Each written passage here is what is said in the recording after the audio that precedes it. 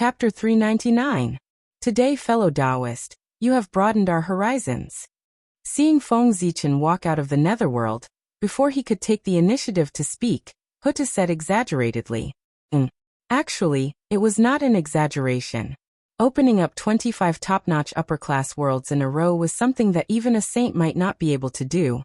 And it was done so easily, as if it was effortless. This was truly shocking. Of course. These great divine abilities also knew. Feng Zichen must have used a method that they did not know. However, to be able to come up with such a method, it already proved that he was extraordinary, and definitely far surpassed them. After all, the 25 upper-class worlds were placed in the netherworld. No matter how they observed, they could not understand what method Feng Zichen had used to be able to open up those upper-class worlds so effortlessly. Of course, these great divine abilities would not know that Feng Zichen had integrated the pagoda into the origin of hell before the netherworld appeared. Preparing for today's matter. It was all for this moment to amaze the world. Think about it, opening up 18 top-class upper-class worlds in one go. How incredible was this? To be able to do this, how extraordinary would he be? He must be a great expert that was beyond imagination. Thinking about it, even if he was not a primordial chaos expert, he was not far from it. Of course. This was only Feng Zichen's original plan. It was said that plans could not keep up with changes, and this time was no exception. With the help of the will of the netherworld, he opened up the 6 days of Fengdu and the hell of Fengdu in addition to the 18 levels of hell. This was great, he had gone overboard with his acting. However, looking at everyone's attitude, it was obvious that the effect was obvious. Regardless of whether he succeeded in pretending to be a peerless big shot, he had been labeled as mysterious. That was enough. Mysterious. Represented the unknown. Represented infinite possibilities. That was the best way for him to hide his true identity. Haha. Fellow Taoist Hutu, you must be joking. That was all the power of the will of the netherworld. Poor Wei was just taking advantage of the situation. Of course, she didn't have to spend too much effort. After thinking for a while, Feng Zichen said humbly, pushing everything onto the will of the netherworld. Fellow Taoist Fengdu is really modest. When the crowd heard this, they naturally did not believe it. If all of this was really led by the will of the nether realm, then how could Feng Zichen obtain so much merit? The heavenly Tao was fair. The amount of merit that would be bestowed would depend on the amount of contributions one had made. There was no favoritism. Based on Feng Zichen's merits, it was not difficult for them to guess his role in this matter. Naturally, they did not believe his words. No one believed him. Feng Zichen didn't explain much. What he wanted was for everyone to fill in the blanks on their own. Only his own imagination was the most invulnerable. However, there were so many people here that Feng Zichen couldn't discuss the establishment of the Yin Court with Hutu. Yin Court. This was a major event that could affect the development of the primordial world. Of course, the more secretive it was, the better. It was impossible to announce it to the world. If someone with ulterior motives were to find out about this, it would be hard to avoid variables. Especially after the heavenly court found out, they would be prepared in advance. The effect of the birth of the Yin Court would undoubtedly be greatly reduced. The birth of the Yin Court required the element of surprise in order to achieve the greatest effect. Before Di Jun and the others established the heavenly court, they did not publicize it. Instead, they developed it in secret. After obtaining the Tao ancestors' consent, they made it public. Feng Zichen was such a low-key person, so he would not publicize it. Therefore, he started chatting with everyone here. Boom, boom, boom. Suddenly, a huge vibration came from the sky. Then 6 terrifying figures descended from the sky and arrived outside the netherworld. The saints had arrived. It turned out that the 6 saints had walked around the chaos outside the sky and did not find the devil. They knew that if they continued to stay here, they would not be able to find any traces of the devil. Thus they returned to the primordial world. However, since they had already come out, the saints could not return empty-handed. Thus, they set their sights on the netherworld. Back then, when the heaven realm appeared, the cultivation of the 6 saints was not the strongest. They were on the same level as the Khanate god fiends. They did not have an overwhelming advantage. They were even inferior to the Eastern Emperor Tai Yi. The demon race was powerful. In addition, the Eastern Emperor Tai Yi suppressed the primordial world. They had their eyes on the heaven realm, so no one dared to compete with them. Even the three pure ones had to avoid them. Therefore, the heaven realm belonged to the demon race. Outsiders had no chance to interfere, even after becoming a saint. Now that the netherworld, which was on the same level as the heaven realm, had appeared, they naturally could not stand by and watch. They could not interfere in the heaven realm, but they could not miss the netherworld. Now was different from the past. They were already saints, the peak of the primordial world. Everything that happened in the heaven realm would never happen again. Poor Wei congratulates fellow Taoist Hutu on attaining the Tao. Retracting their auras, the six of them congratulated Hutu. Then they said to everyone, "Fellow Taoists, it's been a long time since we parted in the Purple Cloud Palace." After the Tao lecture in the Purple Cloud Palace ended, the former fellow disciples went their separate ways, but it was difficult for them to meet again. It was rare for them to meet again today. Even the saints could not help but sigh. Greetings, fellow Taoist Taiqing, fellow Taoist Yuqing, fellow Taoist Shangqing, fellow Taoist Niwa. Everyone returned the greeting.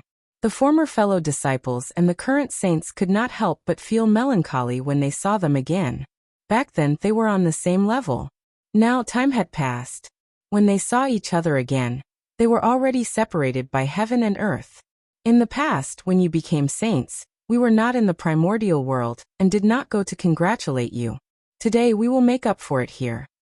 However, a great mystical ability user was ultimately a great mystical ability user.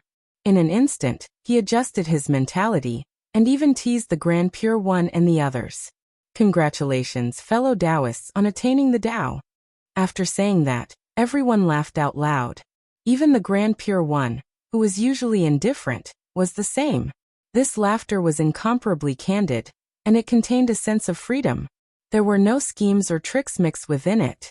The saints had not been so relaxed for a long time. For a moment, everyone seemed to have returned to the days when they first listened to the Tao in the Purple Cloud Palace. That was a period of days without worries. Everyone only had the Tao in their hearts, and there were not many conflicts of interest. Unfortunately, everything could not go back. The past was destined to be the past. After the laughter, what was left was melancholy. Humans. They would always live in the way they hated the most. Inexplicably, everyone present was enlightened, and their state of mind actually improved slightly. Fellow Taoists, why are you here? After a moment of silence, the Lady of Earth was the first to break the silence. As soon as she finished speaking, everyone recovered from their melancholy. The past was the past. If they were obsessed with the past, how could they improve? Looking at the future was what they should do. In the blink of an eye, everyone's Tao hearts calmed down again. They began to think about the purpose of the saint's visit. Yes, the saint came here. What was his purpose? As for congratulating the Lady of Earth for achieving the Tao, naturally, no one believed it.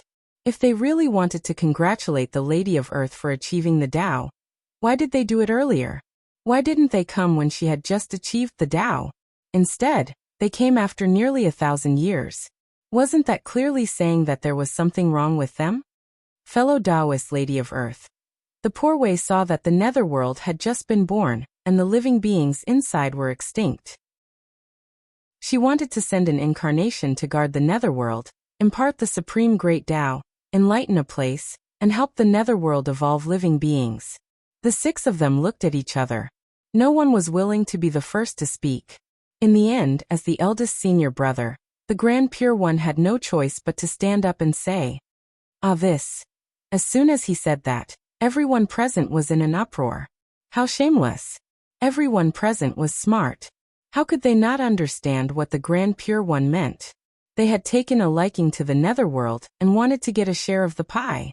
What about imparting the supreme great Tao and enlightening a place? They were all excuses. They were already sending incarnations to stay in the netherworld. Wasn't their goal clear? Fellow Taoist Grand Pure One, what do you mean? At that moment, not only did the Lady of Earth's expression change, But even the expressions of Feng Zichen and Daoist Mingyi turned ugly. Now, the three of them were the rulers of the netherworld. How could they tolerate outsiders spying on this place? That was the foundation of their Tao. Even if the saint wanted to touch it, they would dare to risk their lives. Stopping me from achieving the Tao is worse than killing me. It was the number one enemy of the primordial world. If the saint's incarnation entered the netherworld, would the world still belong to them?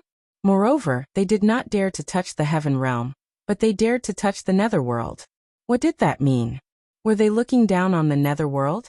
The Grand Pure One did not say anything. Instead, he took a step forward.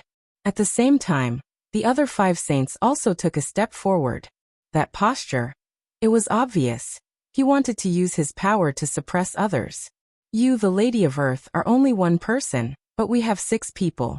If you don't agree, we will fight our way in. What can you do? Fellow Taoist, are you bullying me because I'm alone? Seeing this, the Lady of Earth questioned sternly. At the same time, just as she finished speaking, the 11 ancestral magi quietly appeared and stood behind her, staring at the 6 saints together. It was as if he was standing up for her. Yes, the Lady of Earth was not alone. There were many of them, but the Lady of Earth also had many brothers and sisters. The atmosphere at the scene. Immediately, they became nervous. Fellow Taoist Lady of Earth, now that you have lost the body of the ancestral magi, and can't set up the 12 divine wraith array, you have lost your greatest reliance. If you join forces, you won't be able to stop the 6 of them from Poor Wei. Besides, Poor Wei and the others don't want to occupy the netherworld, nor do they have any intention of getting involved in the cycle of reincarnation. They just want to set up a Tao field here, and wait for the future to preach the Tao. In that case, are you unwilling? Seeing that the atmosphere was getting more and more tense, as if a fight was about to break out, Niwa could not help but step forward and say. Her tone was filled with helplessness. It was as if she did not come here on her own accord, but was forced to come by someone. Thinking about it, it made sense. Niwa had never established a sect, nor did she take in any disciples. Back then, she had even rejected the recruitment of the demons. She did not even take one of the 9 heavens seriously. Now, for the sake of the netherworld, she did not hesitate to personally come. It was obviously abnormal. Everyone could understand why the 3 pure ones had brought Zhuanti here. Only Goddess Nviwa was here, which puzzled everyone. Chapter 400. Now, hearing the tone in Niwa's words, everyone vaguely understood. There seemed to be a secret behind this matter. And the only thing that could make a saint helpless in the primordial world was the heavenly Tao. At this moment, everyone understood that the heavenly Tao wanted to interfere in the netherworld. Therefore, the 6 saints had no choice but to come to the netherworld to seize a portion of the control of the netherworld from the Hutu. However, the Hutu was not to be trifled with. No matter what reason the saint had, she could not let the saint step into the netherworld, let alone let him share her power. Her own territory. How could she easily give it to outsiders? Moreover, she was forced to give it up by others. If this spread out, how could the Hutu have the face to stand in the primordial world? Therefore, the Hutu would never give in. Even if she had to fight with the saint, she would not hesitate. In the primordial world, sometimes, face was more important than everything. This time there was a good show to watch. With this thought in mind, everyone retreated to the side one after another, leaving enough space for both sides to silently wait for the development of the matter. Whether it was the 6 saints or the magi, they were all figures that they could not afford to offend. If they helped either side, they would be hated by the other side. Therefore, it was better not to help either side. Anyway, this matter had nothing to do with them. You want to interfere in the netherworld with just you? Hee, ridiculous? Faced with the threat of Niwa and the others, the Hutu was not only unmoved, but she also sneered and mocked the 6 of them. Today, if he retreated, wouldn't that be saying the Hutu and the Magi were not as good as saints? This would probably be a devastating blow to the prestige of the Magi. Therefore, he could not give in. At the very least, he could not give in under the threat of the saints. Ever since they became saints, The 6 of them had never been looked down upon like this. They could not help but fly into a rage. Their expressions turned ugly, and a powerful aura rose from their bodies as they pressed towards the Hutu. Humph! With a cold snort, the 11 ancestral magi behind the Hutu suddenly moved. Their figures crisscrossed, and Tao patterns appeared under their feet, faintly forming a powerful formation, connecting their strength together and protecting the Hutu firmly. Rumble! The pressure of the 6 saints assaulted him, and it gave rise to all sorts of phenomena. Space warped while the heavens and the earth flowed in reverse, and its might was boundlessly terrifying.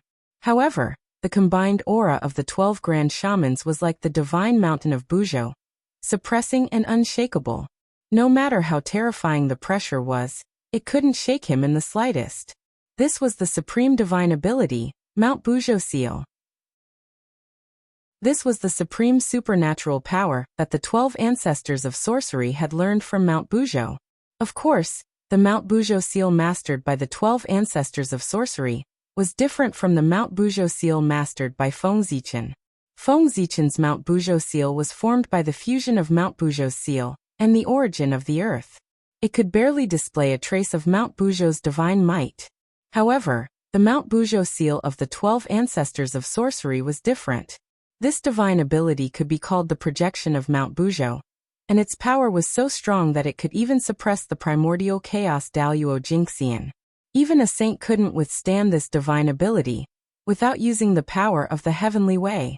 The power of this divine ability was enough to be ranked in the top 10 of the untainted land, and was far from what Feng Zichen could compare with.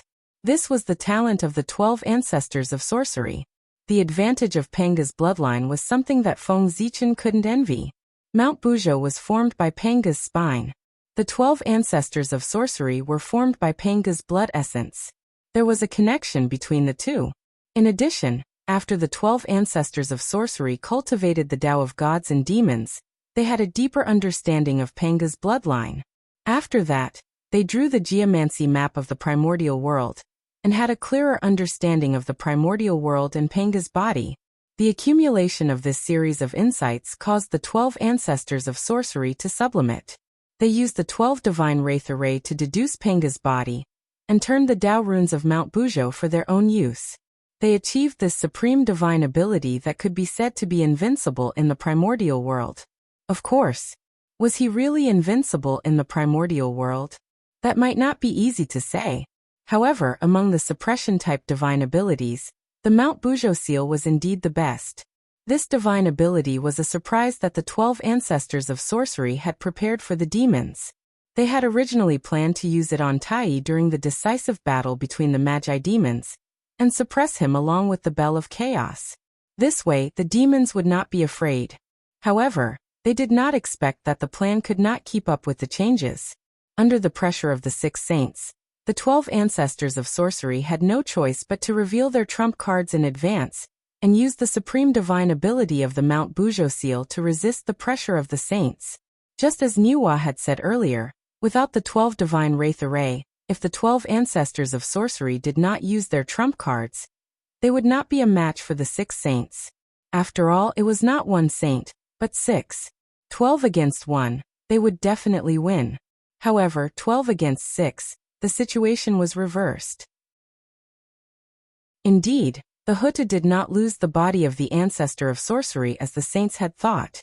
However, her bloodline had been purified and was fundamentally different from the other ancestors of sorcery. She was the most perfect sorcerer.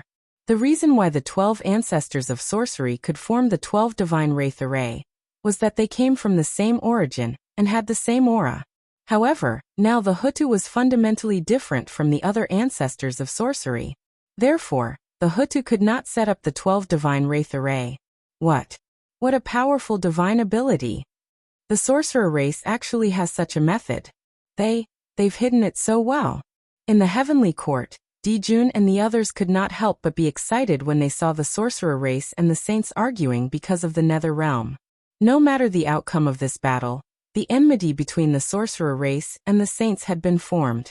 In the future, the sorcerer race would have a difficult time. This was what the demons were looking forward to. In this case, how could Dijun and the others not be happy?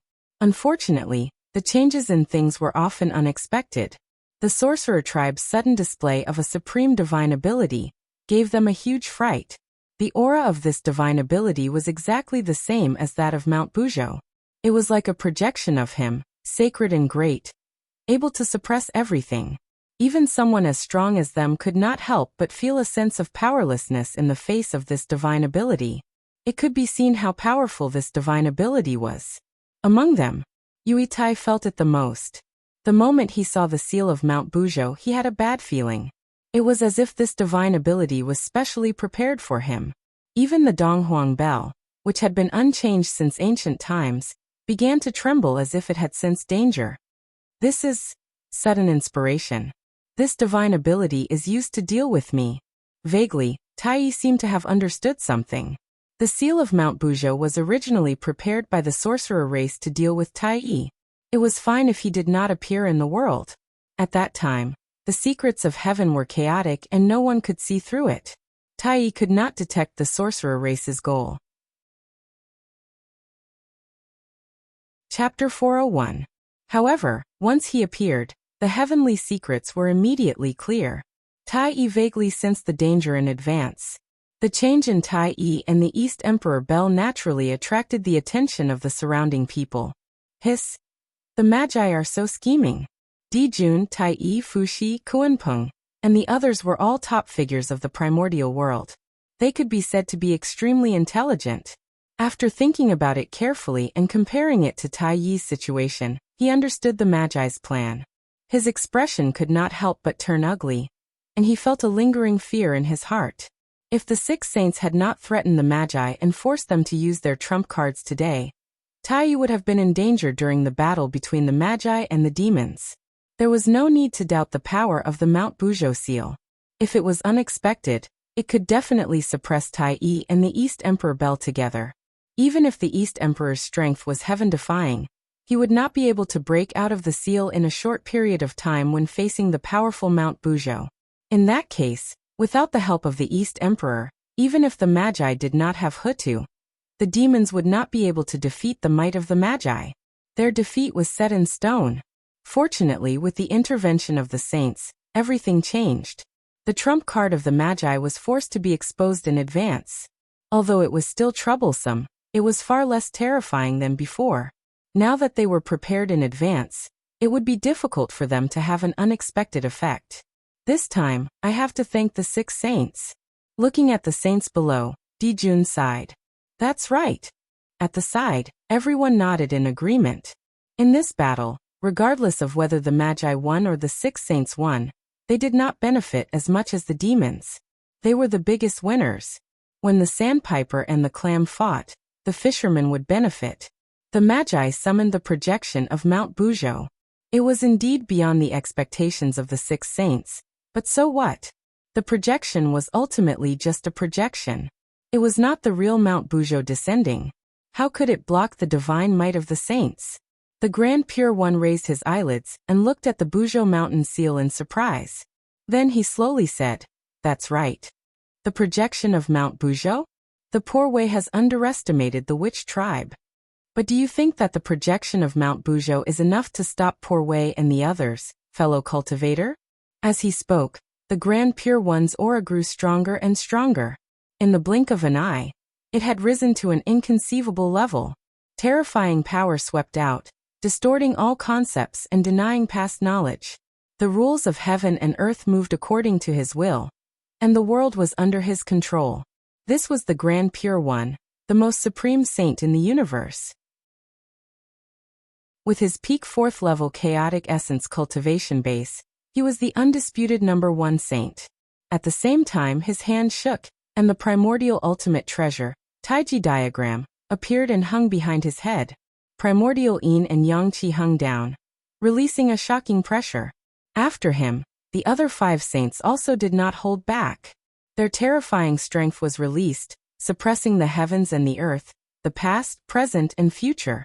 A supreme treasure appeared in his hand, Tao and logic interweaved, emitting resplendent light. It was as if he could unleash a world-shocking attack at any moment. "Do you think I'm afraid of you?" In the face of the 6 saints' coercion, the 12 ancestral sorcerers were not afraid. They raised their hands and summoned the primordial ultimate treasure, the primordial geomancy diagram. Suddenly, a miniature primordial world appeared in front of the 12 ancestral sorcerers, confronting the supreme treasure in the hands of the 6 saints. Oh no, retreat! Realizing that something was wrong, the powerful beings outside the nether realm fled outside of time and space without any hesitation. They were afraid that if they were late, they would be involved in the battle between them. Crazy! Are they going to destroy the primordial world? Is it worth it for the nether realm? Outside of time and space, everyone stopped and said worriedly.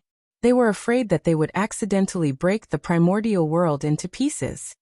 Fellow Taoists, if fellow Taoist Grand Pure One and the others really start fighting later, we have to stop them even if we have to risk our lives.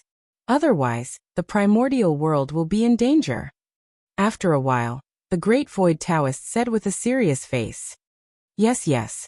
You're right, fellow cultivator Great Void. We can't let them fight. Hearing that, everyone agreed. By the way, poor Wei, go to the heavenly court and invite fellow cultivator Tai over. His cultivation is the most profound, and he has the Khanate supreme treasure, the Donghuang Bell, to protect him.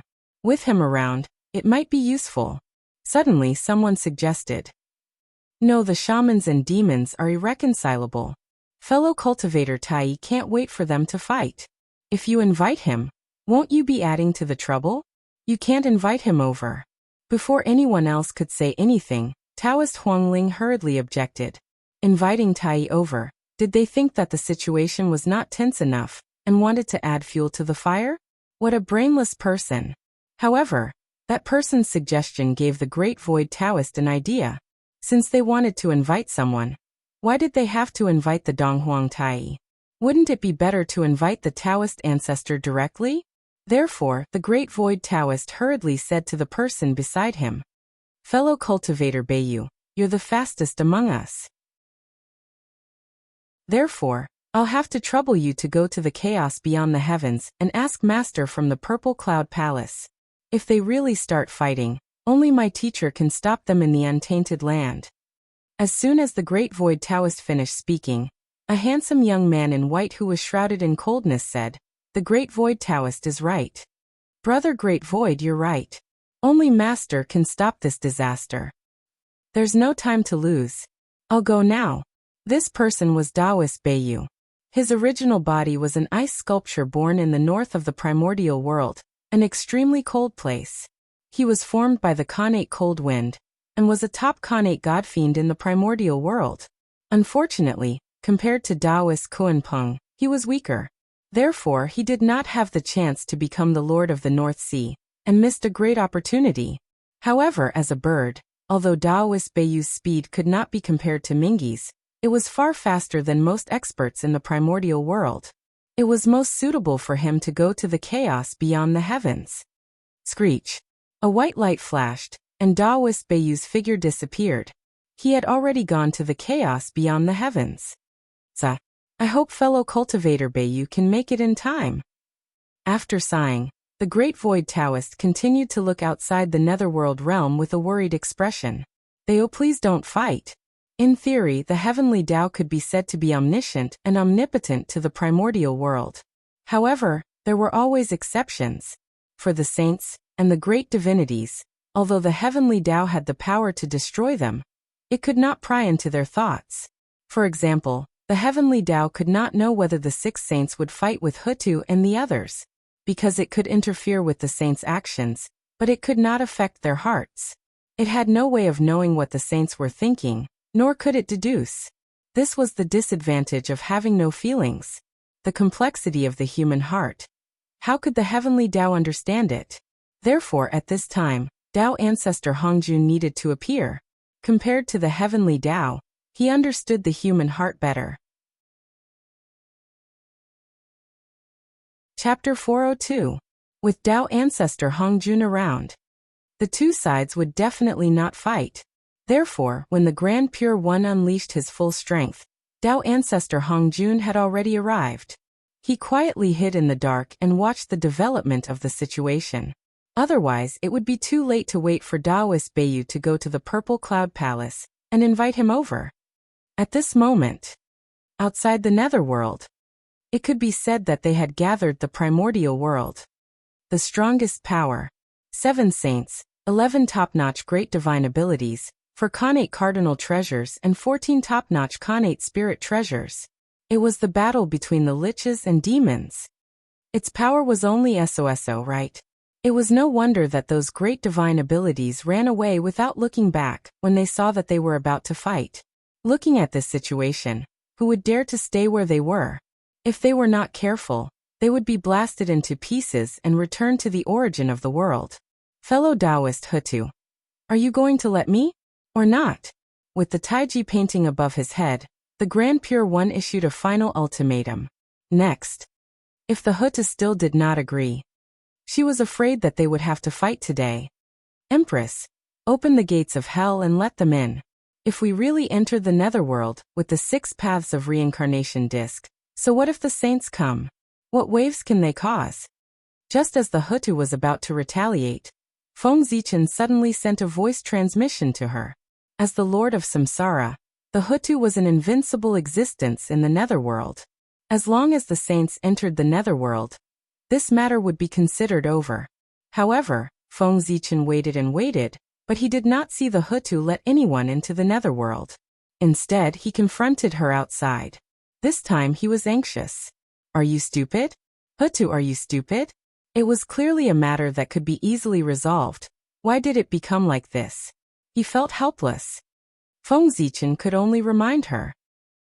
Hearing this, the Hutu could not help but be slightly stunned. That's right. Why did she have to fight with the 6 saints here?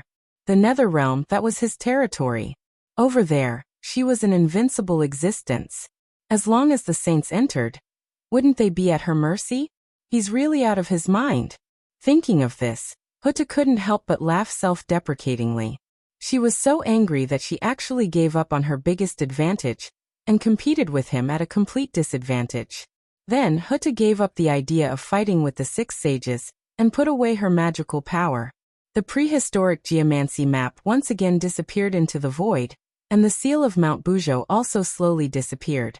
Fellow Taoists, you wish to preach in the netherworld? Alright then. Hutu couldn't ask for more. With that said, Hutu smiled faintly and waved her hand to open the gate of hell. Then she stepped aside and opened a path. Fellow Taoists, please. His tone was full of urgency and urging, as if he was worried that they would not come. His attitude changed so quickly that it left everyone dumbfounded. Hutu's sudden change not only stunned the 6 saints, but also the onlookers who were watching from the sidelines. Earlier, they had wanted to fight to the death. Why did Hutu suddenly give in? Moreover, she gave in so much that she almost gave the nether realm away. There was a trap. There was definitely a trap. For a moment, everyone fell into deep suspicion. Hutu suddenly became so straightforward that the 6 saints couldn't help but hesitate. They were afraid that there was a trap and didn't dare to go forward easily. Why? When I asked you to come in, you insisted on coming in. Now that I've let you in, you're hesitating instead. What does this mean? Are you afraid? Seeing that the 6 saints didn't move for a long time, the smile on Hutu's face disappeared. Instead, she mocked them with a mocking expression. You. After being humiliated like this, the heavenly lord of primordial beginning was immediately furious. He raised the Panga banner and was about to hit Hutu. Fellow Taoist Yuqing, please stop. Seeing that Hutu had taken a step back and made things turn around, he didn't expect that the heavenly lord of primordial beginning would suddenly raise the Panga banner. This wouldn't do. If he struck out with this strike, this battle would have to be fought. Therefore, the great divinities moved. They walked out of space and time. They stood in front of the 6 saints, separating them from the ancestral magi. Fellow Taoist, this matter has passed. You want to preach the Tao, and fellow Taoist Hutu has agreed. She even took the initiative to open the gate of the netherworld. It can be said that she has made the biggest concession.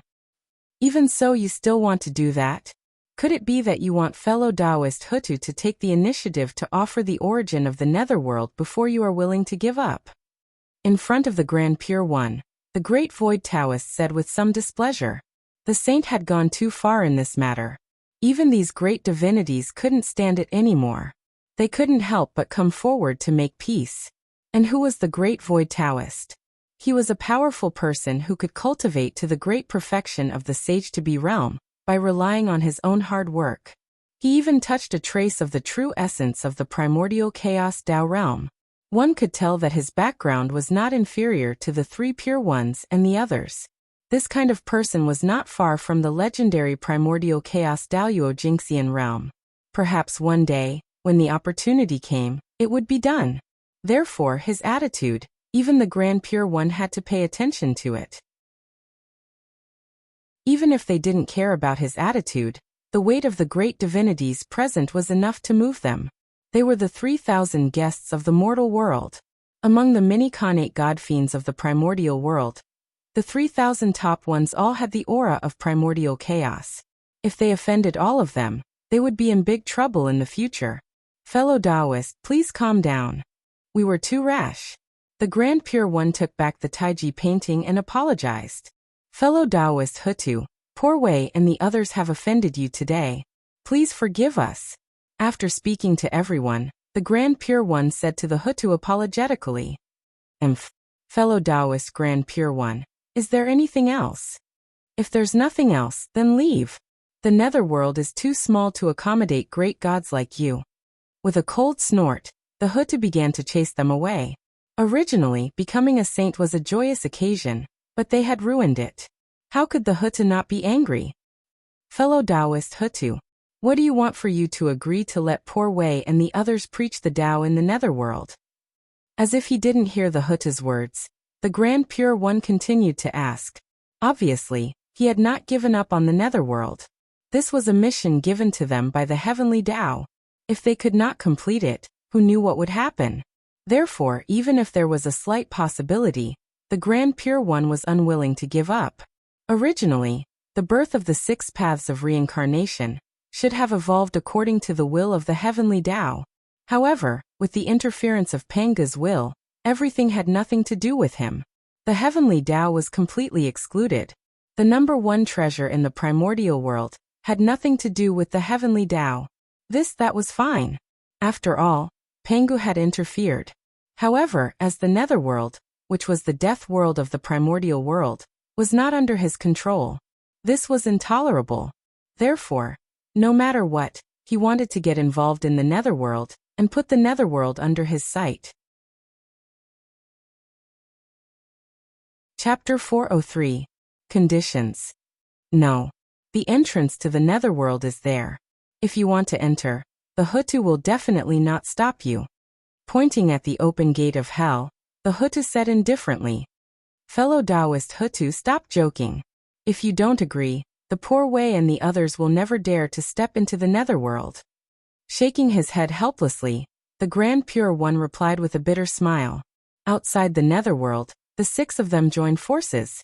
The Hutu was definitely no match for them. However, if they entered the netherworld, it would be the complete opposite. They were definitely no match for the Hutu. Therefore, this netherworld, they could not enter. Then there's nothing I can do. The Hutu understood that the heavenly Tao entering the netherworld was a general trend. It could not be stopped. Even the tunnel would not stop it. Because the heavenly Tao was the true controller of the primordial world. As a part of the primordial world, the netherworld naturally could not escape the control of the heavenly Tao. This was the inevitable outcome. Even if the Hutu did not agree now, it would definitely happen in the future. Therefore, her resistance at this moment was actually meaningless. However, the Hutu was naturally unwilling to let the saint interfere just like that. Therefore, she planned to stop the saint appropriately, so that she could gain some benefits from it to make up for her losses. Since she could not stop the general trend, she would think of a way to gain some benefits. This was not too much. It was what she should do. She could not let the Hutu suffer, right? But she did not expect that the saint would be so domineering. After coming to the netherworld, he directly forced the Hutu with a tough attitude. It was as if he would suppress her if she did not agree. How could the Hutu tolerate it? No matter who it was, they wouldn't be able to tolerate it. Therefore, the Hutu was angry. He didn't care about the plan anymore. He just went head-on with the sage. Now, in the hearts of the 6 saints, they were also filled with regret. The reason why they were so strong was that they did not want to pay an excessive price. They planned to use forceful methods to force the Hutu to agree. This way, they would save a lot of benefits. But who knew that they were strong, and the Hutu was even stronger? She looked like she was going to fight to the death. Dao ancestor Hongjun, who was hiding in the dark, could not help but shake his head when he saw this. It was originally a simple matter that could be solved by paying a price, but because of their greed, it became complicated. Now, even if they wanted to take a step back, Hutu would not easily agree. Otherwise, if word of this got out, wouldn't people say that Hutu was afraid of the 6 saints? This was a great humiliation in the untainted land. Anyone who cared about their reputation would not tolerate it. Therefore, if he didn't give Hutu a way out to save her face, there was no possibility of success. However, even so, Dao ancestor Hongjun understood the Grand Pure One and the others. If the heavenly Dao wanted to interfere in the netherworld, he could have just given Hutu some benefits, but he did not. He insisted on having the saints step forward and bear the price for him. This was a pretty good plan. The benefits were his while the losses were the saints. He had obtained the nether realm without paying anything. However, saints were not to be trifled with.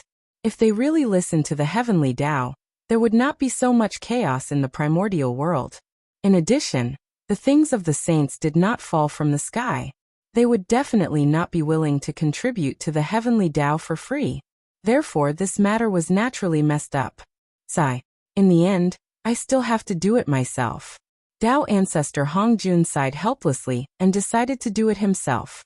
Although he had long guessed that the saints were unreliable, Hongjun did not expect them to be so unreliable. Just looking at the series of actions of the 6 saints, not only did they not solve the problem, they even made the problem more complicated. Dao ancestor Hongjun had reason to suspect that the 6 saints did it on purpose. Otherwise, how could they be so stupid? He knew his disciples very well. They were all smart people, and each of them was more scheming than the other. They would never do such a stupid thing. However, none of this was important. What was important was to solve the problem in front of him. Thus, Dao ancestor Hongjun took out the creation jade disc and connected it to the heavenly Tao. From the endless future, he looked for a chance to break the situation.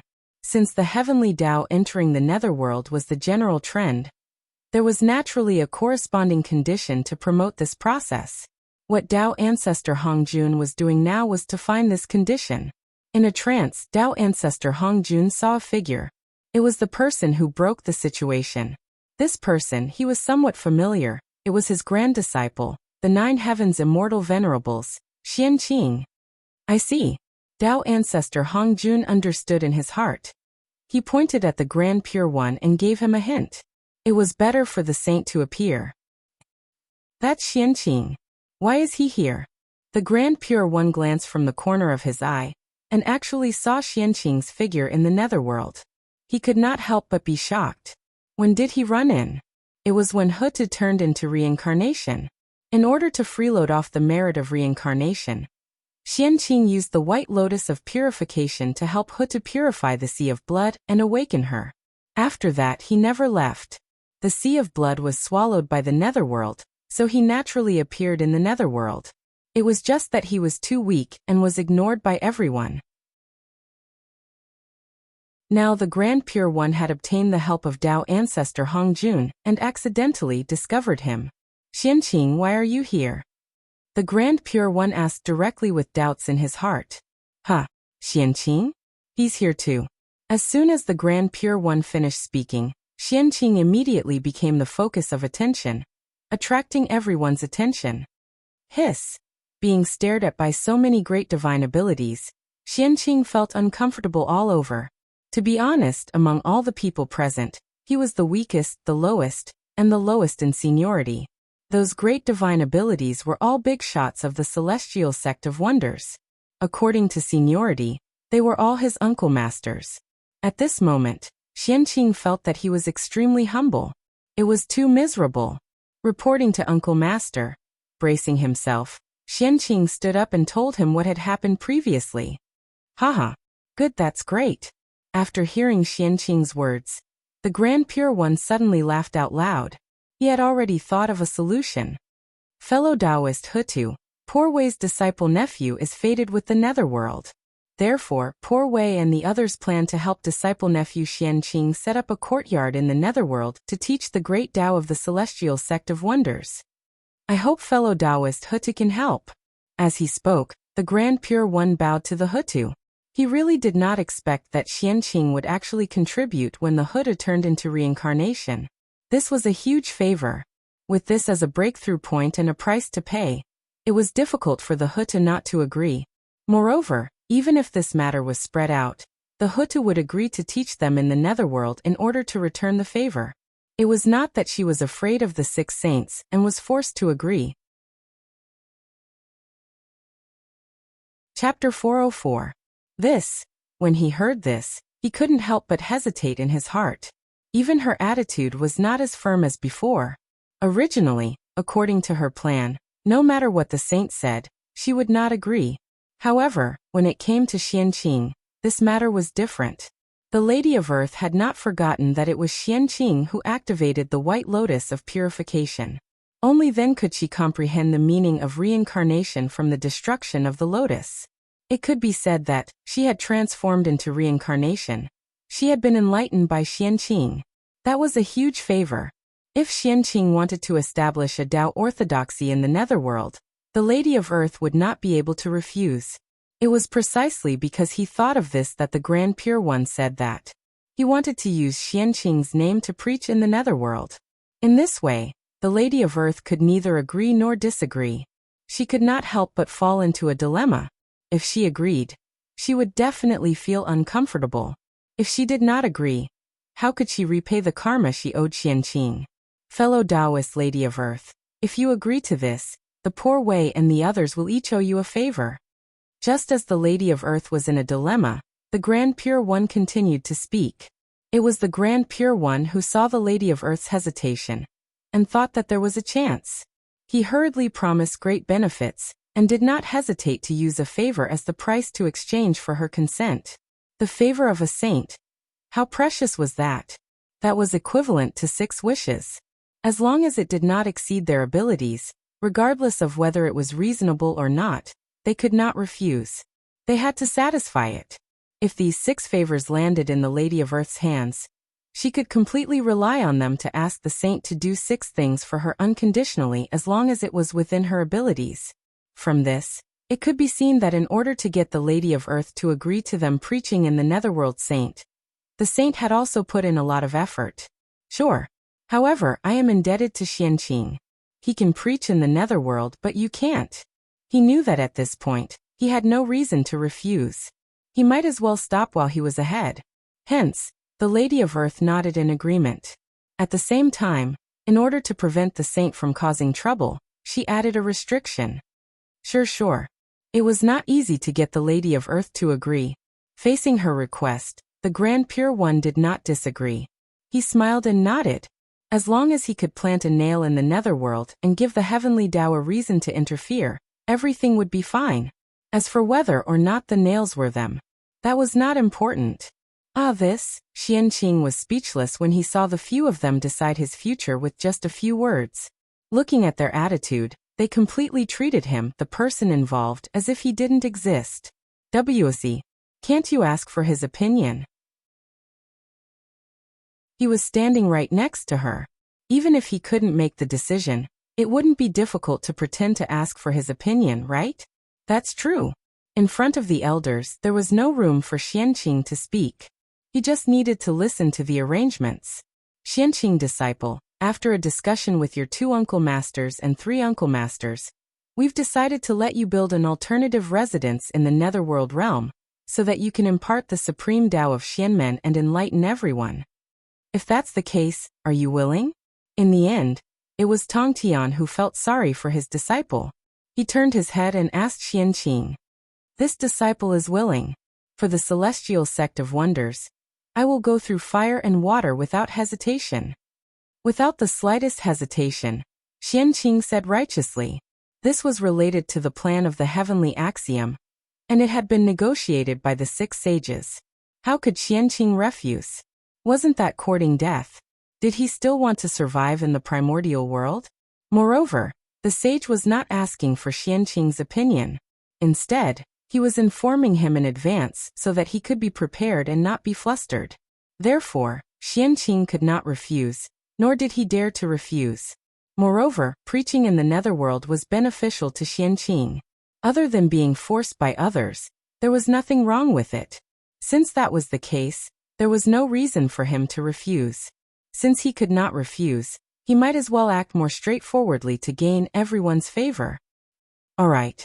Only by being so responsible can you live up to the name of the celestial venerables of the celestial sect of wonders. Sure enough, seeing Xianqing's attitude, the 6 sages nodded in satisfaction. Xianqing, take this item and open up a pure land in the netherworld as the foundation for preaching. He took out a ball of heaven and earth origin. With a wave of his hand, the Grand Pure One sent it into the hands of Xianqing in the netherworld. Immediately after, the other 5 sages also took out a ball of heaven and earth origin and sent it to Xianqing. Preaching in the netherworld was the collective mission of the 6 sages. Naturally, it was impossible for the Grand Pure One to do it alone. All of the losses should be shared by everyone. Heaven and earth origin, the true foundation of the primordial world. It was more precious and miraculous than the Xianhuang merit. It could help people become Daoyuo Jingxian, evolve the world, and also give birth to innate godfiends. It had incredible uses. Even if the sages wanted to condense such a treasure, they would not be able to condense it without 10,000 years. The ball of heaven and earth origin in Xianqing's hands was the result of the sages' accumulation for countless years. Even if they took it out, their hearts would ache. Evolving the world. Xianqing muttered to himself as he merged the 6 balls of heaven and earth origin in front of him into one. The 6 sages gave him the heaven and earth origin, so that he could evolve a completely different upper-class world in the netherworld. A world that belonged to the living. That's right, this was the sage's goal. The extreme of death was life. Opening up the world of life in the death realm was in accordance with this principle. There were great opportunities, great luck, and great creation. It had indescribable benefits for preaching in the future. Open.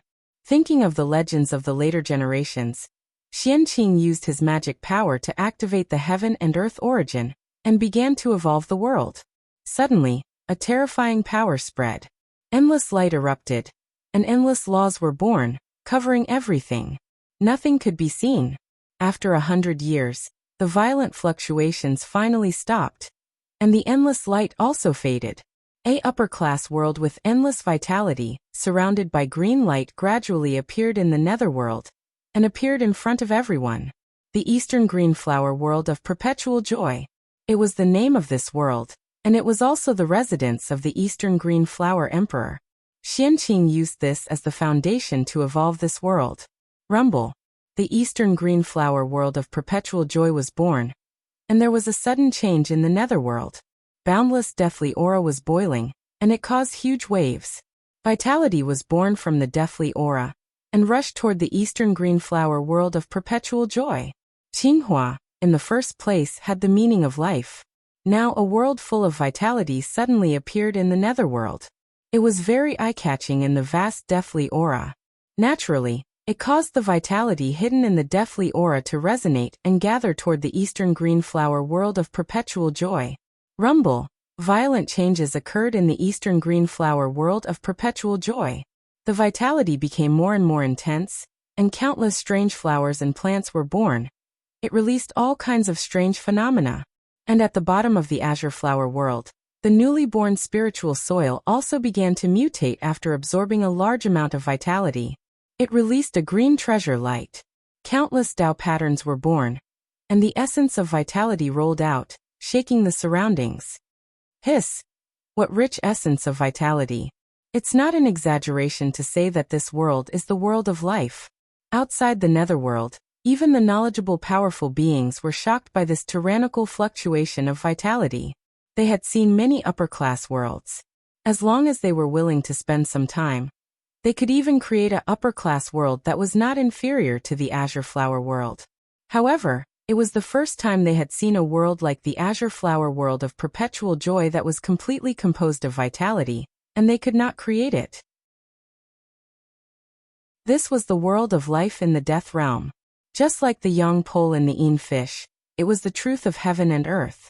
It could be encountered but not sought.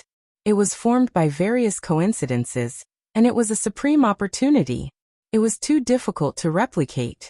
Because in the primordial world, there was no longer a netherworld. The heaven realm and the netherworld.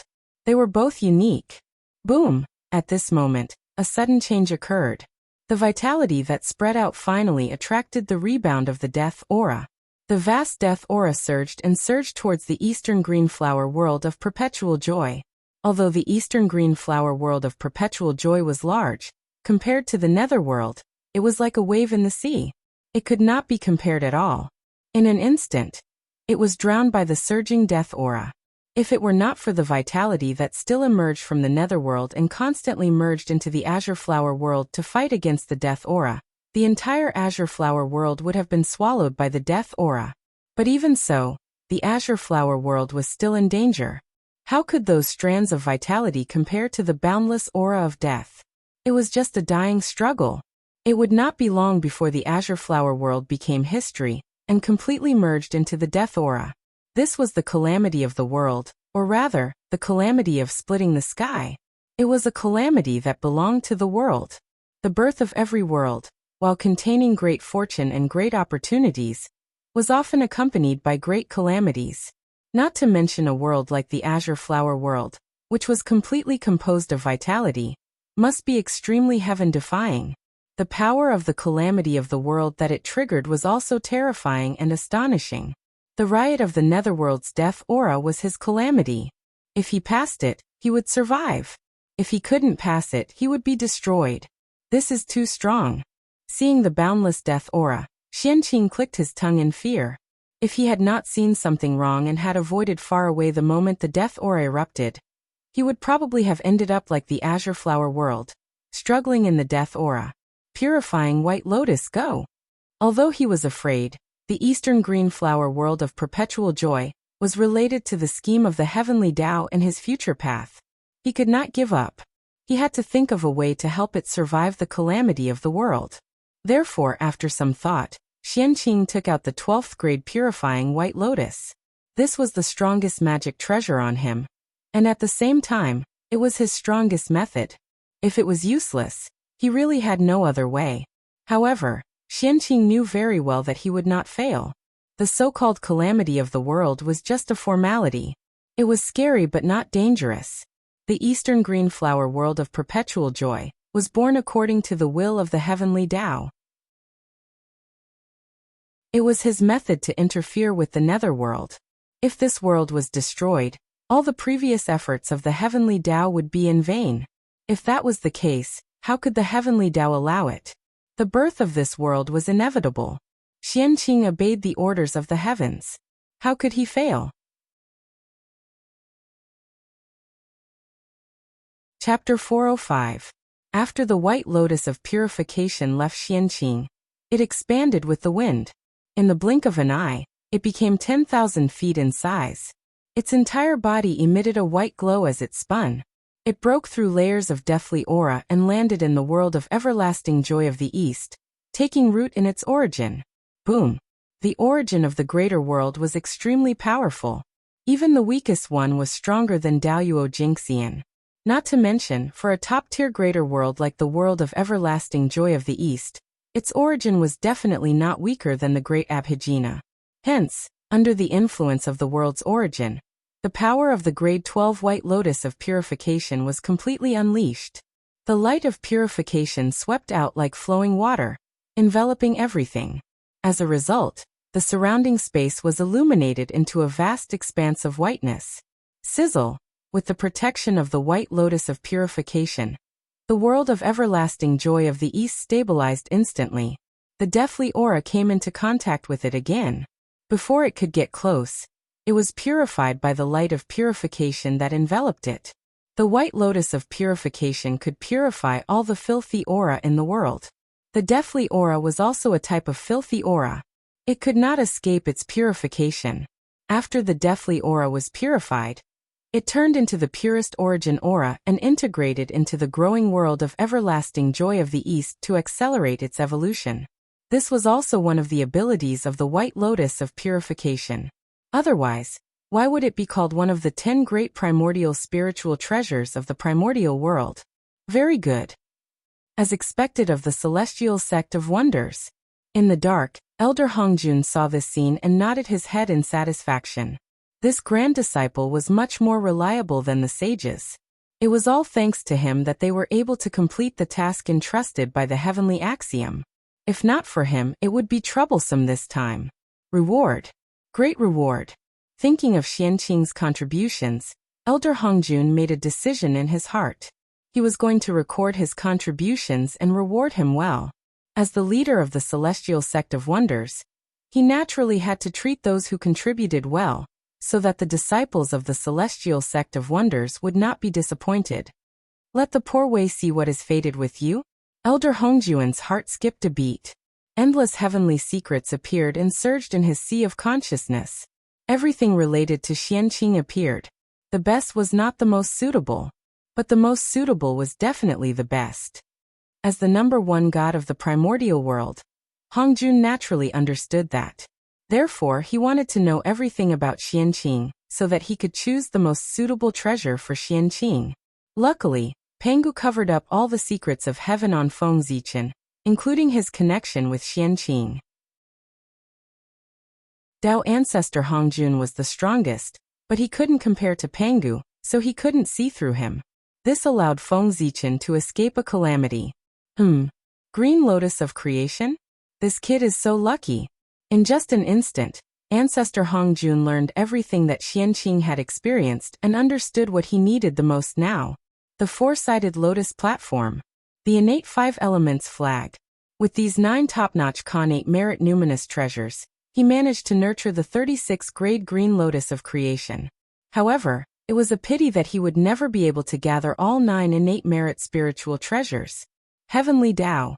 He would not let the rank 36 creation green lotus appear in the great desolate Aeon. However, a connate treasure level green lotus of creation can exist. It won't touch the bottom line of the heavenly Tao. This kid's idea is very good.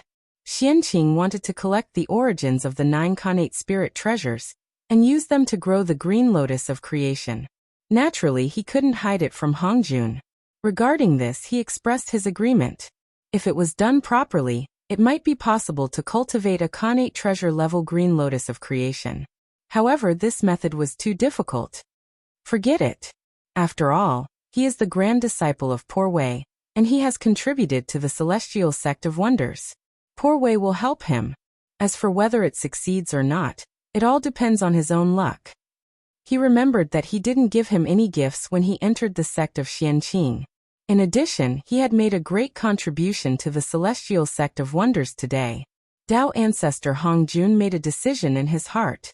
He planned to combine the 2 rewards and give Xianqing a great creation. I'll give you this western white cloud-bound flag.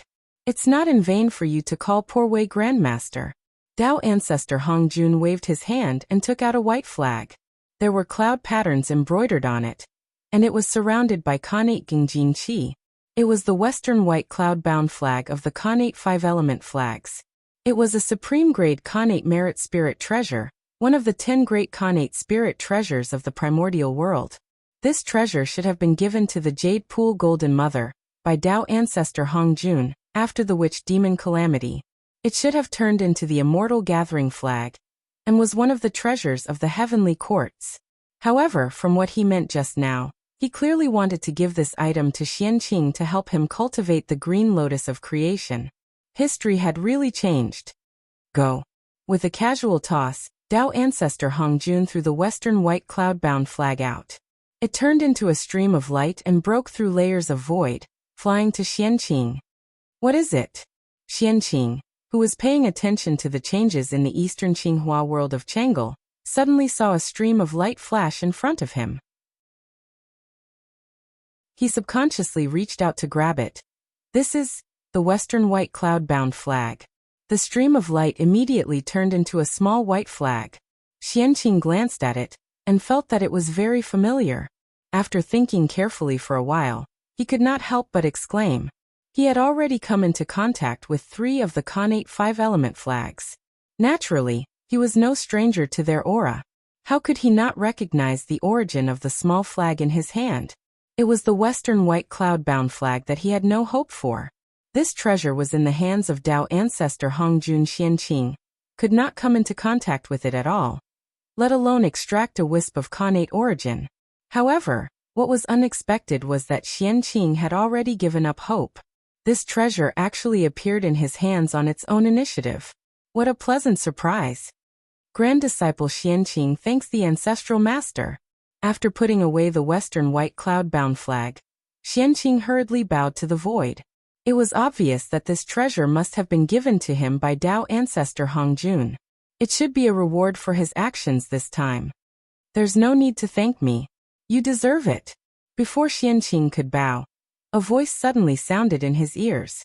Even so, Qianqing still insisted on bowing.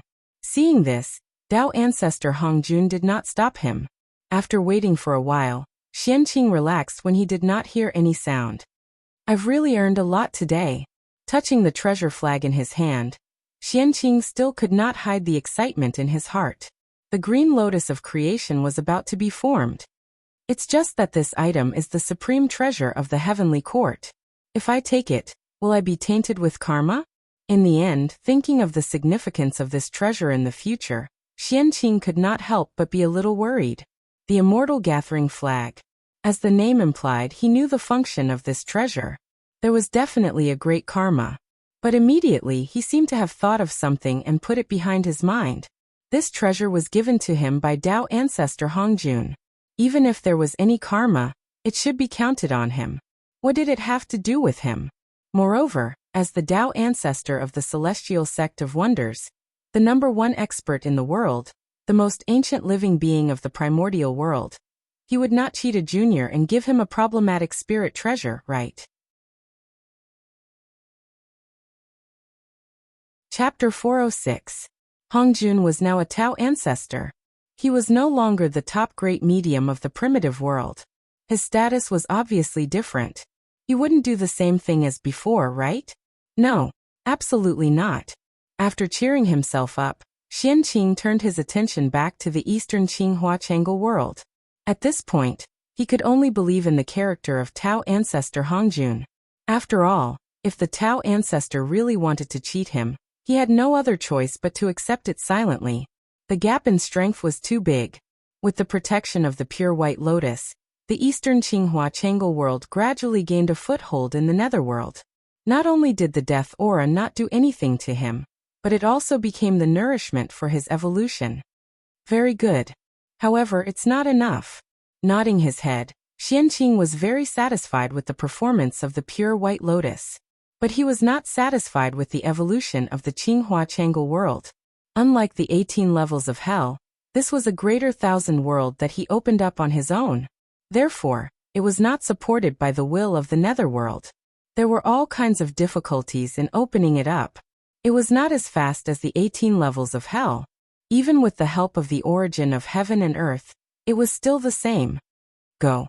With a thought, Qianqing took out the white cloud boundary flag and waved it at the boundless death aura. Whoosh! Suddenly, a bright white light bloomed, and the Khanate Gingjin Qi surged out. One after another, it crushed the death aura that was rushing toward the Qinghua Chang'e world. After the death aura was crushed, it was directly absorbed and purified by the pure white lotus. It saved the time of entanglement, and the speed of the Qinghua Chang'e world's development was greatly accelerated. It's useful. Seeing this, Qianqing's eyes lit up. He simply threw the white cloud boundary flag into the Qinghua Chang'e world, and let him and the pure white lotus work together. Boom boom boom. The 12th grade pure white lotus and the white cloud boundary flag met, and the two seemed to have reached a resonance. The power suddenly increased, and a dazzling light burst out. The terrifying power spread and covered everything. Under this power, the arrogant death aura completely became the nourishment for the growth of the Qinghua Chang'e world, and it could no longer cause any harm. At this time, With the right time, place, and people, it is the best time for the green lotus of creation to appear. If I miss this opportunity, who knows when I'll have to wait for the next one. Taking out the green lotus of good fortune, Xianqing had a strong premonition that it was time for the green lotus of good fortune to appear. They had arrived. Among the 4 innate great lotus platforms, Xianqing only lacked the innate origin of the grade 12 red lotus of hellfire. Among the innate 5-element flags, the only thing he lacked was the innate origin of the northern Xianyuan water control flag. These 2 treasures were in the hands of Taoist Mingyi, and Taoist Styx was in the nether realm, not far from him. At this moment, if Xianqing were to ask Taoist Mingyi for Air Bao's congenital origin in the name of developing the Qinghua Changel world, he would definitely not refuse. Because he was Taoist Styx River.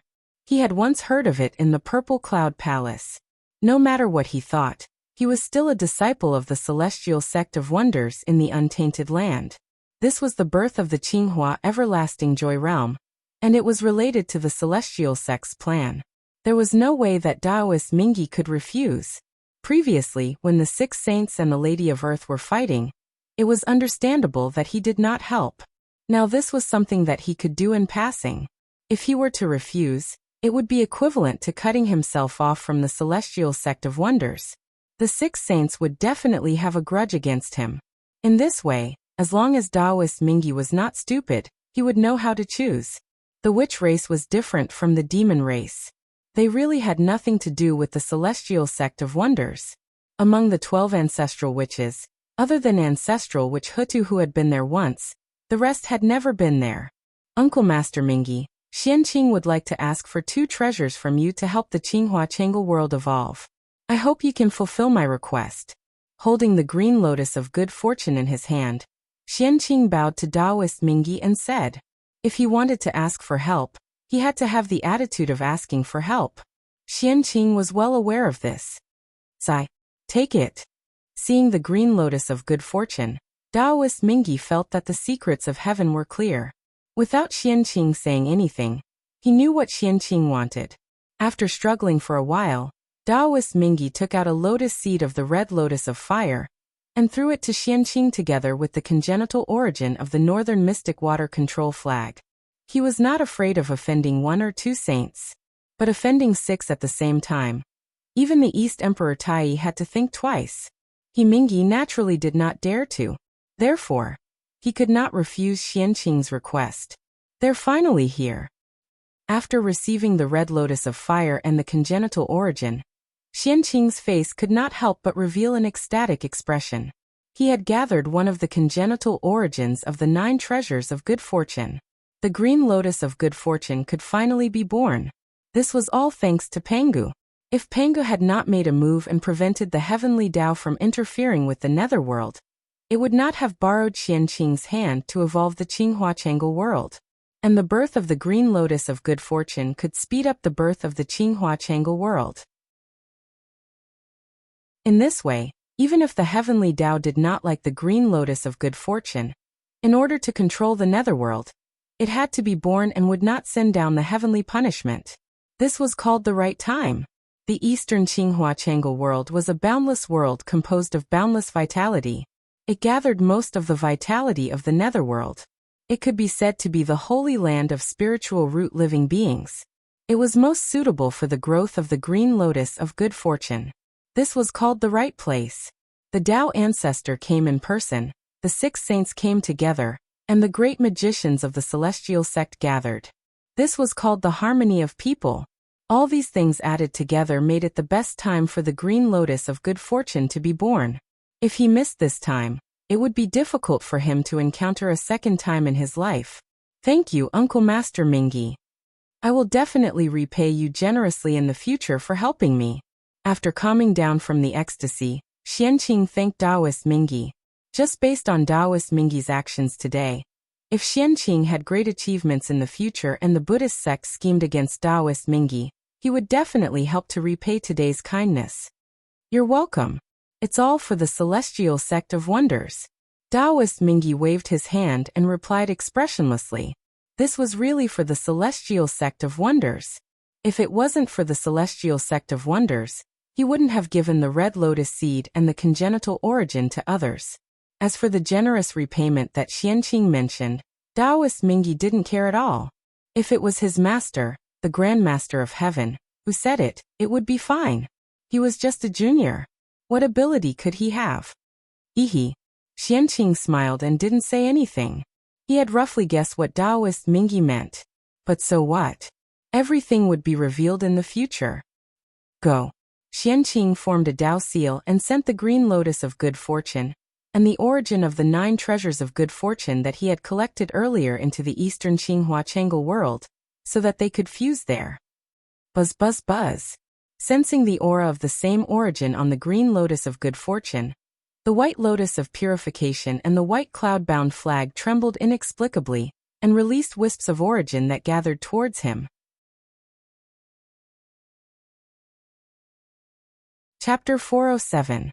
In the depths of the eastern world of everlasting joy, a 9-colored brilliance bloomed.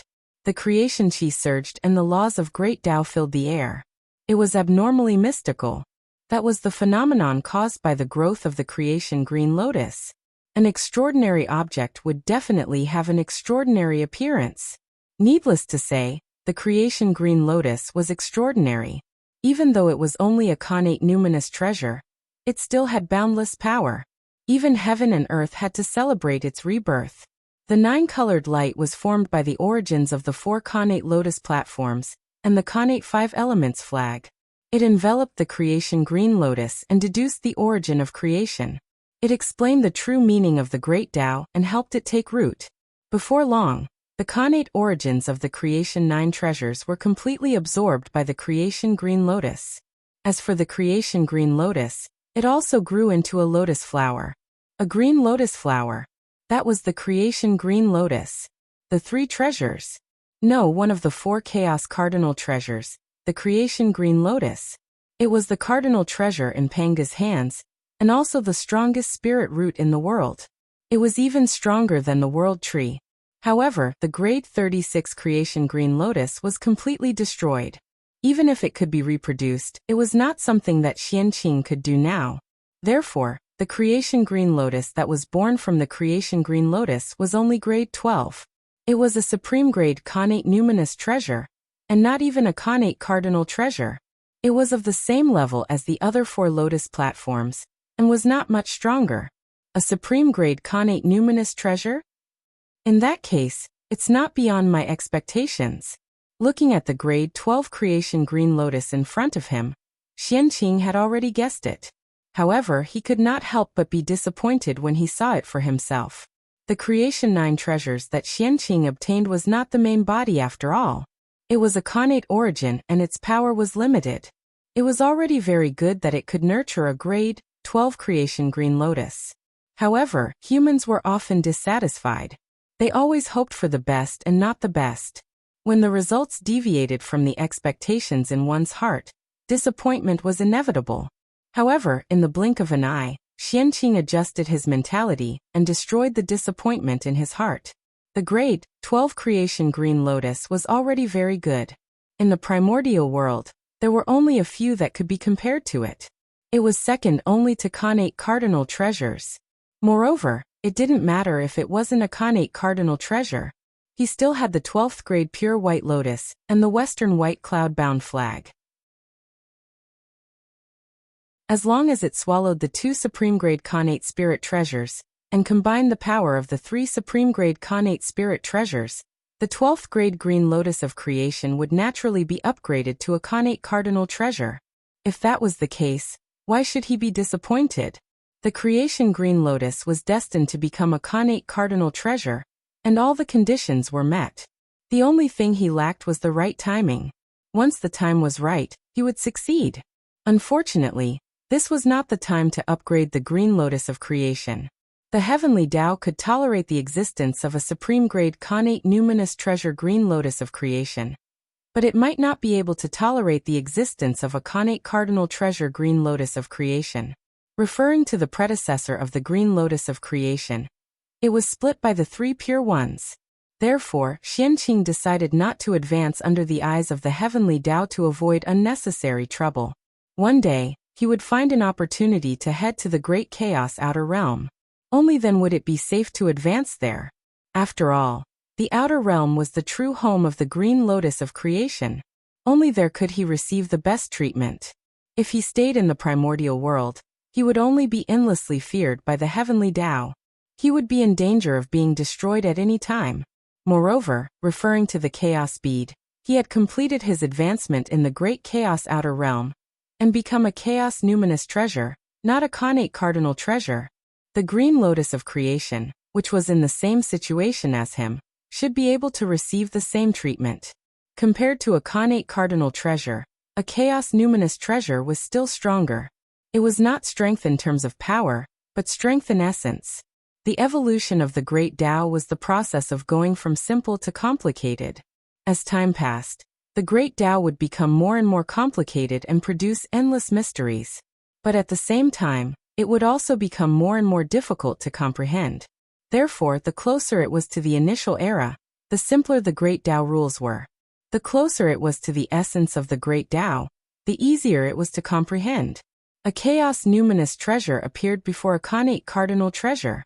It was definitely older than a connate cardinal treasure, and closer to the essence of the great Tao. Xianqing expressed that he did not know who was stronger between the two, and did not dare to make a judgment. However, he knew one thing. Under the same talent, a person with a chaos numinous treasure would definitely cultivate faster than a person with a connate cardinal treasure.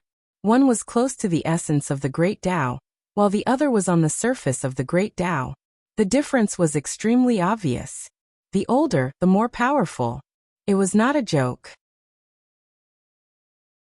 At the end of the realm, all divine abilities, magic treasures, and magic powers were useless. What was competing was one's control of the great Tao. At this time, the advantage of ancient living beings was reflected. They were closer to the essence of the great Tao than the living beings born later. Naturally, their cultivation was faster. This was the reason why connate god fiends were far less powerful than chaos fiend gods. Born a generation later, he missed out on too much. The later they were born, the more difficult it was to cultivate. The Tao at the beginning was 1, it was naturally easy to comprehend.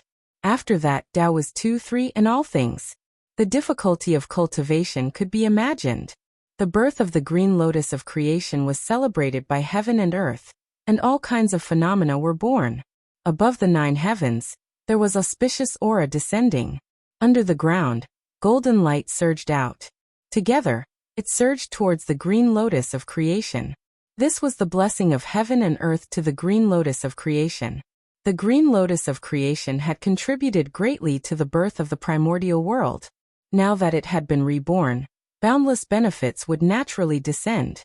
In a place where no one could notice, the heaven-opening luck that dissipated between heaven and earth slowly waved towards the green lotus of creation and blessed it. Such a change could be hidden from others, but it could not be hidden from Xianqing. Seeing this, he was naturally overjoyed. The more heaven-opening luck, the greater the hope of attaining the Tao. How could he not be happy? However, while he was happy, he could not help but feel worried. There was a limit to the heaven-opening luck. How much luck could there be that dissipated between heaven and earth back then? Most of the heaven-opening luck was still left on some heaven-opening artifacts. In addition to absorbing the heaven-opening luck that dissipated between heaven and earth, the green lotus of creation could also absorb the heaven-opening luck of others. For example, the connate 4 great lotus platforms, the connate 5 element flags. These connate spirit treasures formed from the fragments of the green lotus of creation. The heaven-opening luck originally belonged to the green lotus of creation. It was only after it shattered that it was scattered on these connate spirit treasures. But now, the green lotus of creation was reborn, so the heaven-opening luck naturally had to be taken back. It was just that its level was too low now, and the heaven-opening luck it could absorb was limited. That was why it did not attract the attention of others. However, once the green lotus of creation advanced, it could accommodate more heaven-opening luck. The owners of those treasures of creation were not fools. Naturally, they would find the reason why the luck of the treasures of creation disappeared for no reason. With their intelligence, they would definitely not be able to hide it. Sooner or later, they would find the green lotus of creation.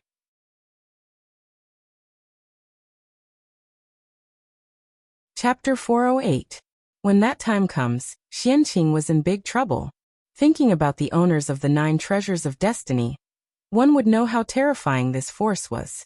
It would not be an exaggeration to say that it could overturn the primordial world. Therefore, if the creation green lotus wanted to advance into a chaos spiritual treasure, it had to be planned at length. Rumble. Not to mention how complicated Xianqing's heart was. After the birth of the green lotus of creation, the heavenly Tao rhyme came one after another and integrated into his body.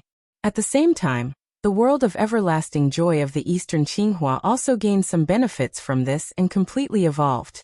The world was completely enveloped by green light, and it was dazzling and resplendent.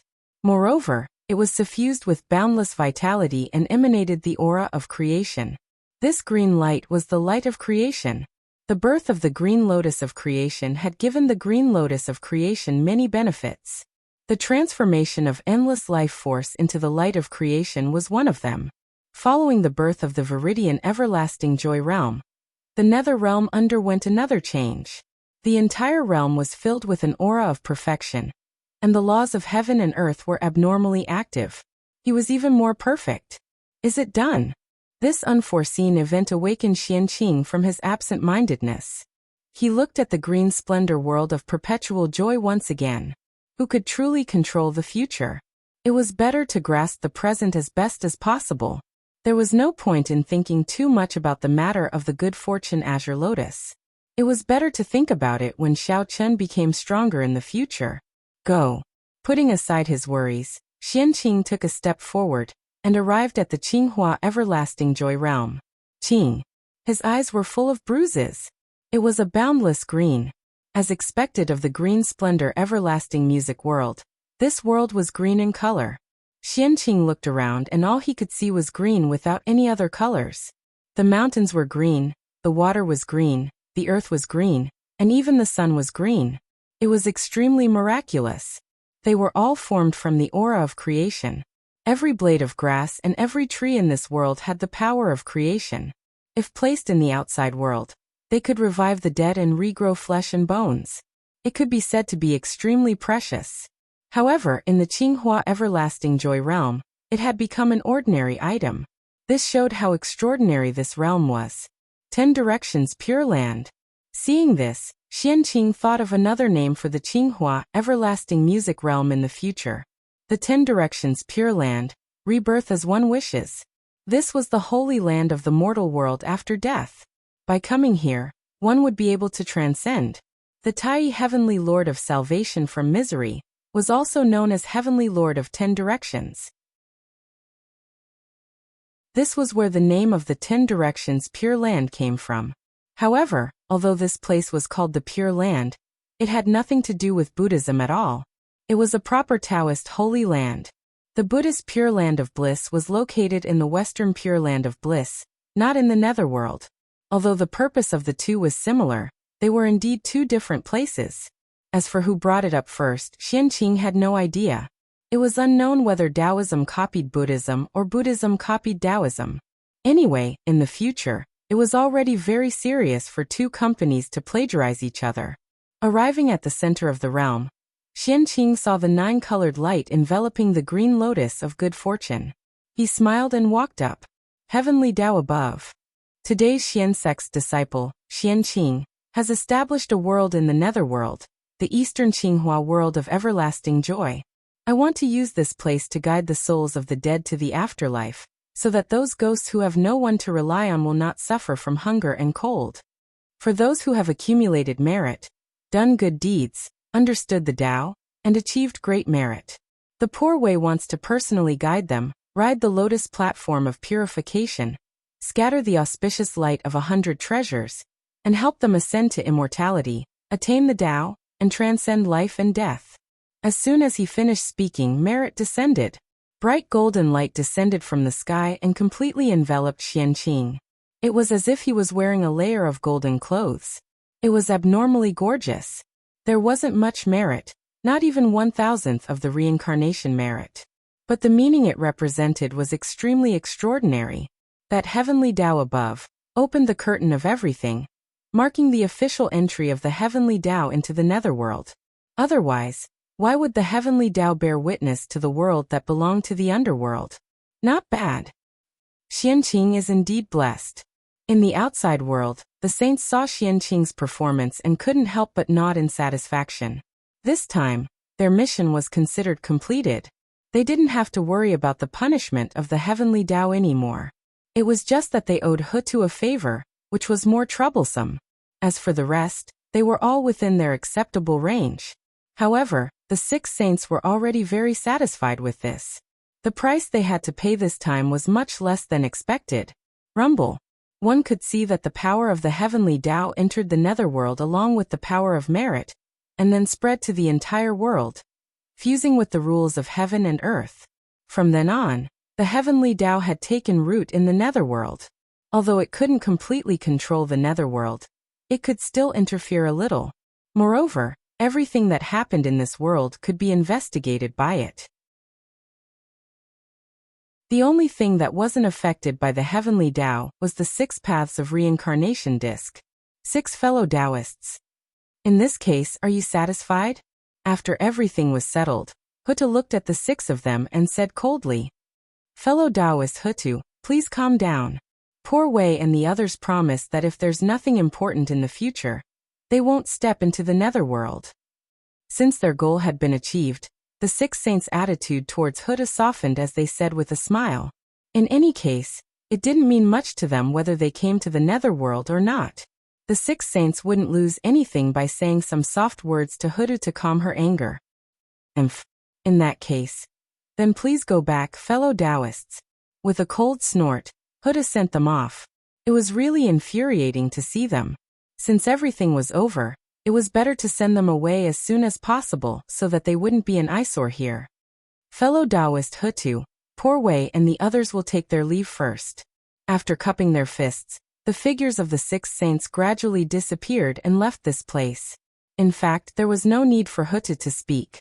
They were about to leave. Did they really think that the saints wanted to come here? They sensed the long-lost danger. Although it sounded unbelievable, it really happened. Therefore, if it weren't for the heavenly Tao forcing them, they would never have approached this place. This place made them uneasy, causing them to lose the ability to control everything. Fellow Taoist Hutu, after disturbing you for so long, Poor Wei and the others should leave. After the 6 saints left, the great beings also bid farewell to Hutu. This dispute, after a long time, was started by the celestial sect of wonders. After understanding all of this, these disciples of the celestial sect of wonders didn't have the face to continue staying here. They only wanted to leave as soon as possible. This matter has nothing to do with you, fellow Taoists. After sighing, Hutu said with understanding. She knew that although these people were disciples of the celestial sect of wonders in name, that was all they could do. They couldn't be the master of any celestial sect of wonders. In the end, they have no face. Fellow Taoist Hutu, we'll go now. We'll meet again if fate allows. With a helpless smile, everyone left one after another. After this departure, I'm afraid that we won't meet again for many years. Looking at the backs of everyone leaving, not only Hutu, but even Dijun, Tai, the 6 saints, and the great beings who had been famous for a long time in the primordial world were a little absent-minded.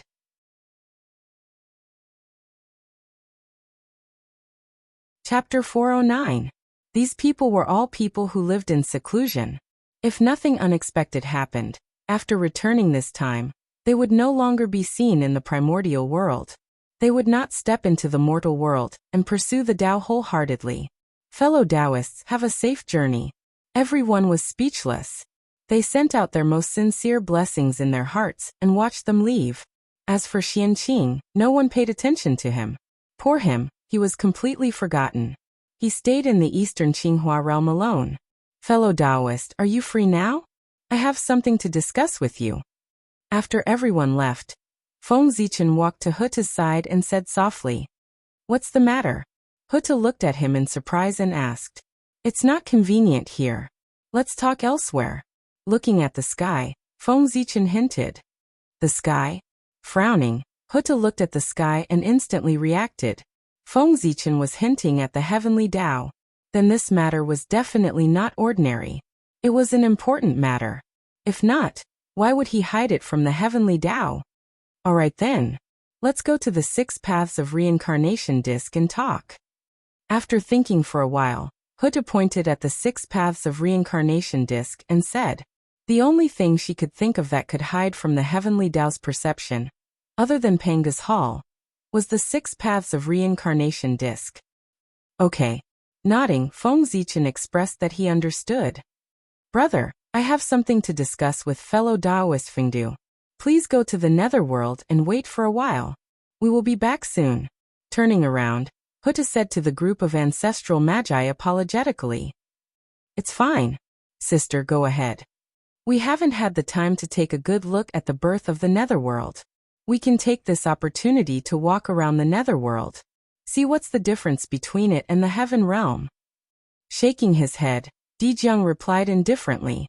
What he said made sense. The netherworld was the world that Pangu had prepared for the magi. It was also one of the escape routes for the magi. Of course, he had to understand it well. Yes. Brother, I'll go first.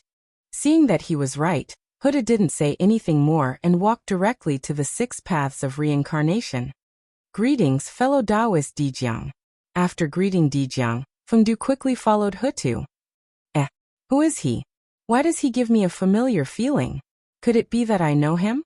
Looking at Fengdu's back, Dijiang frowned. He felt that he should know Fengdu, but he couldn't remember who Fengdu was. It had to be said that Dijiang's spiritual sense was really strong. However, Feng Zichen's incarnation had undergone the baptism of reincarnation. As long as he did not take the initiative to expose himself, it would be difficult for outsiders to discover his true origin. Forget it, I won't think about it anymore. When Huta comes back, we'll ask her directly. After thinking for a long time, Dijiang still couldn't figure it out. He simply stopped thinking about it, and planned to ask Huta directly later. After that, he brought the other ancestral magi and strolled around the netherworld. On the other side, Fengdu walked silently behind the Lady of Earth, constantly organizing his words in his heart, intending to persuade her to set up the Yin court. Now that everyone had left, it was time to bring up the matter of establishing the Yin court. Fengdu and the Lady of Earth discussed the matter of the Yin court for the time being. On the other hand, Feng Zichen had been in a state of excitement ever since he obtained the origin of the tunnel. When everything in the netherworld was over, he directly left Fengdu's incarnation to guard this place. He couldn't wait to leave this place and return to the ancestral land of the human race. He wanted to refine the origin of the tunnel. That was the great Taoist priests. Daoyuo Jingxian was invincible. The great Taoist priests who would become primordial Daoyuo Jingxian. In the primordial world, who could resist his temptation? Feng Zichen didn't know about others, but he definitely couldn't. Especially since he was only a line away from the great Taoist priests. It could be said that he was within reach. That was even more impossible to endure. After refining the origin of the tunnel in his hand, he would be the great Taoist priests. Thinking about it was really exciting. Fengdu has already bloomed the flower of the tunnel. As the original body, I can't fall behind. After teasing himself, Feng Zichen took out the origin of the tunnel and directly refined it. This origin of the tunnel was not prepared for him. Instead, it was forcefully taken by the Lady of Earth. It was not compatible with his aura. Naturally, the refinement was not as smooth as the previous two. It even caused a strong resistance from the origin of the tunnel. Boom, boom, boom. The true will of all things surged out from the origin of the tunnel and transformed into various forms. It contended with Feng Zichen's mana and prevented him from refining it. That wasn't all. The origin of the tunnel rumbled and resonated with the mountains, rivers, and earth. It stirred up the power of the earth and headed toward Feng Zichen. For a moment, Feng Zichen felt that his body was incomparably heavy. It was as if he was carrying an ancient divine mountain on his back. It was so heavy that he couldn't breathe. Even with Feng Zichen's cultivation, he was still pressed down. It could be seen how heavy it was. A mere origin of the tunnel actually wants to defy the heavens and escape my suppression. What a joke. Great Tao furnace, refine for me. Feng Zichen couldn't help but be furious that he couldn't refine the origin of the tunnel.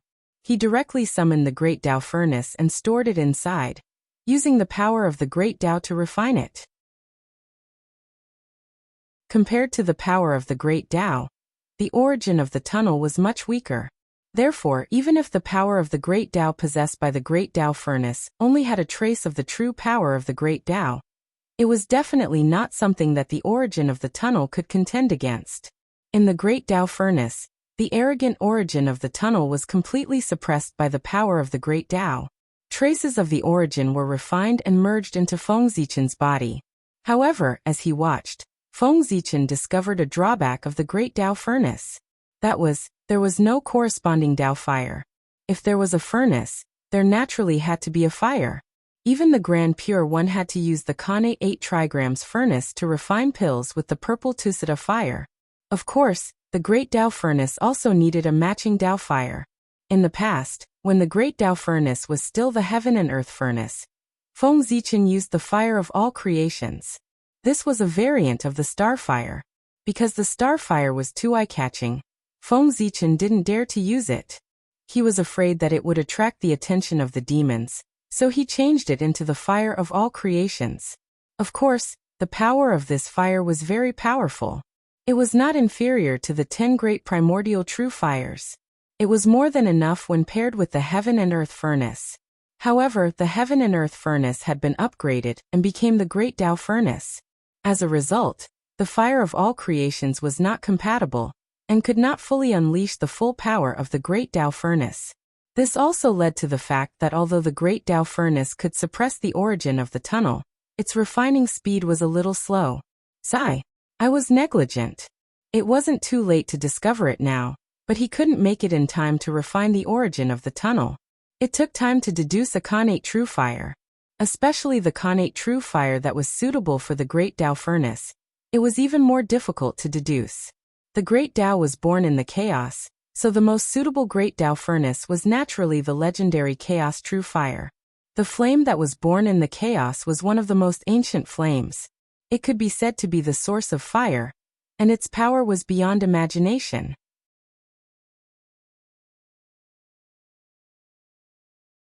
Chapter 410. This kind of flame was so powerful that it could be called the most powerful flame in the primordial world. It was even stronger than the 10 great primordial true fires. It was naturally difficult to deduce and had all kinds of restrictions. To be honest, with Feng Zichen's current cultivation, the possibility of refining this flame was extremely small. If not for the Chaos Bead, a supreme treasure related to the origin of chaos, he would never dare to deduce the flame of chaos. Because of this, fire was not something from the primordial world, but something from the chaos. It was almost impossible for it to appear in the world. It was only because Feng Zichen had the Chaos Bead that he dared to have such a bold idea. Go. With a thought, Feng Zichen took out the Chaos Bead, and took out a wisp of the origin of chaos. He activated the power of the Tao of Fire and ignited it. Immediately, the origin of chaos turned into a ball of gray flames, and burned towards the Great Tao furnace. This was the flame of chaos. It looked ordinary, but it had great power. Wherever it passed, the void was destroyed, and the laws were shattered, turning back into the state of chaos. One could see its power. At this time, although Feng Zichen had not cultivated the flame of chaos, a supreme divine power, he could still use it with the help of the Chaos Bead. Igniting the origin of chaos with the Tao of Fire. Even if it was not the flame of chaos, it was not far away. Rumble. The flame of chaos fell into the Great Tao furnace, and the speed of refining the origin of the Tao immediately accelerated.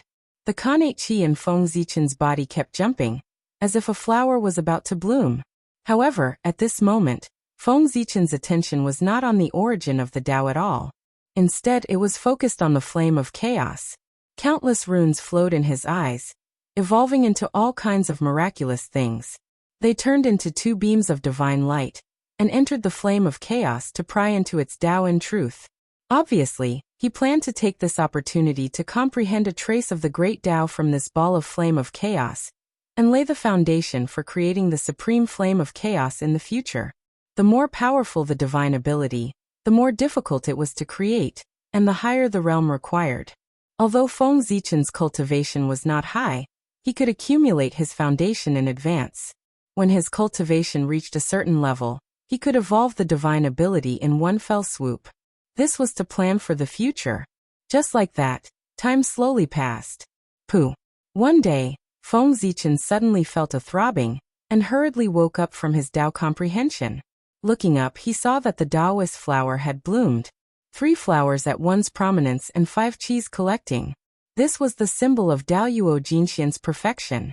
At this moment, Feng Zichen had finally stepped into the realm of Daoyuo Jinxian.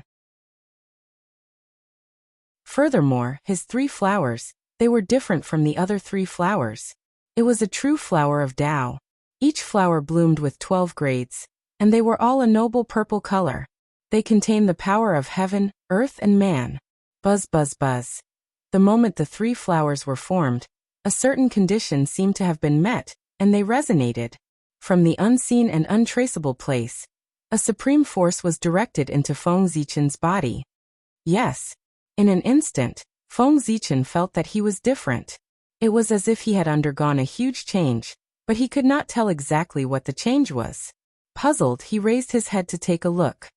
Phew! What is that? When he raised his head, Feng Zichen was shocked. He saw that above the 9 heavens, a purple gold Tao wheel had suddenly appeared, and was slowly rotating. So round. So perfect. Looking at the purple gold Tao wheel, Feng Zichen seemed to be shocked and could not help but praise it. That purple gold Tao wheel was too perfect. It was so perfect that nothing in this world could compare to it. It was as if everything in front of him had all kinds of flaws. That was the reason why Feng Zichen was amazed. He had seen many treasures, but none of them gave him such a perfect feeling like the Tao wheel in front of him. Even the chaos bead could not compare to it. Feng Zichen had only felt a similar feeling from Pengu. That meant that this item was infinitely close to Pengu. What was even more amazing was that there were countless runes on the Tao wheel that covered the entire wheel. It was extremely mysterious. Just looking at it would make one feel dizzy. Feng Zichen only took a slight glance and felt as if his head had exploded. Countless chaotic information filled his mind, making him feel extremely uncomfortable. He quickly closed his eyes and did not dare to look again. That was extremely unbelievable. What realm was Feng Zichen at now? Daoyuo Jinxian had reached perfection. It could be said to be the pinnacle of the Tao. At such a realm, what runes could he not comprehend? Even the supreme great magic, the Khanate Tao scripture, and the saints' classics were placed in front of him. Although he could not comprehend it at a glance, it was not difficult to understand its meaning. But even so, the innate runes on the wheel, not to mention understanding its meaning, just looking at it made him feel confused. He did not understand its meaning at all, and even felt dizzy. This meant that the level of the purple gold wheel had surpassed that of a saint. It was an endless mysterious treasure that completely exceeded Feng Zichen's understanding. That was why he could not pry into it. Outside the innate runes, there were endless rules. They were like patterns that were imprinted on the edge of the purple gold wheel. The rules of heaven and earth were extremely similar to the rules that formed the primitive world, but they were more profound. It was like their origin, making Feng Zichen unable to see through them. After looking at it for a long time, he even felt a sense of dizziness. It was even more serious than the aftereffects of looking at the innate runes just now. After a while, Feng Zichen calmed down the restlessness in his mind, and continued to look at the purple gold wheel. However, with the previous lesson, he did not dare to look at the runes and rules on it again. Instead, he looked elsewhere. This time Feng Zichen saw silk threads, countless silk threads. Those silk threads came from nowhere, and stretched out from the void. They were densely packed and tightly wrapped around the wheel. And as the wheel rotated, they became tighter and tighter. These silk threads were different from the rule runes, and did not have the slightest bit of magic. Feng Zichen looked at them for a long time, and did not feel uncomfortable. He continued to look at them, wanting to see their origin. At first he did not feel anything strange, but after looking at them for a long time, he did not discover their origin, and found that something was wrong. It was fine that the silk threads were entangled deeper and deeper, But as the silk threads were entangled deeper and deeper with the wheel, it began to affect the speed of its rotation. It was as if there was a huge monster at the end of the silk threads that firmly held the wheel and did not let it continue to rotate. Although this effect was very small and almost undetectable, and if not for Feng Zichen's careful observation, he would not have discovered it. But it did affect the rotation of the wheel. Perhaps he could not see anything now, but as time passed, there would be more and more silk threads firmly wrapped around the wheel, bringing him great pressure.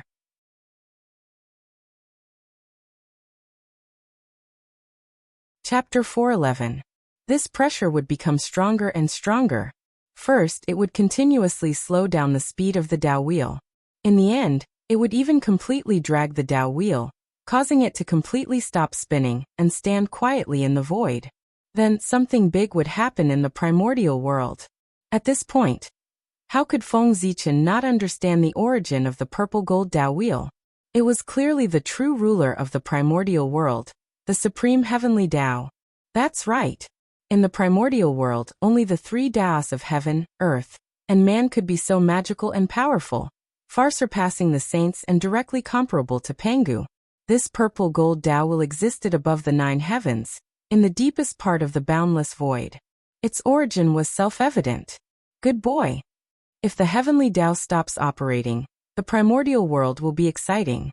I'm afraid that the primordial world will be destroyed and the immeasurable calamity will descend soon. Feng Zichen frowned and looked at the heavenly Tao. He thought with some fear. The heavenly Tao slowly rotated. It was clearly a sign of operating the world and pushing the laws. If it completely stopped, it would be terrible. There would not be a big problem in the primordial world. However, whenever the world reached the end, the heavenly Tao would be the first to sense it. It would be affected and stop operating. Therefore, if the heavenly Tao stopped operating, it would be the arrival of the immeasurable calamity and the precursor to the destruction of the world. That thread is, looking at the thread, Feng Zichen frowned tightly. He wanted to see its origin and solve this problem for the heavenly Tao. No one could stand idly by when they saw such a major matter that concerned the survival of the primordial world. Moreover, he was a promising young man. Furthermore, he had the heavy responsibility of Pangu on him. It was even more impossible for him to ignore it. Unfortunately, even the heavenly Tao could not solve it. It was even more impossible for Feng Zichen. After looking carefully for a while, he still did not find any useful information. Connate 8 trigrams. For some reason, a thought flashed through Feng Zichen's mind. He used the supreme mystical ability passed down by Fuxi. The Connate 8 trigrams was the foundation of Fuxi's Tao. At the same time, it was also the pillar of the primordial world.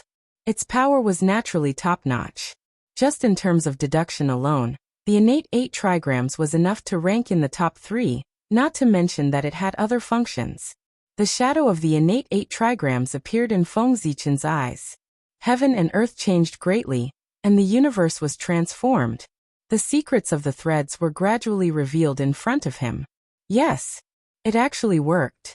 The ability of the pre-celestial 8 trigrams was somewhat beyond Feng Zichen's expectations, but it made him a little excited. Originally, he only had a flash of inspiration and wanted to give it a try. He did not know whether it would succeed or not. Who would have thought that it would actually work? This was truly a huge surprise. The 3 flowers at one's prominence had caused great changes in Feng Zichen. But the specific changes were somewhat inexplicable and required him to figure it out himself. Seeing the heavenly Tao was one of them. This was the second reason why the power of the divine ability would be increased. Yes, that's right. After Feng Zichen cultivated the 3 flowers at one's prominence, the power of the divine ability had increased by an entire realm, and his understanding of the Great Path had also increased by a level. Otherwise, with his current mastery of the pre-celestial 8 trigrams, it would be impossible for him to deduce the origin of the threads. But now he had easily done it without much effort. It had to be said that this was the benefit of forming the 3 flowers of heaven, earth and man. Karma. That's reasonable. Withdrawing his divine ability, Feng Zichen was a little absent-minded. That thread was the thread of karma. It was the karma of all living beings that firmly entangled the heavenly path, pulling it and preventing it from continuing to operate. Sigh. This is troublesome. After understanding the origin of the threads, Feng Zichen could not help but have a headache. He had no way of dealing with this matter. Previously he did not know the origin of the threads. Seeing that they were harmful to the heavenly path, Feng Zichen was extremely nervous and wished that he could leave and burn those threads. But now, after understanding that the threads were the threads of karma, the nervousness in Feng Zichen's heart disappeared. He was not as worried as before. He just felt that it was a little troublesome. The heavenly path would clean up the threads of karma on its own, so he did not have to worry about it. When the heavenly path felt that the existence of the threads of karma affected its operation, it would trigger the calamity of heaven and earth and clean up the primordial world. It would clean up the karma that was entangled with it in one go. This was the origin of the calamity of heaven and earth. There was too much karma accumulated between heaven and earth, and it had already hindered the operation of the heavenly path. In order to protect itself, the heavenly path triggered the calamity to clean up everything. This was completely understandable. Karma came from all living beings.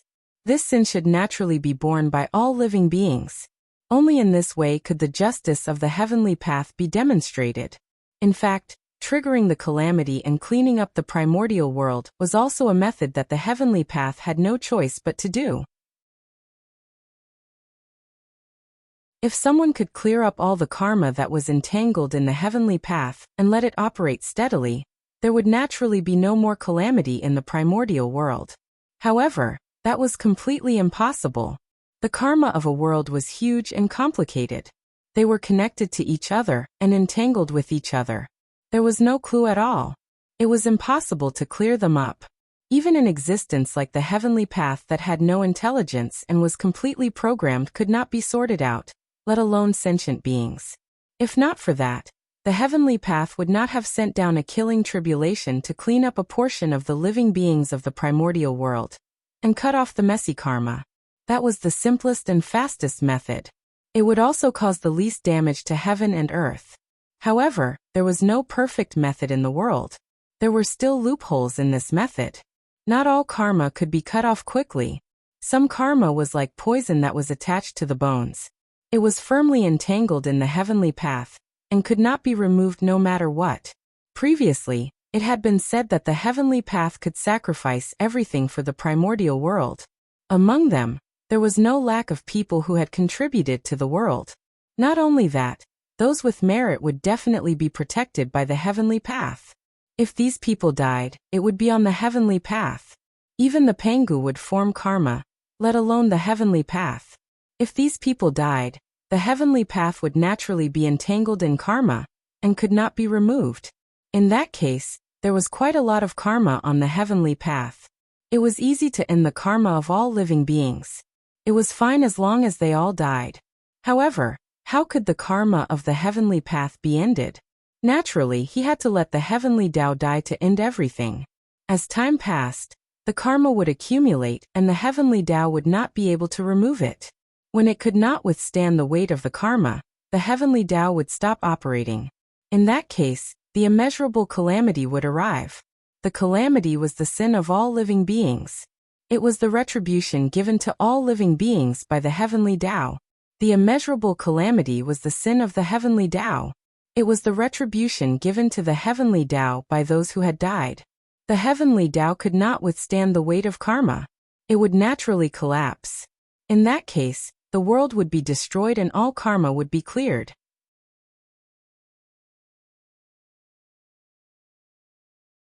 Chapter 412. In the primordial world, it was easy to survive the immeasurable calamity. Not only could Feng Zichen not think of a way to solve this matter, but even the many great divine powers and the high and mighty saints could not solve it. The only thing they could do was to cultivate hard, hoping to reach the realm of primordial chaos Daoyuo Jingxian before the immeasurable calamity and transcend everything.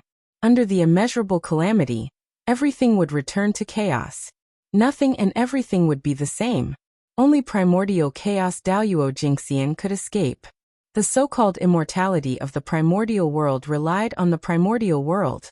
It could only be said that as long as the world was not destroyed, Daoyuo would not die. If the world was destroyed, Daoyuo Jingxian would lose his support and die. Why did the great divine powers painstakingly pursue the primordial chaos Dao realm? They did not want to die in the immeasurable calamity. After becoming Daoyuo Jingxian, the only thing that could worry them was the immeasurable calamity. Although they did not know when the immeasurable calamity would come, they knew that it would definitely come. This was a calamity that all worlds could not escape. Sigh. The sins of the world should be suffered by all living beings. Under the immeasurable calamity, primordial chaos Daoyuo Jingxian could survive, but countless living beings below would be destroyed along with the primordial world. Born in the primordial world and die in the primordial world. This was a cycle and also a cause and effect. Unless the primordial world could be promoted to an eternal world, it could jump out of this cycle. It's not that there's no way. Thinking of the eternal world, Feng Zichen could not help but think of a way. That was to continuously raise the level of the primordial world before the immeasurable calamity, so that it could bear more karma and not be implicated by karma, and enter the realm of the end. Although this method was somewhat like drinking poison to quench thirst, it was the only way Feng Zichen could think of. At the same time, this was also the method that the heavenly Tao was currently using. The purpose of launching the immeasurable calamity was not only to end karma, but also to harvest a wave of origin of the world. However, although the heavenly Tao's plan was very good, reality was often different from expectations. In the untainted land, even the way of heaven could not truly control everything. After all, the water in the untainted land was too deep. There were too many people and things that were out of control. Maybe there was a backup plan left by the Chaos Fiend God somewhere. Moreover, the great adepts were too powerful. He was strong enough to destroy the world.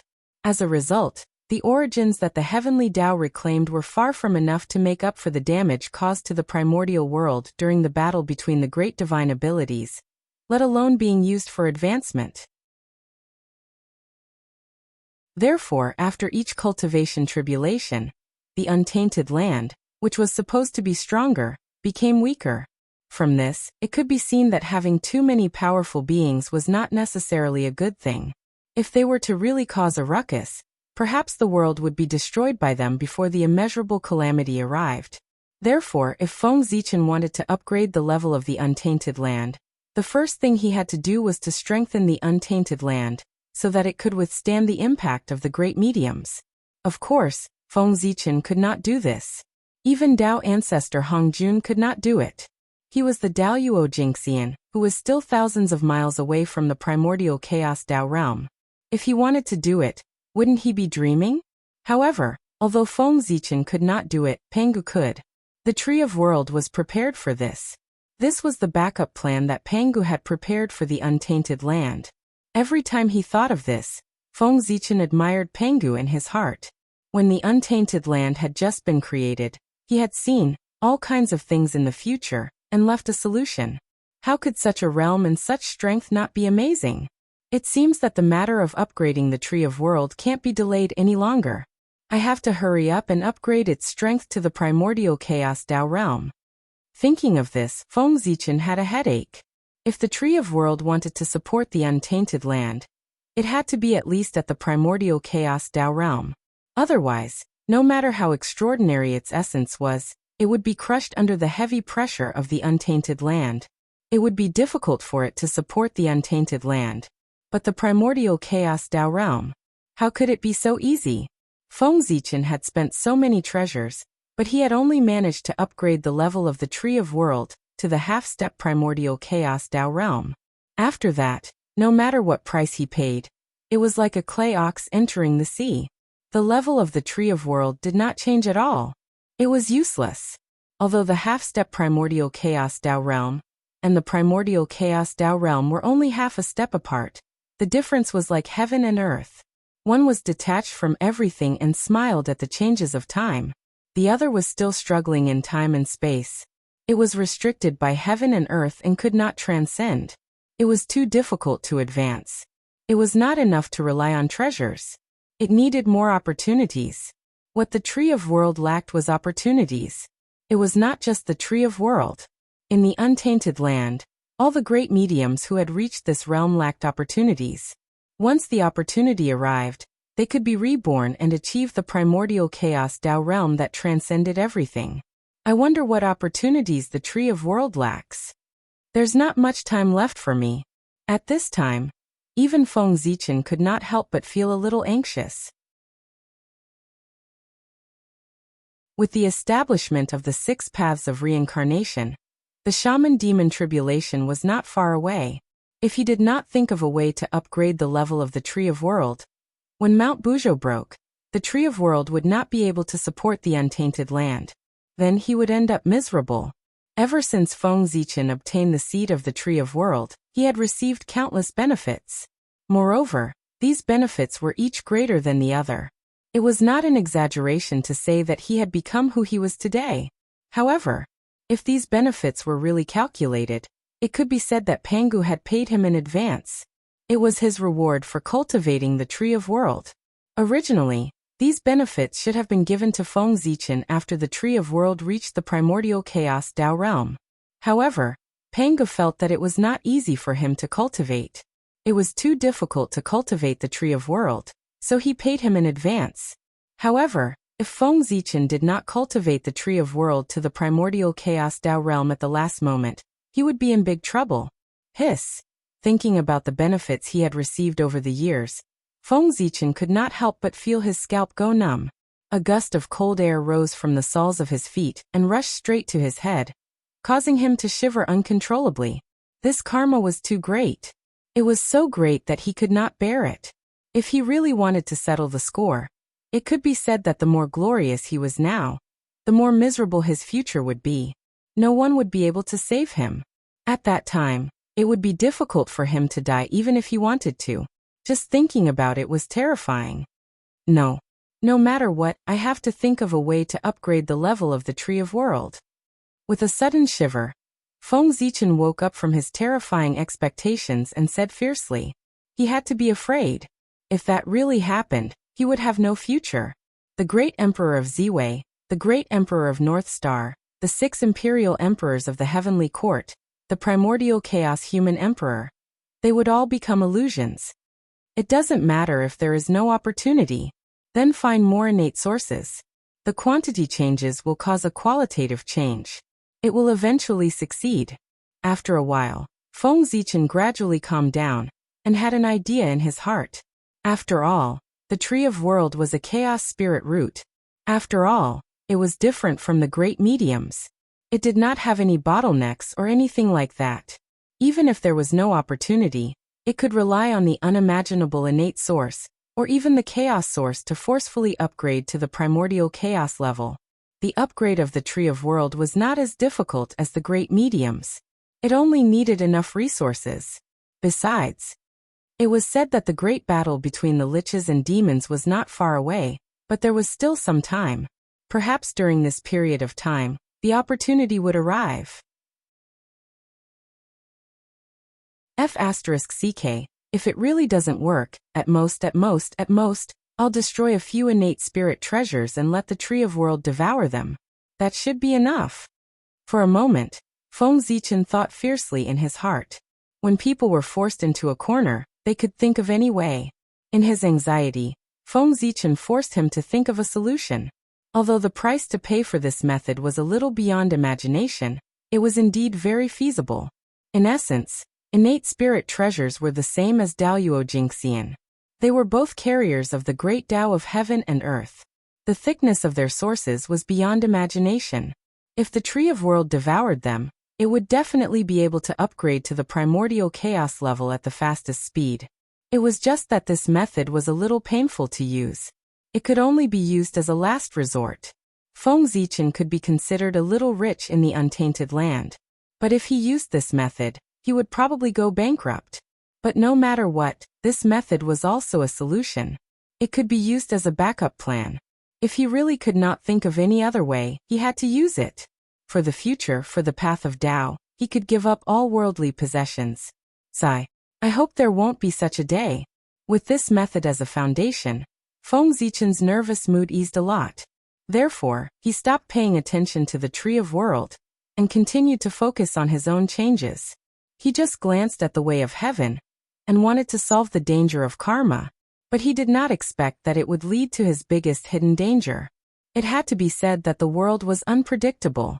Withdrawing his gaze from the way of heaven, Feng Zichen looked forward and saw a vast great Tao hanging in the vast land, mountains and rivers.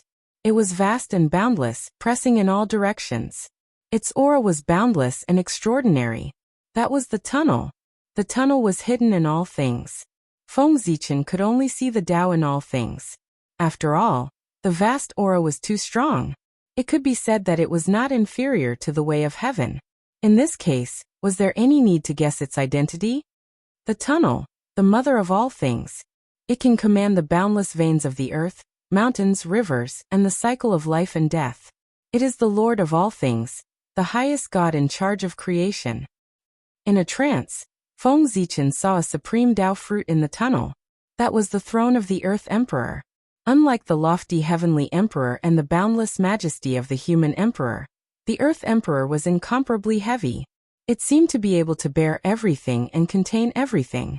The tunnel silently carried all living beings. The Earth Emperor naturally inherited his character. He should be the most benevolent emperor among the three emperors of heaven, earth, and human. At this moment, Feng Zichen had the urge to seek the throne of the Earth Emperor. The full name of the North Star Emperor was the North Star Upper Palace, the Heavenly Emperor of Supreme Polarity. The North Star Emperor was the Heavenly Emperor. It could be said that the throne of the Heavenly Emperor was already in Feng Zichen's hands. As for the throne of the human emperor, he worked hard. When the human race prospered in the future, he might be able to achieve it with the 10,000 spirit crown. In this way, the throne of the three emperors. He had already obtained two.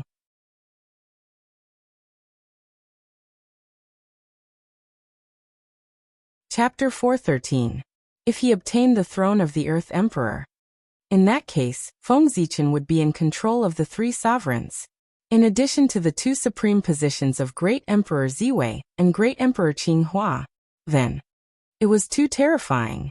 The Heavenly Emperor, Earthly Emperor, Human Emperor, Great Emperor Ziwei, Great Emperor Qinghua.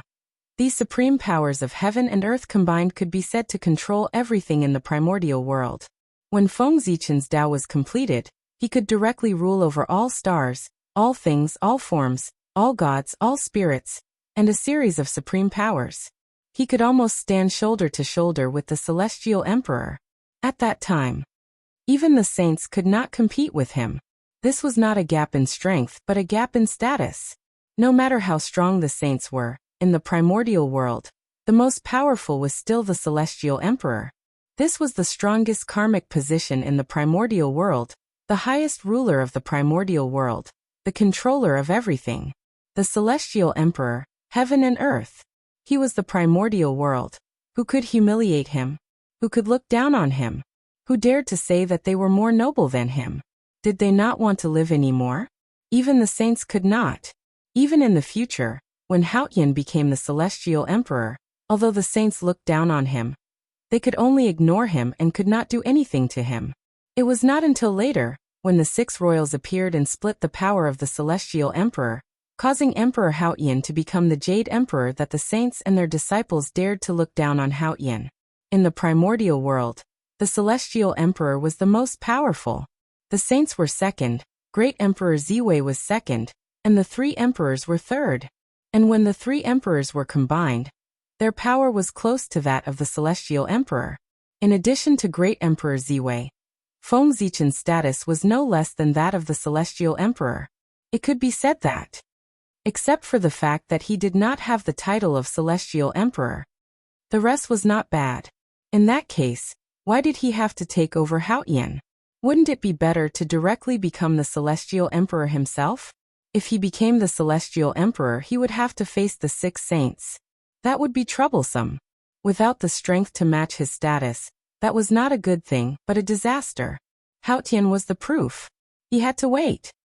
When the saints took action and established the six royals, completely taking over Haotian, he would suddenly expose his identity and take the position of Celestial Emperor with the power of the three emperors, catching the saints off guard. Thinking about it, the scene at that time must be very exciting. The expressions of the saints must be interesting. He had spent so much effort scheming, but in the end he had helped someone else. Wasn't his expression interesting? This isn't right. Why have all the plans changed now? From 6 royals to 3 sovereigns. Suddenly, Feng Zichen came back to his senses and realized that his plan had been completely messed up. His initial goal was to become Great Emperor Ziwei. Later, he saw the Taoist fetus of Gaochen in the Thunder Lock and refined it into an incarnation. Only then did he have the idea of becoming one of the 6 royals and overriding the celestial ruler. At this moment, although Feng Zichen's initial goal had not changed, to become Great Emperor Ziwei, the nature of his goal had changed. From the legendary Great Emperor Ziwei to the real Great Emperor Ziwei. A Great Emperor of Ziwei who had no restrictions and no power to be divided. But now everything had changed. The 6 royals had yet to be born, but he was about to become one of the 3 emperors. This is really... For a moment Feng Zichen was speechless. All of his plans were prepared to become Great Emperor Ziwei. He did not consider the throne of the 3 emperors at all. However, the 6 royals that he had meticulously planned had yet to be seen. The throne of the 3 emperors that he had no plans for at all was about to be achieved by accident. What the hell is going on? Moreover, Feng Zichen vaguely felt that there was something wrong with his state today. He was too arrogant. He actually dared to scheme against the saint. No. According to what he thought, that was not scheming, that was provocation. This was not just arrogance, it was simply arrogance, wasn't it? Did he really think that he was Pengu in the world? He was too arrogant. He was not like the low-key him at all. Feng Zichen, who came from the future, knew better than anyone else how powerful the saints were after the calamity of witches and demons. It was not an exaggeration to say that they had no opponents. How could such powerful them let a true celestial ruler be born in the primordial world and suppress them? Therefore, if anyone had this intention, they would immediately join forces to suppress them. The overlapping of the powers of the 6 royals' great emperors in the future was one of the methods that the saints used to prevent the birth of the celestial emperor. The saints were cunning. Feng Zichen did not think that he could defeat them. What celestial emperor? What replacing the primordial world? What jumping out to slap the saints in the face when they were at their proudest? This was impossible. Did they really think that the saints were all good people who would not kill? To dare to jump in front of the saints, they really did not know how to write the word death. Therefore, Feng Zichen was a man hiding in the shadows of the primordial world. Didn't Hao Yan like the celestial emperor? Then let him be. Use him to attract the firepower while he hid in the dark to scheme. If he really wanted to be the celestial emperor, he had to wait until he reached the primordial chaos Tao realm, and had the strength to contend with the saints before he could jump out. Otherwise, the saints could completely arrange everything clearly. In the primordial world, strength spoke. Strength was the most important thing. I'm too arrogant. I've been too complacent recently. I've forgotten who I am and almost made a big mistake. Thinking about it carefully, Feng Zichen knew why he was arrogant. His journey had been too smooth. He had not encountered many hardships at all. Especially recently, he had easily achieved a series of successes and obtained a lot of benefits. Moreover, since his debut, almost all of his plans would succeed. It was simply his wish coming true.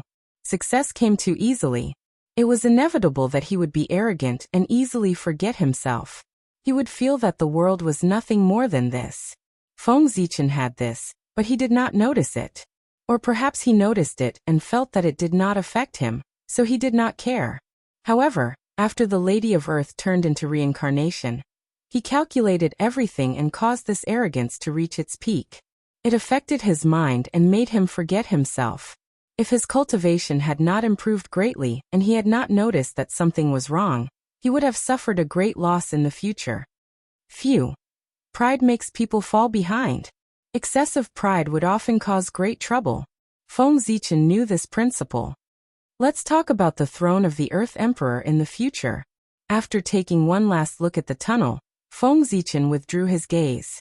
It was not bad to be greedy. He had enough burdens on his shoulders. With the addition of the throne of the Earth Emperor, it was a little too much. There was no time to plan. It was not too late to plan for the throne of the Earth Emperor after he had settled the matters on his body. Anyway, he was there and could not run away. It's the human path. Above the heads of all living beings, Feng Zichen saw the human path. He was protecting all living beings. It was because of his existence that there would not be a tragedy of great magical beings sacrificing countless living beings in the primordial world. He was the true guardian of all living beings.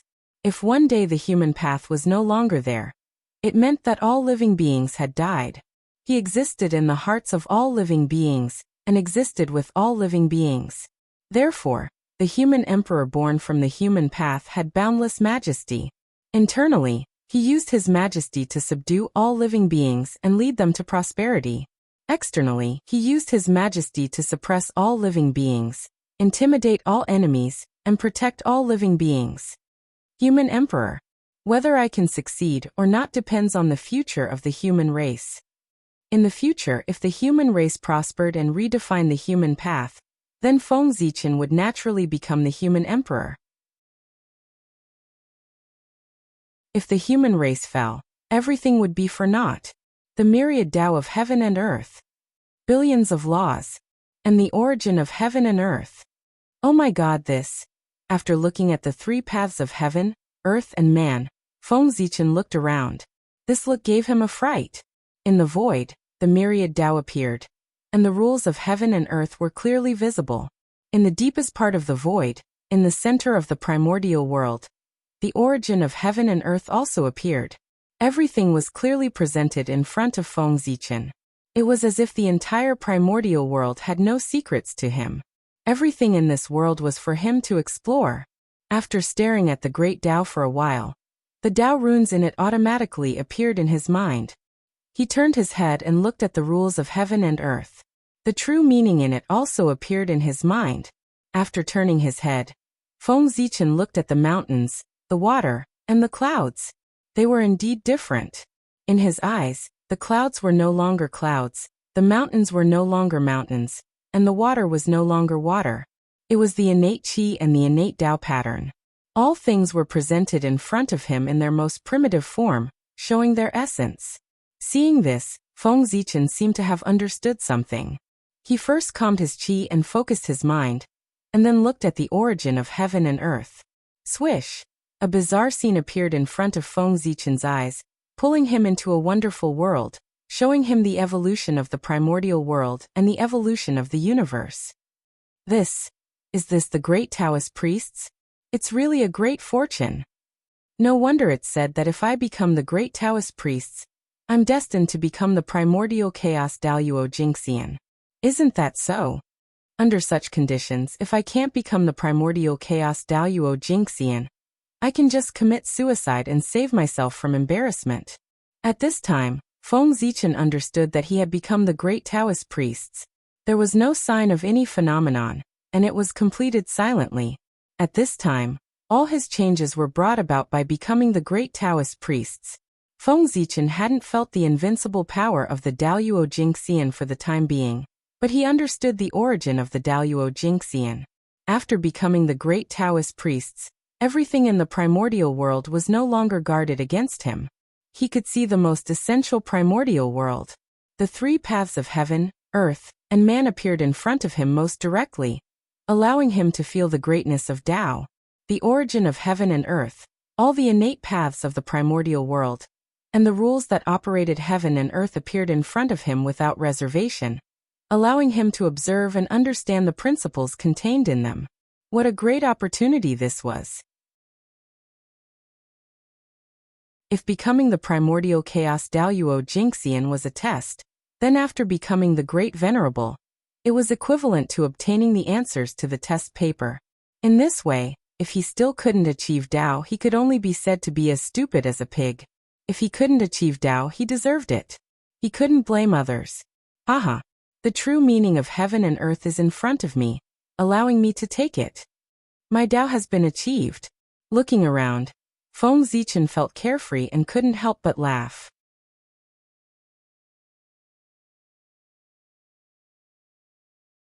Chapter 414. This was the joy of being about to achieve the Tao. Achieving the Tao. 2 short words.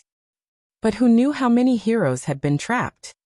This was an unparalleled joy. It could be said that ever since Feng Zichen came to the primordial world, he had never been as happy as he was today. His path had been set. In the future, he would definitely become the primordial chaos Daoyuo Jingxian. This was a destiny that could not be changed or defied. From now on, it would be difficult for Feng Zichen to die even if he wanted to. Great Taoist Priests. Penge's former title. Now it officially belonged to Feng Zichen. His glory was destined. In the primordial world. Except for saints. Who dared to say that they would not die? No one. No matter how you dominate the primordial world, suppress the world, and amaze the past, present, and future. If you don't become a saint, you will still die when the great calamity comes. But there wasn't in the past, but now there was. It was Feng Zichen. In a sense, the title of great Taoist priests was more honorable than saints. Because saints represented the way of the heavens, but the great Taoist priests represented Pengu. With this title, as long as the name of Pengu did not completely disappear in the primordial world, then even if one day, Feng Zichen accidentally died, he could still use it as a basis to reappear from the ashes. This was not a resurrection, but a reappearance. A complete reappearance. A reappearance in his peak state, returning to the world. Compared to Daoyuo Jingxian's self-resurrection, there was still a period of low spirits. It was obviously different. Such an ability was no different from that of saints. The only difference was the difference in strength. The great Taoist priest was so extraordinary. Otherwise, how could he be called a great sage? How could he be called Pengu so respectfully? It was because he didn't have this ability before, but after he hooked up with Pengu, he naturally had this ability. Even if he didn't have it, he had to have it. Pengu's strength was unparalleled since ancient times. From this, it could be seen. Haha. Feng Zichen laughed for a long time before he gradually stopped laughing. However, he still felt incomparably carefree in his heart. He just wanted to let out a long howl to release the carefree feeling in his heart. In fact, he did so. Boom!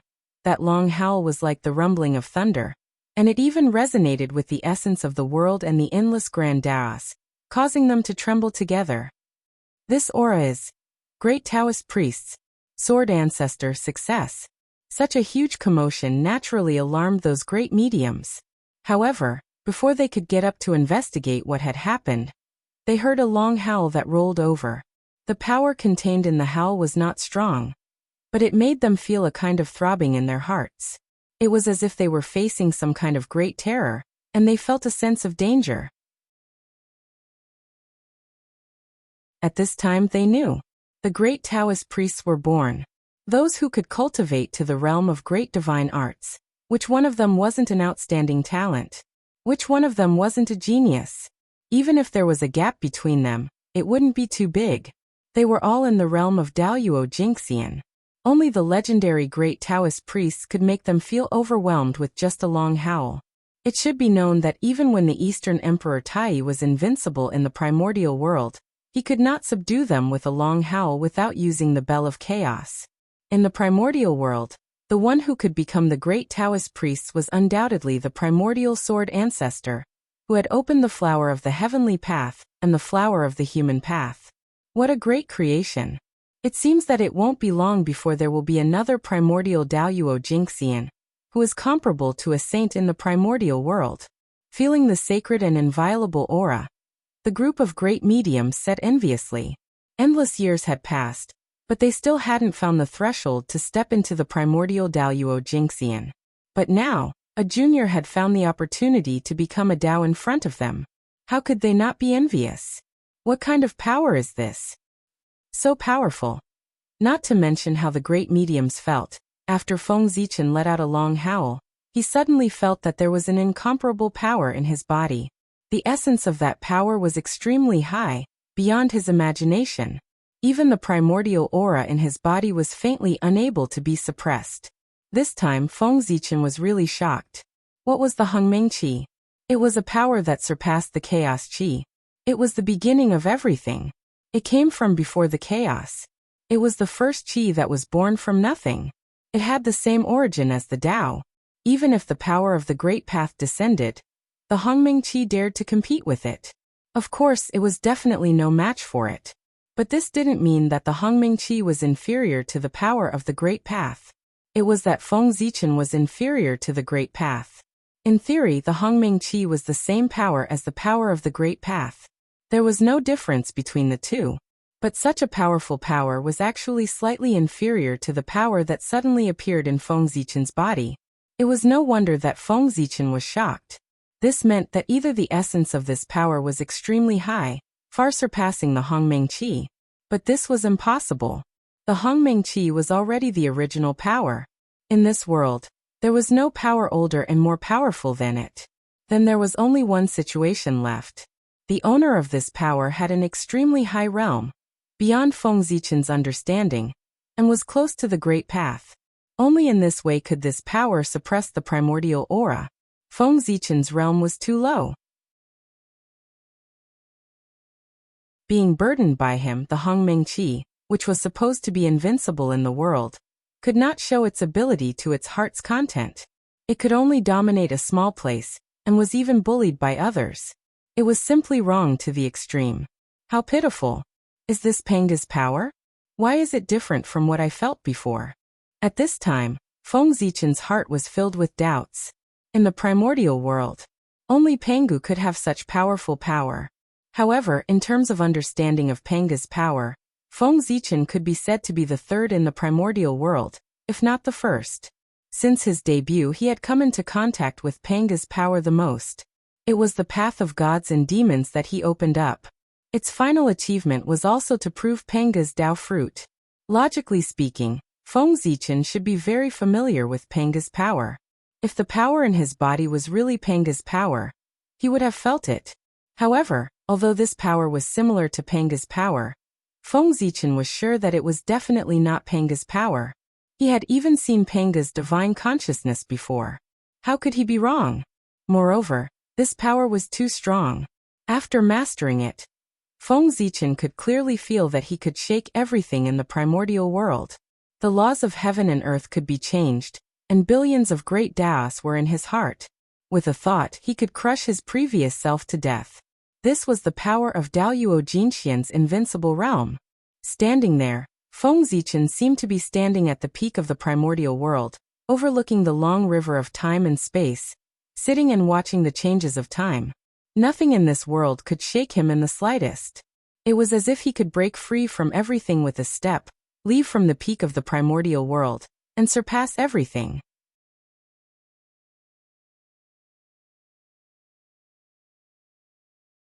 Chapter 4:15. Once one's cultivation reached the great perfection of the sage-to-be, one could be said to be standing at the peak of the primordial world. One step further, and one would be the legendary primordial chaos Daoyuo Jinxian. As for the primordial chaos Daoyuo Jinxian, he focused on the integration of primordial chaos. He needed to restrain the timeline, restrain his karma, and restrain everything about himself. He had to retrieve all the information about himself from the primordial world and destroy all traces of his existence. Only then could he jump out of the primordial world and become the primordial chaos Daoyuo Jinxian in the most flawless state. This was one of the necessary conditions to become the primordial chaos Daoyuo Jinxian. Only when one was unrestrained and had no connection to the primordial world could one achieve the Tao. Otherwise, how could one transcend? For the primordial world, the primordial chaos Daoyuo Jinxian was a transcendent. Only by transcending the primordial world could one not be disturbed by the immeasurable calamity. Therefore, the great perfection of the sage-to-be was the peak of the primordial world. Now, with the support of a strange and powerful force, Feng Zichen had an illusion that he could surpass everything and achieve the primordial chaos Tao fruit with one step. But, of course, that was impossible. How could the primordial chaos Daoyuo Jinxian be so easy to achieve? This feeling was just an illusion that he had suddenly obtained a powerful force, and was a little bloated for a moment.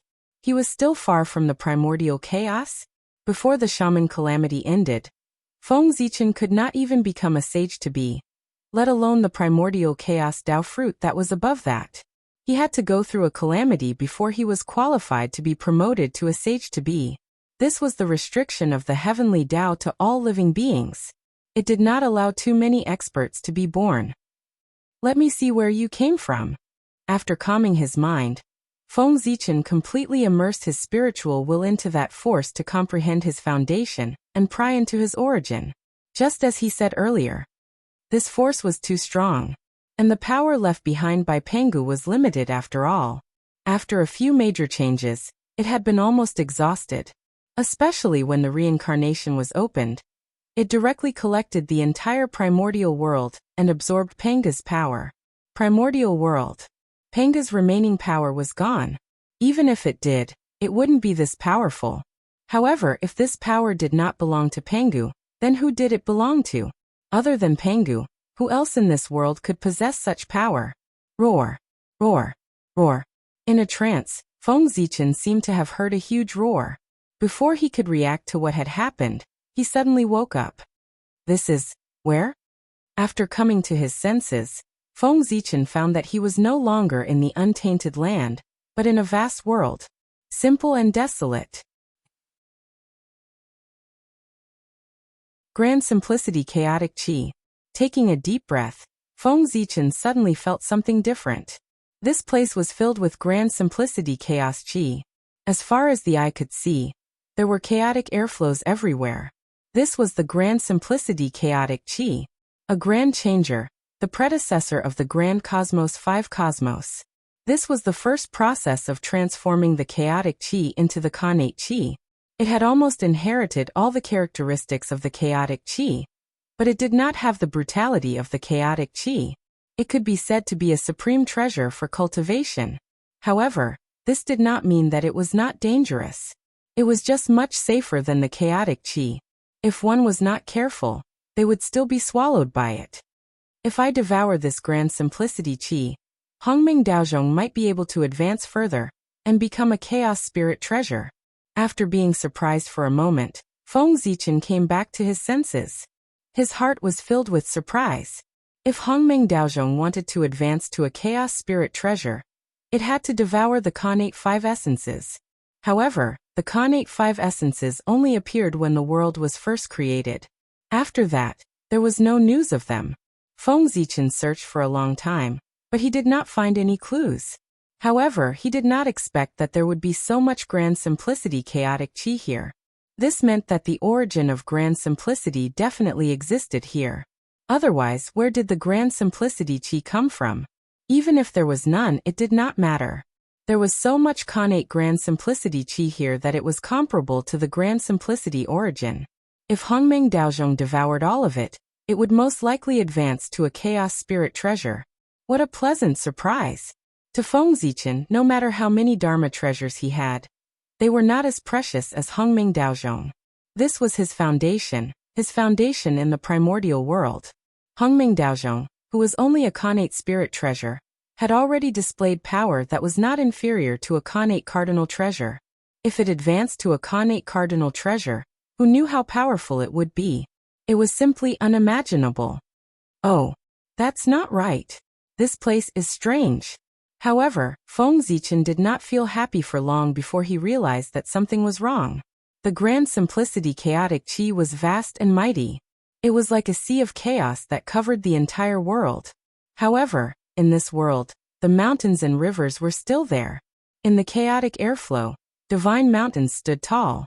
No matter how the grand simplicity chi surged, it could not shake them at all. In Feng Zichen's opinion, it was an extremely inconceivable thing. Even if the grand simplicity chi was inferior to the chaos chi, it was still something that ordinary people could provoke. Only perfected golden immortals could remain calm in the midst of Tai Chi. In that case, didn't that mean that those divine mountains were not inferior to Daoyuo Jingxian in essence, or even stronger? How was that possible? Just now Feng Zichen made a rough count. There were 3,000 divine mountains. 3,000 mountains. That was 3,000 mountains. Other than the primordial world, Feng Zichen had never heard of another world that had such a foundation. This was already stronger than the heaven realm and the netherworld. This world was not simple, and that strange power could bring him to this world, which was even more not simple. Hee. Who cares what's strange about it? In short, I'll take the benefits first. After looking around for a while, Feng Zichen did not find anything wrong. Finally, he could not wait any longer.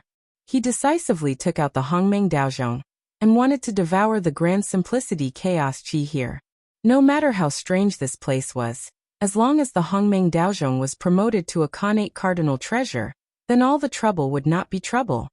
Clang. Feng Zichen pointed at the grand simplicity chi, and the Hongmeng Daozhong appeared from the void. Although it was only 100,000 feet tall, and could not be compared to the grand simplicity chi of this world, its body was covered in ancient runes, and even the mark of a chaos demon god appeared. It trembled slightly, and the runes around its body shone brightly. The shadow of a demon god appeared and surrounded it, chanting continuously. Boom. The Hongmeng Qi poured out majestically, carrying boundless power. It surged towards the grand simplicity chaos Qi, wanting to devour it. At this moment, something strange happened. As if sensing danger, the previously quiet grand simplicity chaos Qi suddenly erupted, stirring up boundless tides and stirring up the entire world. Buzz! Then the huge divine mountain suddenly trembled. Then, under Feng Zichen's incredulous gaze, the vast grand simplicity Qi poured directly into the divine mountain.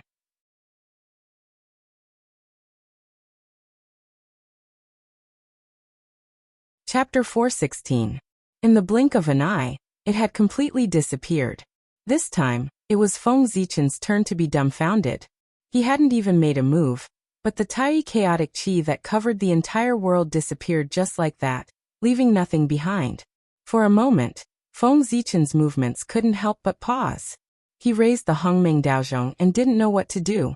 But even though he stopped, the Hongmeng Daozhong didn't stop. With a boom, the Hongmeng purple Qi poured down like the Milky Way falling and the sea of stars roaring. With a majestic force, it covered the entire vast world. However, the tiny chaotic Qi that should have been entangled with him had disappeared without a trace, leaving only the Hongmeng chaotic Qi in the world. What's going on? What on earth is that divine mountain? How can it absorb the tiny chaotic Qi? Looking at the towering mountain peaks in front of him, Feng Zichen was a little surprised and doubtful. He didn't know the origin of that mountain. It was one thing for it to be able to resist the invasion of the tiny chaotic Qi, but it could also absorb it. It was really incredible. Unfortunately, Feng Zichen wasn't in the mood to care about the origin of that mountain. At this moment, the joy in his heart from seeing the tiny chaotic Qi for the first time was replaced by anger. He only felt that the mountain was incomparably abominable. How dare it snatch food from the tiger's mouth? It was really unforgivable. I don't care what you are. You have to pay the price for taking what's mine. In Feng Zichen's heart, he had long regarded the tiny chaotic Qi as his own. Now that it had been taken away by the mountain, how could Feng Zichen tolerate it? Making up his mind, Feng Zichen immediately raised the Hongmeng Daozhong and was about to smash it at the mountain peak. He wanted to smash it to see if the tiny chaotic Qi was still there. No matter what, the tiny chaotic Qi was too important to him. It was a necessary item for the Hongmeng Daozhong to advance. He couldn't give it up. If he gave it up now, who knew when he would be able to find it again next time? It was now or never. Clang. The Hongmeng Daozhong trembled slightly, and the Hongmeng Qi that filled the entire vast expanse world immediately retreated. Then the Hongmeng Daozhong suddenly expanded until it was as tall as the sky. It hung high in the sky with the mouth of the bell facing downwards, shrouding a mountain peak. Clearly, Feng Zichen wanted to refine the mountain and see if he could refine the grand simplicity chaotic Qi from it. Although the mountain peak was huge and towered into the clouds, it seemed a little small compared to the current Hongmeng Daozhong. The difference between an ant and an elephant was more than enough to cover it. However, there was one thing. Feng Zichen had miscalculated. That mountain peak was obviously not easy to bully. As if sensing danger, before the Hongmeng Daozhong could cover it, the mountain suddenly trembled violently. Then, with a flash of purple brilliance, the mountain shook and transformed into the shadow of a demon god. Bang! After the demonic god projection appeared, it did not say anything. It clenched its right fist and threw a punch at the descending Hongmeng Dao bell. Clang! After that, a loud bang was heard. The primordial chaos Dao bell was actually sent flying by a single punch from the demonic god's shadow, smashing into the boundless void. What? This sudden change really gave Feng Zichen a fright. But in the end he reacted quickly. Without hesitation, he took out the purple imperial sword and fiercely swung it at the demonic god's shadow. Whoosh! Resplendent sword light surged out like a sea of stars, vast and boundless. It was also like the Milky Way hanging upside down, falling from the 9 heavens with a majestic aura. This was the stellar sword technique. It was a unique skill that Feng Zichen created himself. It was a combination of the stellar path and the connate sword path. It represented his achievements in these two paths. Although this was not the most powerful skill that he had mastered, it was the most powerful one among the unique skills that he created himself. Its power was so great that it could kill Daoyuo Jingxian and severely injure a sage to be. Unfortunately, although Feng Zichen's skill was powerful, the demon god shadow was even more extraordinary. He smiled contemptuously, raised his right hand, and punched out again. Boom! Suddenly, a terrifying power came. It was almost endless. It swept across the entire void and directly shattered the starry sword light. And it did not slow down and went straight for Feng Zichen. Clang! At the critical moment, Feng Zichen called back the Hongmeng Daozhong from the void. It hovered above his head and blocked the terrifying attack. Chaos Demon God. He is the Chaos Demon God. After a round of fighting, Feng Zichen recognized the origin of the demon god that the mountain transformed into. Arrogant, domineering, fierce, and superior aura, as well as the charm of the Great Way flowing all over his body.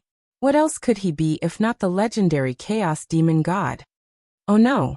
This mountain has turned into a demon god shadow. Doesn't that mean the other mountains may also turn into demon god shadows?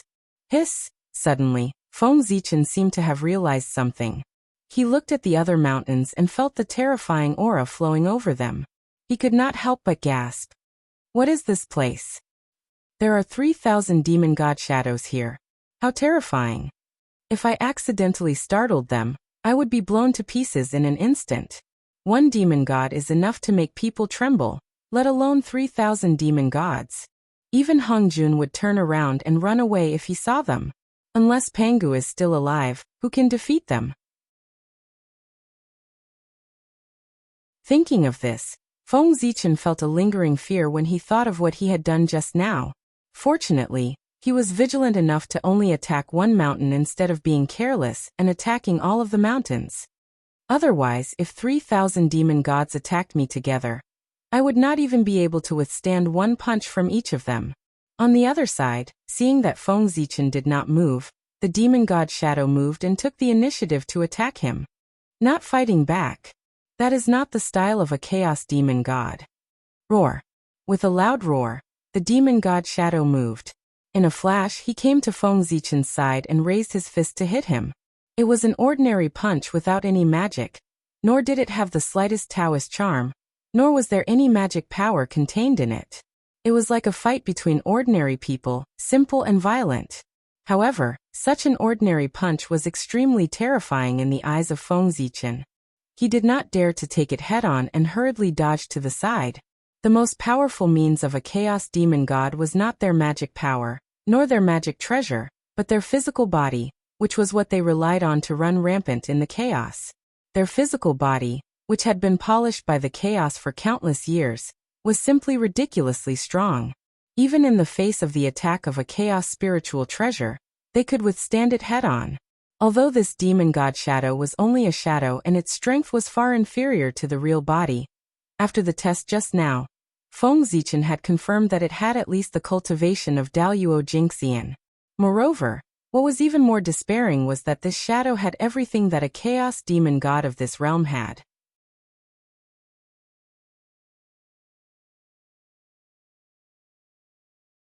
Chapter 417. Including the physical body. In other words, the demon god phantom in front of Feng Zichen could be said to be a real chaos demon god.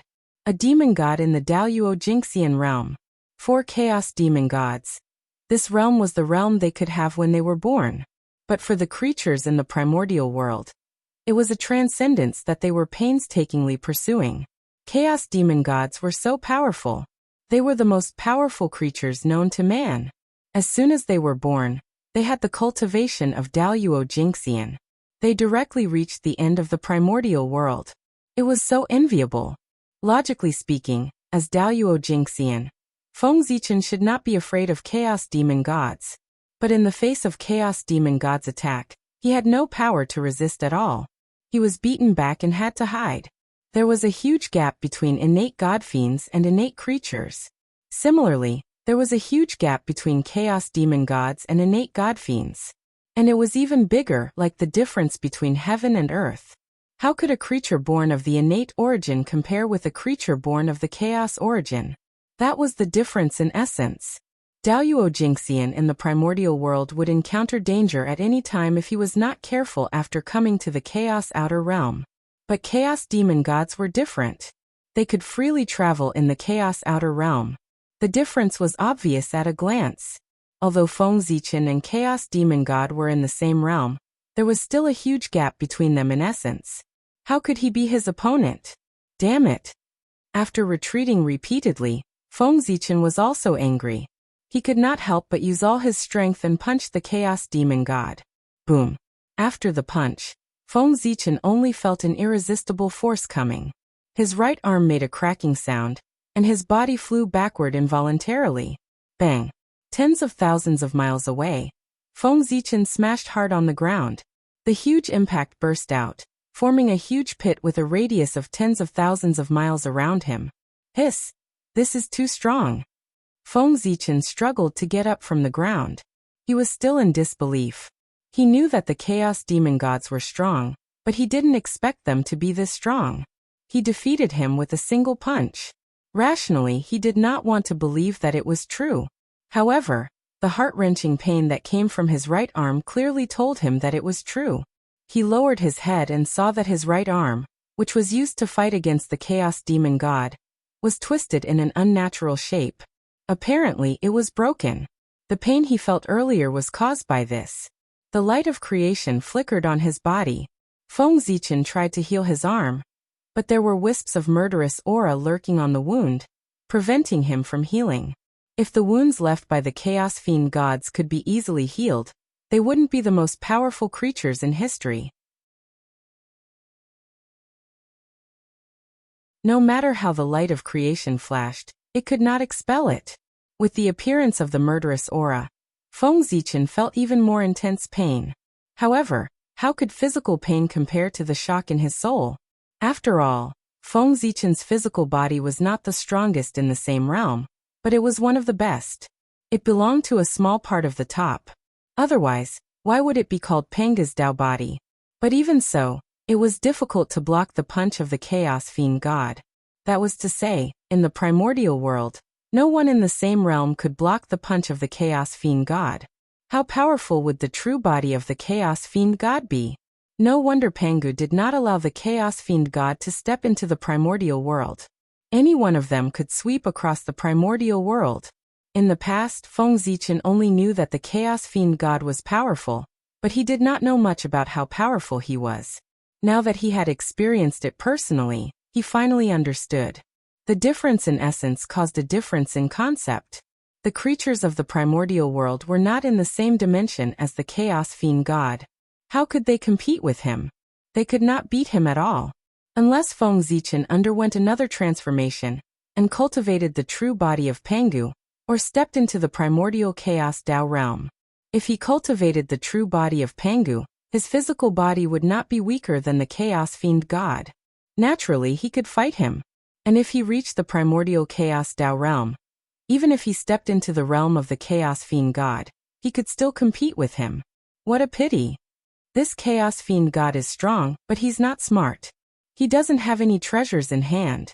When cultivators fought, they not only relied on strength, but also magical powers and magic treasures. The phantom of the demon god had the cultivation of Daluo-Jinxian, which was already extremely impressive. Feng Zichen did not believe that he still had magic treasures. Thinking of this, Feng Zichen waved his hand and summoned back Hongming Daozhong. Immediately, the aura of Hongming circulated and wrapped around his broken arm, obliterating the murderous aura. At the same time, the light of creation burst out, and his arm recovered. Then, Feng Zichen raised Hongming Daozhong and smashed it hard at the Chaos Fiend God. Dong. The violent impact, accompanied by the melodious sound of the bell, caused huge ripples, and directly sent Feng Zichen flying. At the same time, Hongming Daozhong flew back faster than it came. But the fate of the phantom of the demon god was not much better. He also flew back, and an obvious mark appeared on his body, which was left by Hongming Daozhong. He was injured. Speaking of which, Hongming Daozhong's essence was the highest, and was equal to the great Tao. Feng Zichen could not hurt the Chaos Fiend God, but he could. Haha. Again. Seeing that Hongming Daozhong was useful, Feng Zichen stood up, grabbed Hongming Daozhong, rushed to the side of the phantom of the demon god, and smashed it hard. Dong dong dong, dong, a series of rapid bell sounds rang. That was the sound of Hongming Daozhong smashing the phantom of the demon god. Previously, Feng Zichen was severely suppressed by the phantom of the demon god. Now that he had gained the upper hand, he naturally wanted to take revenge one by one. Fortunately, the phantom of the demon god did not have intelligence for some reason. In the face of Feng Zichen's attacks, it could only resist with all its might, and did not know how to dodge. Otherwise he would have escaped long ago. But even so, Feng Zichen did not feel good. When Hongming Daozhong hit the phantom of the demon god, the rebound force was not weak. It shook his body until it was a little numb, and he almost lost his grip on Hongming Daozhong. This body is too strong. After fighting for a while, Feng Zichen was surprised to find that the phantom of the demon god looked very miserable, but other than more marks on his body, he did not suffer any serious injuries. In other words, after fighting for so long, he only made the phantom of the demon god suffer some superficial wounds, and feel some pain. Nothing else. Realizing this, Feng Zichen's body trembled faintly. It was not fear but excitement, because he saw a trace of his future from the phantom of the demon god. Strong. Absolutely strong. The strength of his physical body was enough to sweep across the untainted land.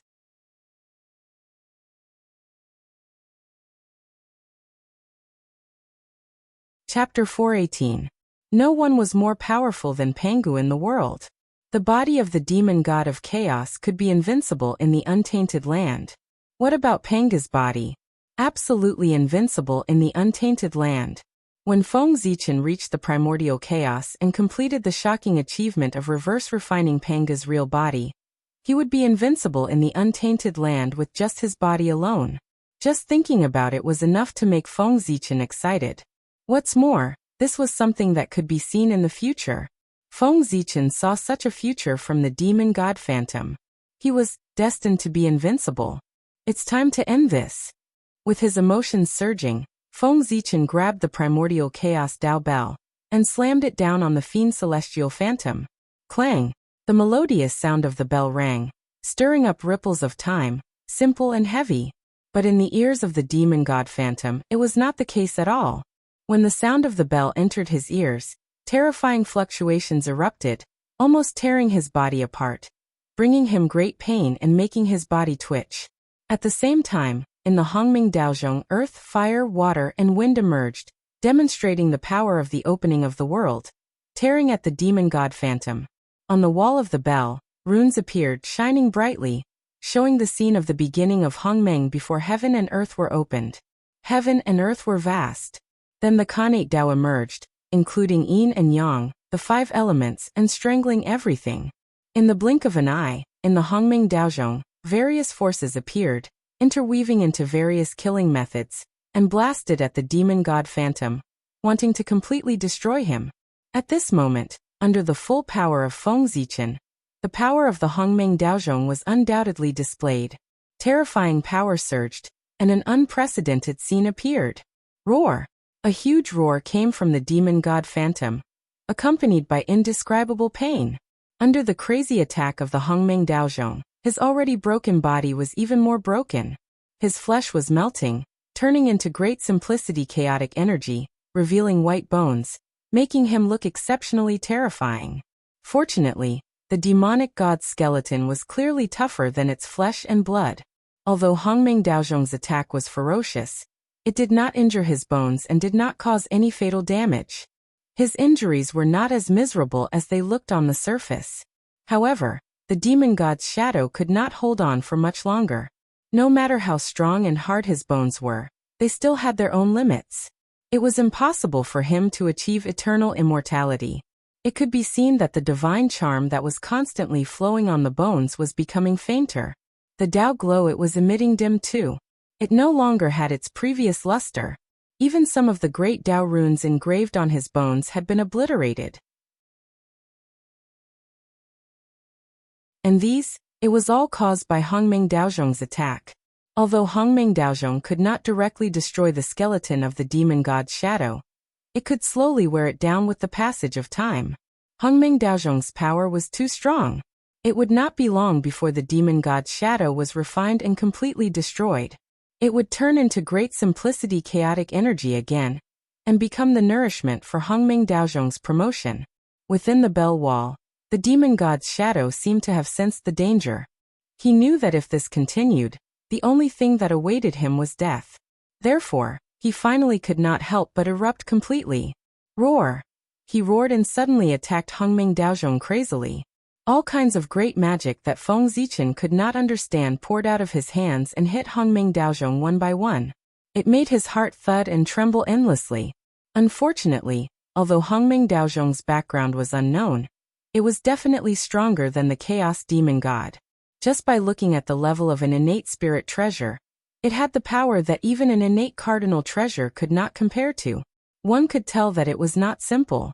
The hardness of its bell body was naturally stronger than that of the Chaos Demon God. The magic of the Demon God's shadow hit Hongmeng Daozhong's body, causing a big commotion. The earth, fire, water, and wind were swept away. The innate Tao was shattered, and the Hongmeng Qi mass was destroyed. It was really fierce. But that was it. Although the commotion was big, there was no harm at all. It was completely unable to break the bell, and could only be trapped in it, waiting for death to come. Moreover, with the attack of the demon god's shadow, Hongmeng Daozhong trembled violently. A powerful counterforce came, stronger than the magic of the demon god's shadow. It hit his body one after another, causing fatal damage to him. How could the mystery of Hongmeng Daozhong be described in a few words? Any attack that landed on his body would be countered with even greater power. Otherwise, how could he show his strength? Crack! The demon god's shadow did not understand this and immediately suffered a great loss. His incomparably hard divine bones were directly cracked by the huge counterforce. And as he attacked more and more, the counterforce increased, and the power of each attack was stronger than the previous one. When the demon god's shadow finished a set of magic, the counterforce had accumulated to a terrifying degree. A vast power erupted, sweeping everything and shaking the demon god's shadow into pieces. How pitiful! The invincible demon god's shadow was actually indirectly killed by his own magic. It was really lamentable. Otherwise, Feng Zichen would have to spend a lot of effort to kill him. This could be considered as saving him a lot of trouble.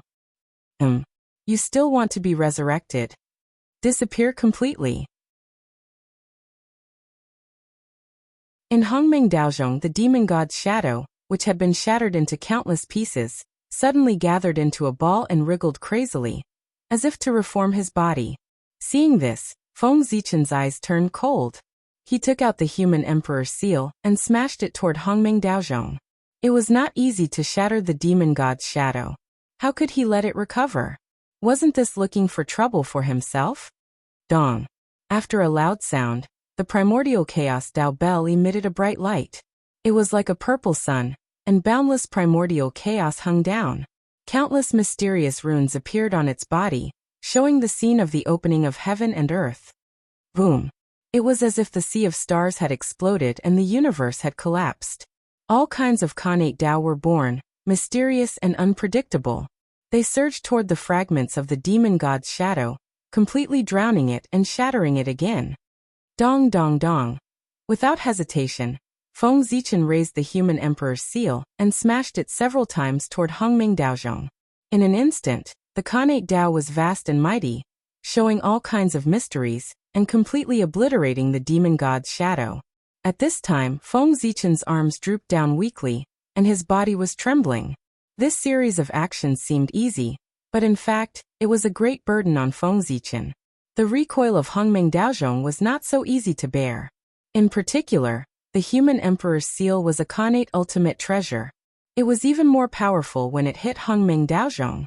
Otherwise, how could it kill the demon god's shadow? If Feng Zichen was not the master of Hongming Daozhong, he would have been smashed to pieces with just one blow. He would not be any better than the demon god's shadow, or even worse. But fortunately, the demon god's shadow was finally dead.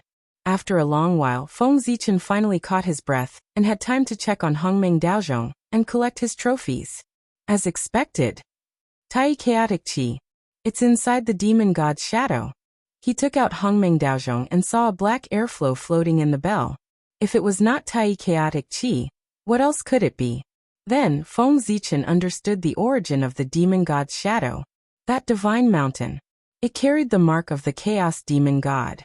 It looked ordinary, but once it was in danger, it would absorb Tai Chaotic Qi and summon the demon god's shadow to kill the enemy. Refine. Shaking Hongming Daozhong lightly, Feng Zichen spat out a word coldly. Immediately, Hongming's qi surged out, drowning and devouring the Tai Chaotic Qi, turning it into nourishment for his own promotion. However, this ball of Tai Chaotic Qi was still too little. After completely devouring it, the primordial chaos Dao Bell did not obtain too many benefits. Other than its own spiritual light becoming brighter, there were no other changes. Of course, this result was not out of Feng Zichen's expectations.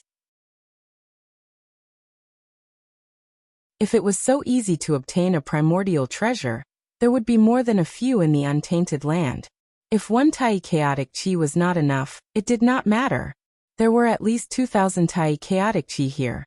If he devoured all of them, it should be enough, right? Thinking of this, Feng Zichen turned his head to look at the other mountains. The rest of the Tai Chaotic Qi was hidden in these mountains. If he guessed correctly, these mountains were the same as the previous one. They were also the incarnations of the demon god's shadow. Before Feng Zichen could verify it, what happened next confirmed his guess. Among the mountains, one of the mountains suddenly shook violently, and then turned into a powerful demon god's shadow. It raised its fist and charged at Feng Zichen. Haha. Good. Perhaps because he had just killed a demon god's shadow, Feng Zichen was a little arrogant. In the face of this brazen demon god's shadow, not only did he not dodge, but he even took the initiative to attack. Boom. Feng Zichen opened his 5 fingers and clenched them toward the sky. The qi of the 5 elements flowed and turned into a huge 5-colored handprint. At the same time, the Tao of the primordial 5 elements hung down, and behind it, there were 5 terrifying demon god shadows. They were imprinted on the huge 5-colored handprint to enhance its power. It was the 5 emperors' great divine skill, the primordial 5 elements handprint. And it was an enhanced version built with the 5 elements chaotic demon god as the foundation. Go. After the primordial 5 elements handprint was formed, Feng Zichen waved his hand and directly blasted at the demon god's shadow. Boom! The handprint carried the primordial 5 elements power and the rules of heaven and earth. It fiercely blasted the demon god's shadow, causing it to stagger and temporarily stop its advance. You're courting death. However, before Feng Zichen could rejoice, he saw the demon god's shadow stand up and roar with a face full of anger. It directly shattered the primordial 5 elements handprint. This, on the other side, Feng Zichen looked at this scene with a face full of shock.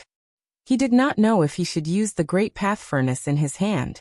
This demon god was so fierce. It was even stronger than the previous one. The small arrogance that had been caused by killing the demon god's shadow disappeared without a trace at this moment. There was still an insurmountable gap between him and the chaotic demon god.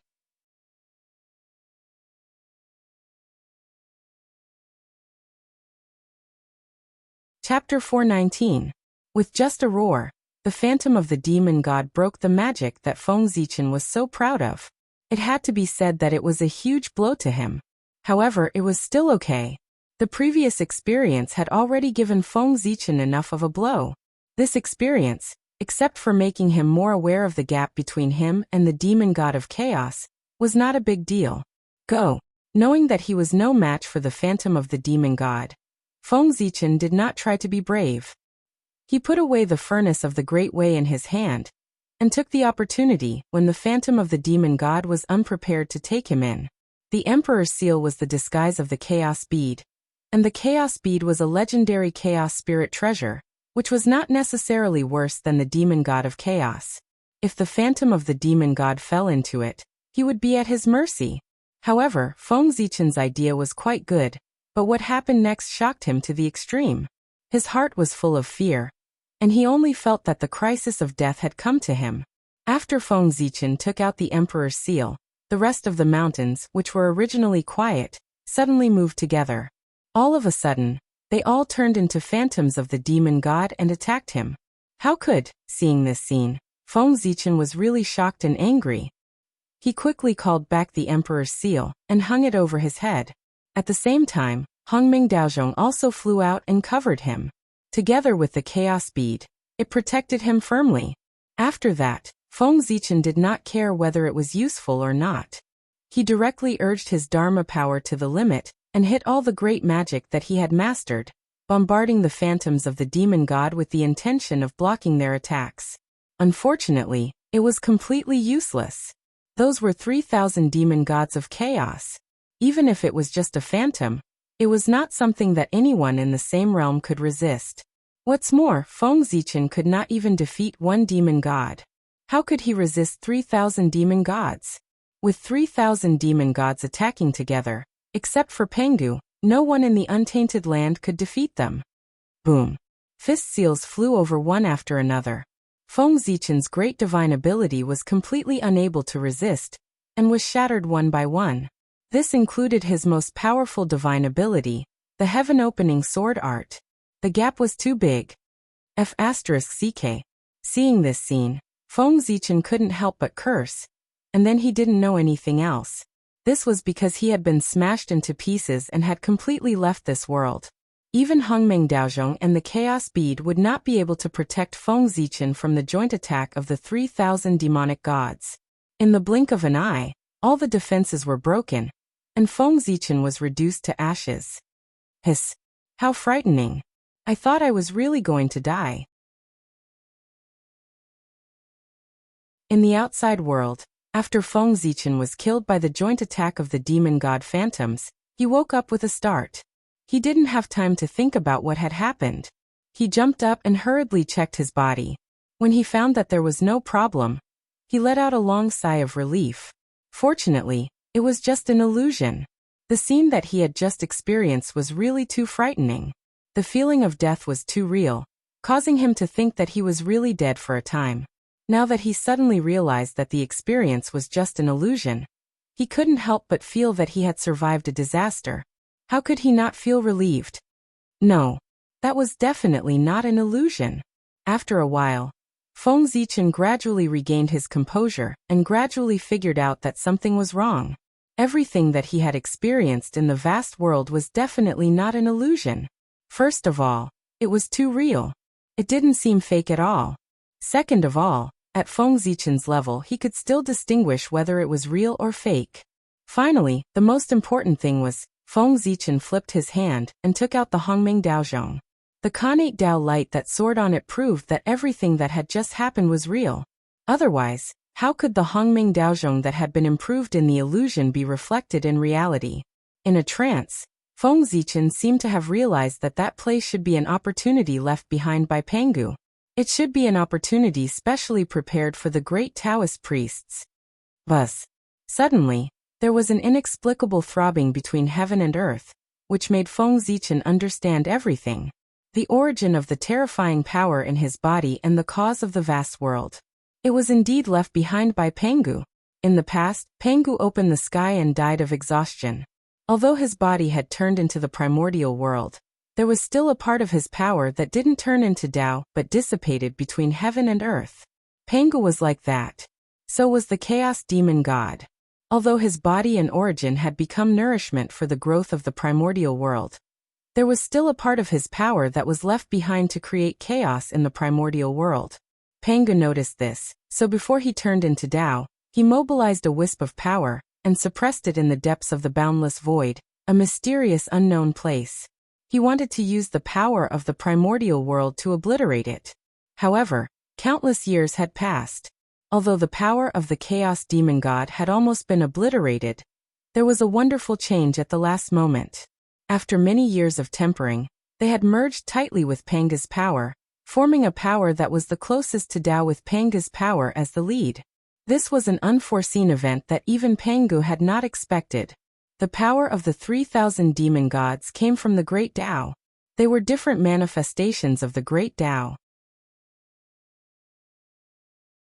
It was not an exaggeration to say that their combined power was the power of the great Tao. Moreover, the power that could still be preserved under the obliteration of the power of the primordial world was probably the purest part of it, the essence of it. Obliteration was only obliteration if used well. If not used well, it would become a training. It was a blessing, not a disaster. It was also because of this that this power could be preserved. Because the power of the primordial world could no longer obliterate it. The essence was too different. However, the will of the chaos demon god was completely obliterated with the help of Pangu's will. The rest, it was an extremely pure power of the great Tao. However, although its essence was extremely high, in reality, there was not much left. It was far from being comparable to back then. After all, it had been obliterated for so many years. Therefore, Pangu had hidden it and treated it as an opportunity for the great Taoist priests. Today, by chance, it was obtained by Feng Zichen and became the foundation of his Daoyuo Jingxian's invincibility. That's right, the so-called invincibility of the Daoyuo Jingxian by the great Taoist priests was due to this power. The great Taoist priests was a Dao immortal, not a realm. Without the help of external forces, how could he have unparalleled combat strength? In addition, the so-called not much power left was compared to the power of the chaos demon god. Naturally, it was nothing. However, in the primordial world, it was a power second only to the primordial chaos Dao realm. Otherwise, it would not have been used as a reward by Pangu for the great Taoist priests. Moreover, this was not the greatest use of the power of the great Tao. Its greatest use was to help its master break through to the primordial chaos Dao realm. External forces were external forces after all. Even if he could be brave for a while, he could not be unstoppable for a while. If he indulged in it, he would eventually be implicated by it. Pangu's realm was high, so how could he not understand this point? Therefore, after leaving behind the power of the great Tao, he gave it another meaning. To help others break through to the primordial chaos Daoyuo Jingxian. It was definitely not a simple matter to attain the Tao. It was not something that could be achieved naturally when one's realm reached a certain level. It involved all aspects. Just like back then, when Feng Zichen wanted to break through to the primordial chaos Daoyuo Jingxian, he had clearly reached a certain level, but because of the lack of congenital origin, he had been unable to break through for a long time. The primordial chaos Daoyuo Jingxian's breakthrough also involved congenital origin, and it required more than one could imagine. The saints could attain the Tao so easily not because they had accumulated enough, but because the heavenly Tao had directly imbued them, saving them the time to accumulate. However, this was not without a price. One of the reasons why saints could not break free from the heavenly Tao. Feng Zichen, on the other hand, did not have such concerns. In this world, there were not many forces better and stronger than the power of the great Tao. As for congenital origin, it was obviously not one of them. When his realm reached a certain level, Feng Zichen only needed to refine the power in his body to accumulate enough origin, and naturally become the primordial chaos Daoyuo Jingxian. Otherwise, if he relied on his own accumulation, how long would he have to wait? In theory, if he wanted to attain the Tao, he had to accumulate dermic powers for an immeasurable number of tribulations. From this, it could be seen how difficult it was to attain the Tao. After becoming the great Taoist priests, Feng Zichen could be said to have taken advantage of everything. The path to attaining the Tao had already been paved, and he was just waiting for time to pass. If news of this spread, countless people would be envious. As for the vast expanse world, its background was even greater. It had something to do with Pangu suppressing the river of time and space. The realms of Pangu and the 3,000 demon gods were unfathomable and beyond imagination. They had already reached a realm that could not be explored. The impact of the battle was naturally shocking. It was far from being as simple as it seemed. The process of the battle had long been deeply imprinted at the end of time and space. No one knew the beginning or the end, and it had been preserved since ancient times. It could appear in any time and space at any time. How could this be? If this battle suddenly appeared in a certain period of time and space in the primordial world, the damage would be great. It was estimated that just the aftermath of the battle could destroy the entire primordial world. Therefore, after realizing this, Pangu made a prompt decision. He directly used Mount Bujo to suppress the river of time and space, firmly locking this period of history at the end of the river of time and space, not allowing it to appear again. Otherwise, the appearance of this battle would be a great disaster for the primordial world. Of course, Pangu had another purpose for sealing this battle, and that was to delay the return of the Chaos Demon Gods. Imagine, if that battle appeared openly in the primordial world, and was constantly being talked about by all living beings, there might be a Chaos Demon God who obtained an opportunity and returned from the wishes of all living beings. If one could not forget it, there would definitely be an echo. This sentence was not joking in the mythological world. Sealing it could prevent this from happening. Moreover, Pangu's intention was not only that. The Chaos Demon Gods did not have a past or a future. They only had the present. However, Pangu sealed the battle of splitting open the sky and forcefully tore apart the foundation of their existence, creating a past for them. With a past, there would be one more concern, and their strength would be scattered. The resurrection of the Chaos Demon Gods would be greatly delayed. Moreover, those resurrected Chaos Demon Gods would be unable to take back their past, and their cultivation would definitely be affected, making it difficult for them to advance. This might not be the reason why the Chaos Demon Gods wanted to destroy the primordial world. From this, it could be seen that Pangu's methods were superb. The 3,000 demon gods prevented him from achieving the great Tao, causing him to have no choice but to transform the world. He pulled them into the river of time and space, making it difficult for them to cultivate. The revenge came so quickly that the Chaos Demon Gods probably did not expect it. However, the battle of splitting open the sky had a wide range of effects and a great impact. It was unprecedented and beyond imagination. How could it be sealed so easily? Although its main body was sealed, the imprint fragments left behind could still cause harm to the primordial world. Moreover, those imprint fragments also contain the unyielding fighting spirit of the Chaos Demon Gods, which made it even more troublesome. If the news spread, although it would not destroy the primordial world, it would still cause the primordial world to be riddled with holes, leaving behind irreparable damage. Pangu had no choice but to use the last of his mental power to create a mental battlefield. It swept across the entire primordial world, pulling the imprint fragments of the great battle and the unyielding fighting spirit of the Chaos Demon Gods into it, and suppressing them. In this way, the vast world was formed. Also, because this world was opened by Pangu's mental power, it belonged to the mental plane. Therefore, it had a form but no substance, and only the mind could enter this world. To put it bluntly, this was another battlefield that continued the battle of splitting open the sky, a contest on the mental plane. It was a war launched by the Chaos Demon Gods because they were unwilling to accept their death, and their indestructible spirit wanted to destroy the primordial world. Even if a person with a high cultivation level died, he could still cause a lot of trouble. Pangu had no choice but to fight. After his death, his spirit was not extinguished, and he evolved the mental realm to continue the battle with the Chaos Demon Gods. Unfortunately, the Chaos Demon Gods were no match for Pangu when they were alive, and of course, they were no match for him after their death. Not long after, they were suppressed by Pangu one by one. After Feng Zichen entered the vast world, the mountains that he saw were the result of Pangu's efforts. He intended to use the power of time to wear them down.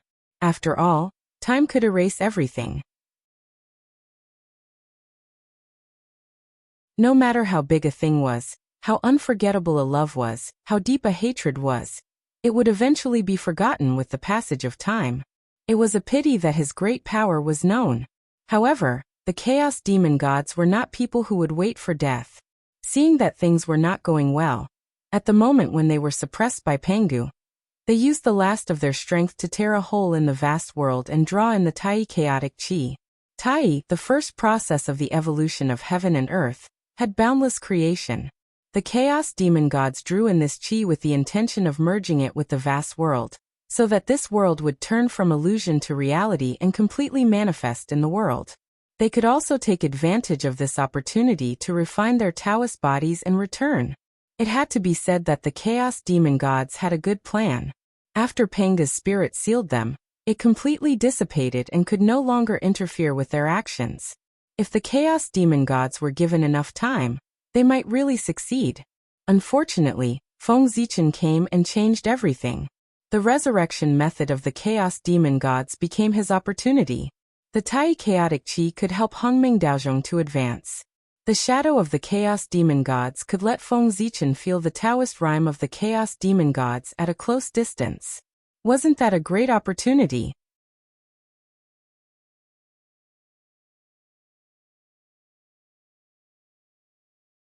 Chapter 420. In fact, if one thought about it carefully, it might have been Pengu's plan. Cultivation was not enough to rely on hard work. One had to apply what they had learned. Blindly cultivating was like building a cart behind closed doors. Sooner or later, one would fall behind others. Otherwise, how could one have great achievements? Only by applying what they had learned, and using their own Tao to verify the heaven and earth could one continue to improve. Pengu might have left this spiritual battlefield with the intention of training his successor. After Feng Zichen became the great Taoist priests, there were no more secrets in the primordial world to him. The Khanate Tao and the rules of heaven and earth were all clearly visible. He could enter the state of enlightenment at any time, and feel the mysteries of heaven and earth. It could be said that from now on, his cultivation was like the help of heaven. His rapid progress was considered slow. However, these could only increase his cultivation and make his realm advance by leaps and bounds.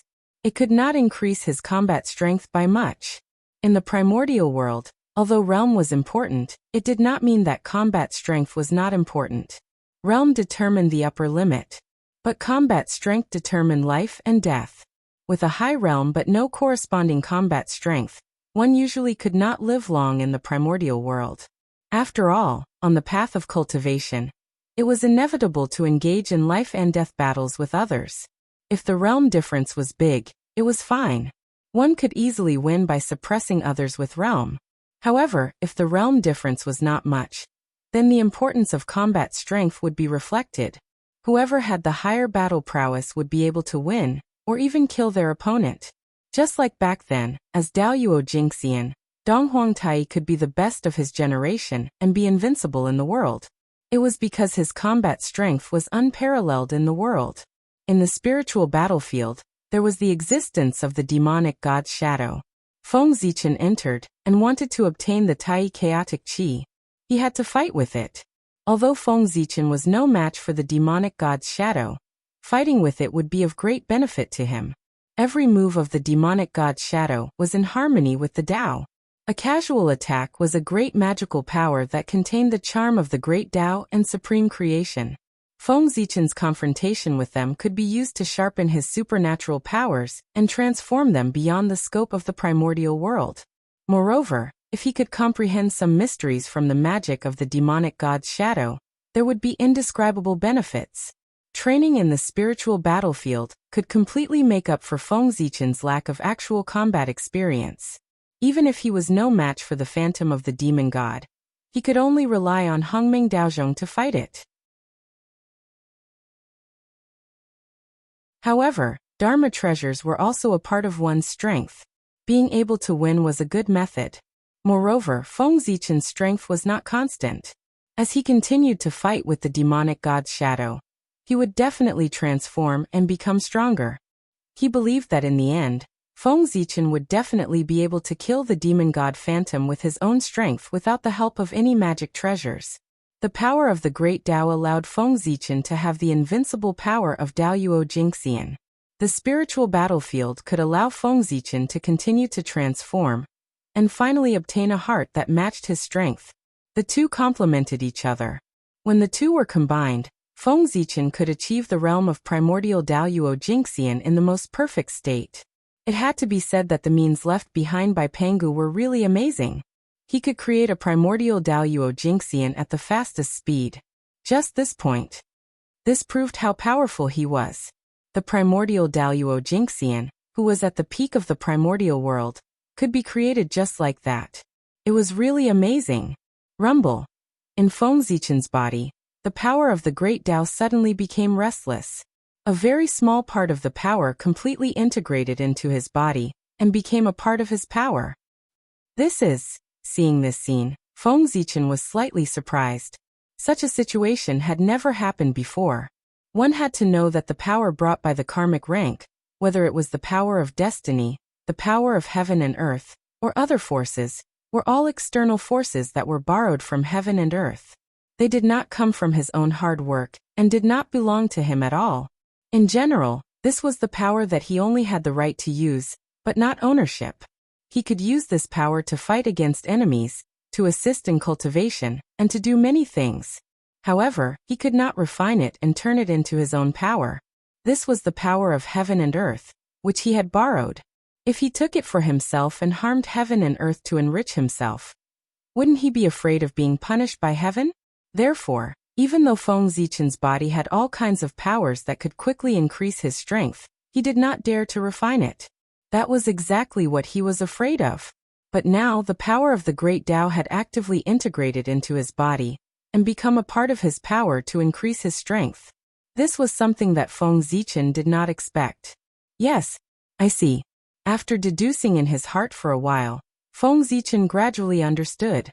The power of the Great Tao was originally the power that Pangu had prepared for him. It was the power to help him break through the primordial chaos Daoyuo Jingxian. So, this power originally belonged to him. He could refine it without worrying about the punishment of heaven. As for why the power of the Great Tao would take the initiative to separate a part of it and integrate into Feng Zichen's body, it had something to do with killing the demon god Shadow. Although this power of the Great Tao was mainly based on Pangu's power, he only occupied a very small part of it. More of it was the power of the 3,000 demon gods. And this power had an inexplicable connection with the demon god Shadow in the spiritual battlefield. Therefore, when Feng Zichen killed a demon god Shadow, the power of the Great Tao had a reaction. The power that belonged to this demon god Shadow lost its existence. It automatically integrated into Feng Zichen's body. What is this? Passing the game? There's a reward for passing every level. After thinking about it, Feng Zichen felt that this scene was somewhat similar to some of the passing games in the later generations. Every time he killed a demon god Shadow, it was like passing a small level, and he would receive a corresponding reward. After killing all the demon god Shadows, he would be considered to have passed the level, and would receive the final reward. Primordial Chaos Tao Fruit. After killing all the demon god Shadows, the power of the Great Tao would be completely controlled by him. At that time, it would be time to break through to the primordial Chaos Tao realm. This is interesting. No matter what, Feng Zichen had one more reason to kill the demon god Shadow. Whether it was for the promotion of Hongmeng Daozhong, or for his own breakthrough, he would definitely kill the demon god Shadow. As for safety, Feng Zichen was not worried about this. The spiritual world where the demon god Shadow was located was a spiritual world, not a real world. The battle there was a spiritual confrontation. Even if he died, he would not suffer much damage and would not affect his body. At most, his mind would be damaged and his spirit would be sluggish for a period of time. Moreover, the spiritual world was not as simple as it seemed on the surface. With 3,000 demon gods gathered together, how could Pangu be at ease? He must have other tricks up his sleeve. Faintly, in the depths of the spiritual battlefield, Feng Zichen felt a familiar and powerful force. That was the power that belonged to Pangu. Even if it wasn't, it had something to do with Pengu. What was hidden in the depths of the spiritual battlefield? Perhaps only after Feng Zichen had killed all the demonic god's phantoms would he know. After all, in the eyes of an expert like Pengu, only the primordial chaos Daoyuo Jingxian had the qualifications to enter the room. Unlike the primordial world, where Daoyuo Jingxian could dominate a region. Sigh. Now it seems that the hatred between me and the chaos demon god is getting deeper and deeper. I'm afraid that when they return and find that they can't do anything to Pengu, they will be the first to attack me.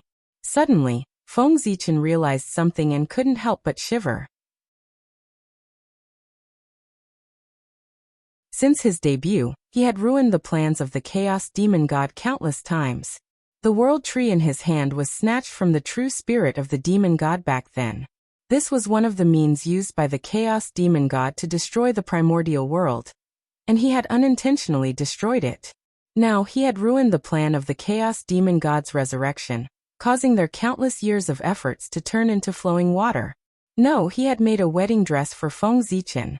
The Tai Chaos Chi was brought in from the outer realm by the chaos demon god for resurrection, but it was swallowed by Hongming Daozhong, and became the nourishment for his growth. If the chaos demon god knew about this, he would explode with anger. Even if Feng Zichen wanted to end it, they probably wouldn't agree. This hatred could not be vented without killing. Revenge, it was getting bigger and bigger. Now most of the chaos demon gods were still in a state of death, and couldn't detect what was happening in the outside world. And those living chaos demon gods were hiding in the depths of the great chaos outside the realm, and couldn't detect what was happening in the primordial world. Therefore, Feng Zichen was still safe for the time being. But if those chaos demon gods were resurrected, Feng Zichen's actions would definitely be sensed by them, and he wouldn't be able to hide it. At that time, what awaited him would be despair.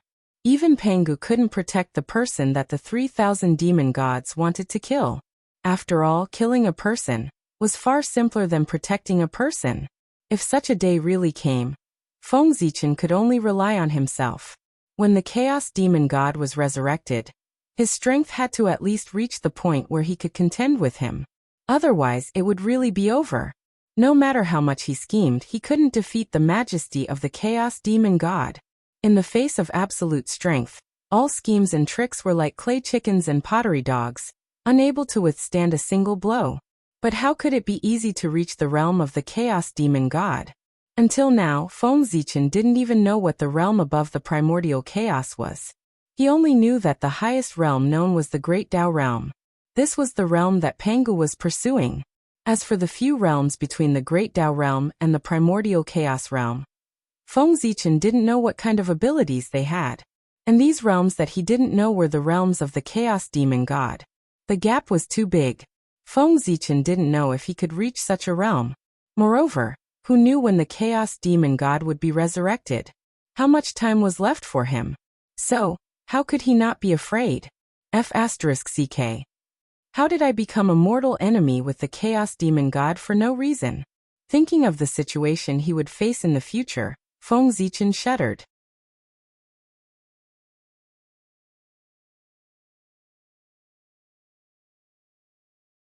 Chapter 421. That was an indescribable horror. No, absolutely not. The demon god of chaos must not be resurrected. At the very least, before I have the strength to protect myself, they must not be resurrected. As his thoughts raced, Feng Zichen made a decision in his heart. Since things could not be done, he would think of ways to prevent the resurrection of the demon god of chaos, and buy himself time to cultivate. Anyway, he had already offended him, and there was no room for redemption, so it was not a big deal. Humph. Demon god of chaos, don't blame me. I was forced to do it too. If you want to blame someone, blame Pengu. If he hadn't killed all of you, there wouldn't have been so many things after that. After snorting twice, Feng Zichen seemed to be talking to himself, but also seemed to be talking to some kind of existence in the unseen world. Sigh. Killed by the joint forces of 3,000 demon gods. In this world, other than Pengu, there is only me. According to this is still an honor. Even if I die, it's enough to be recorded in the annals of history for the world to admire. If I don't die, It'll be even more amazing. That's an achievement comparable to Panga's, enough for all living beings to worship. After all, Feng Zichen had experienced a lot of reincarnation. His mentality was already different. He quickly adjusted himself, suppressed the shock in his heart, and resumed his tranquil state of mind. He even found joy in bitterness. In this case, even if I die, it's worth it. Thinking of this, Feng Zichen seemed to have figured something out and suddenly laughed. Men in this world, don't they just want to be vigorous and famous? If they were born with grievances, in that case he might as well die. Kill. With his emotions surging, Feng Zichen seemed to have understood something. He raised the Zichen sword in his hand and directly swung it forward. This sword contained Feng Zichen's determination to be ordinary, his confidence to achieve great things, and his belief that he would not fall behind others. With this sword he strengthened his Taoist heart. They believed that they were invincible and could do what ordinary people couldn't. This was an invincible sword. Whether it was true or not was not important. At least, that was what Feng Zichen thought. However, the power of this sword was indeed extremely strong. Although it was an exaggeration to say that he was invincible in the primordial world, it was not an exaggeration to say that Daoyuo Jingxian was invincible. This was because when Feng Zichen swung his sword, he could not help but use the power of the great path in his body. Feng Zichen's strength was not enough to make Daoyuo Jingxian invincible, but the power of the great Dao could. This was the first time that the power of the Great Way appeared in the untainted land. It was released without reservation, showing the majesty of the great Taoist priests to all living beings in the untainted land, and the great mediums. The great Taoist priest's first show in the primordial world naturally had to amaze the world. Therefore, the power of this sword was extremely strong.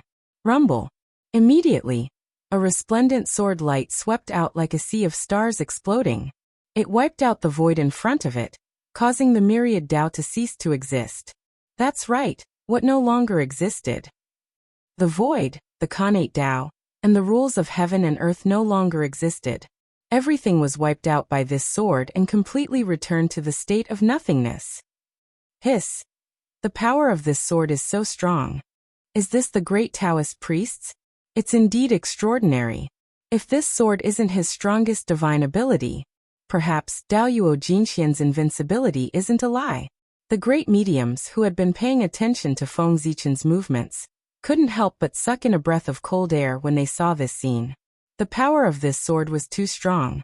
If they didn't use magic treasures, they might not be able to block it. Even the saints' eyelids couldn't help but twitch when they saw this sword. The power of this sword was enough to pose a threat to them. Although the threat wasn't great, it also showed Feng Zichen's extraordinariness. Everyone knew that the great Taoist priests was strong. After all, no matter what, that was the title of Pangu. However, they didn't expect him to be so strong. Previously, the great mediums had doubts about the strength of the great Taoist priests and thought that the legends were exaggerated. At this moment, they had no choice but to take it seriously again and have a new understanding of the strength of the great Taoist priests. The legends might not be exaggerated. That was the truth. The legend of the great Taoist priests, Daoyuo Jingxian's invincibility, came from the distant primordial era. In that era, most of the current great mediums hadn't been born yet. Naturally, they had doubts about the authenticity of the legend. More importantly, although the primordial era was ancient. However, as everyone knew, the strength of the primordial era, and even the ancient times, was far inferior to the strength of the current era. How could the Daoyuo Jingxian of the primordial era be compared to the sage to be of the current era? Therefore, some great mediums thought that the so-called great Taoist priests, Daoyuo Jingxian, was just a short person growing taller. Even if he was strong, there was a limit to his strength. It was also because of this that the great mediums didn't pay too much attention to the strength of the great Taoist priests. Instead, they focused on the effect of definitely becoming a primordial chaos. Now, Feng Zichen's sword had attracted their attention, and attracted their attention. They had to pay attention. It was fine if they didn't know that he was so strong. But knowing that he was so strong, who dared not to take it to heart? After all, he was an expert second only to a saint. His appearance was enough to affect the current situation of the primordial world and bring about great turmoil to the world. After swinging his sword, Feng Zichen's mood couldn't help but be a little better. But immediately, he realized that there were many more gazes on his body, and his mood immediately sank. No one would be happy to be stared at, let alone Feng Zichen, who was already in a bad mood. However, he didn't chase these gazes away. Instead, he raised the Zichen sword in his hand and continued to practice his supernatural powers. He had just become the great Taoist priests and hadn't completely familiarized himself with the power of the great path in his body. He could take advantage of this time to familiarize himself with it. Didn't those great mediums want to see it? Then let them take a good look. It was just right to attract all their attention and make them unable to do anything else, so that it would be convenient for him to start another plan. Set up the Yin Court. The attention of the great mediums of the primordial world was all focused on him, the great Taoist priests. Wasn't it a good time to set up the Yin Court? The great mediums took the initiative to give him this opportunity. Feng Zichen couldn't let their good intentions down. He would definitely make good use of it and strive to maximize the effect. Otherwise, how could he face them? What? Set up the Yin Court. Beside the 6 paths of reincarnation, Hutu asked in surprise. That's right. It's the Yin Court. The heaven realm has the heavenly court ruling the world, and the netherworld realm should have the Yin Court. Only then will it conform to the principle of balance between yin and yang, and be beneficial to the primordial world. As if hearing Hutu's confusion, Fengdu's incarnation explained in a deep voice. The world valued balance the most. If there was heaven, there would be earth. If there was yin, there would be yang. If there was life, there would be death. If there were men, there would be women. Then if there was a heavenly court, there would naturally be a yin court. Otherwise, yin and yang would not grow alone. There was only one heavenly court in the primordial world, and there was no yin court that opposed it. Then it would cause an imbalance between yin and yang. This was a disaster and not a blessing for the primordial world. Fellow Taoist, you're right. But this yin court is not a small matter. It's not something that Hutu can decide alone. I have to discuss it with my brothers and sisters. Only then can I make a decision. After hearing Fengdu's words, Hutu deduced for a moment and understood the meaning of the Yin Court's appearance. However, establishing the Yin Court required the power of the Magi.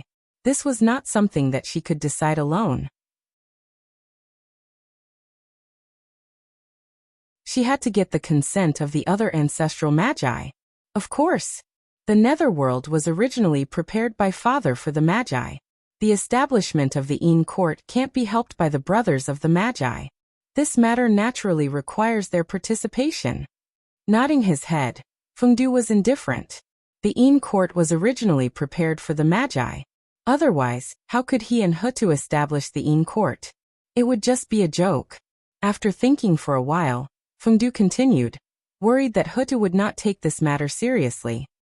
Establishing the Yin Court is not only beneficial to the primordial world, but also to the Magi. The reason why the demons can compete with the Magi is because of the heavenly court. If the Magi establish the Yin Court, they can compete with the heavenly court for the destiny of the world, and achieve the goal of weakening the strength of the demons. At that time, the enemy will be weak and we will be strong. Victory will be in our hands. Besides, at this point, Fengdu carefully glanced at Hutu and stopped talking. He silently organized his words in his heart, and thought about how to say the next words without provoking Hutu. What he had said previously was nonsense. He had chosen some pleasant words to foreshadow what he was going to say next. That was because what he was going to say next was the real reason. It was just that it was a little unpleasant. Moreover, fellow Taoist, you have transformed into reincarnation, causing the strength of the Magi to be greatly reduced. It will be difficult for the 12 divine fiends array to form. As a result, the Magi have lost their greatest trump card. Facing the demons, they no longer have an absolute advantage. They might even be at a disadvantage. If we don't establish the Yin Court to increase the strength of the Magi and fight against the demons, then the future of the Magi is worrying. After thinking for a while, Fengdu decided to tell the truth. That was because he could not find the right words. It was Huda's fault to begin with. As expected, after hearing Fengdu's words, an unnatural look flashed across Huda's face. Although it was fleeting, it was still noticed by Fengdu, who had been observing her. However, Huda did not flare up. Instead, she informed the other ancestral magi as if nothing had happened and asked them to come here for a chat. Huda also understood that she was in the wrong. After transforming into reincarnation, Huda had not let down the primordial world that gave birth to her. She had also let down all living beings. However, she had let down the magi who respected and loved her. His departure directly destroyed the great situation of the sorcerer tribe. She had even pushed them into danger. From the strong magi and the weak demons to the strong magi and the weak demons. It was so fast and so unexpected. Moreover, this was not caused by the strength of the demons. It was caused by the destruction of the Magi's foundation and the great reduction in strength. A few years ago, the Magi had made one big move after another. They were about to completely destroy the demons and unify the primordial world.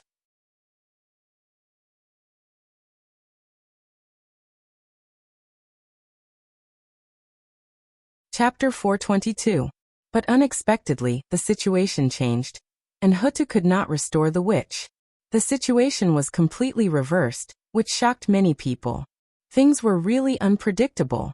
Hutu's reincarnation had a huge impact on the wizard tribe. Not to mention that the 12 divine beings killing formation could not be formed because of this. The 12 ancestors of sorcery had practiced many kinds of supreme magic to deal with the demon tribe.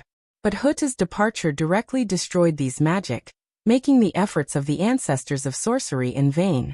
It was too late to find a replacement. The 12 ancestors of sorcery had the same origin, so they could have the same mind. They could combine to perform magic because of this characteristic.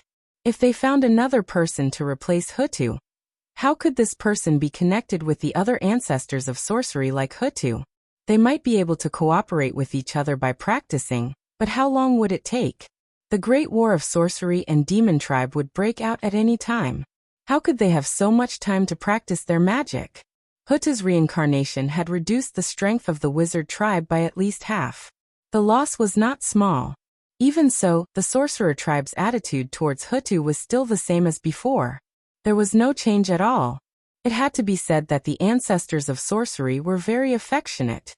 Set up the Yin court? That's a good idea. But, hearing about the Yin court, Dijiang was puzzled at first.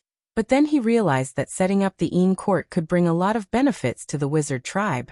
Unfortunately, after thinking about it for a while, he found something wrong with this matter. He could not help but hesitate in his heart. Big brother, what's the problem? Please speak your mind. Seeing Dijiang's hesitation, Huda thought that he had some concerns, so she asked directly. The 12 ancestors of sorcery were very close to each other. There was not so much intrigue between them, so they could speak frankly. Sister, although your method is good, you need masters to set up the Yin court. But the masters of the wizard tribe still need to guard the untainted land against the demon tribe. I'm afraid the wizard tribe can't spare too many masters to guard the Yin court. After hesitating for a moment, Dijiang said. Of course, he knew the benefits of setting up the Yin court, but it was impossible to give up the untainted land for the Yin court. It was not easy for the sorcerer tribe to drive the demon tribe from the untainted land to the 9 heavens.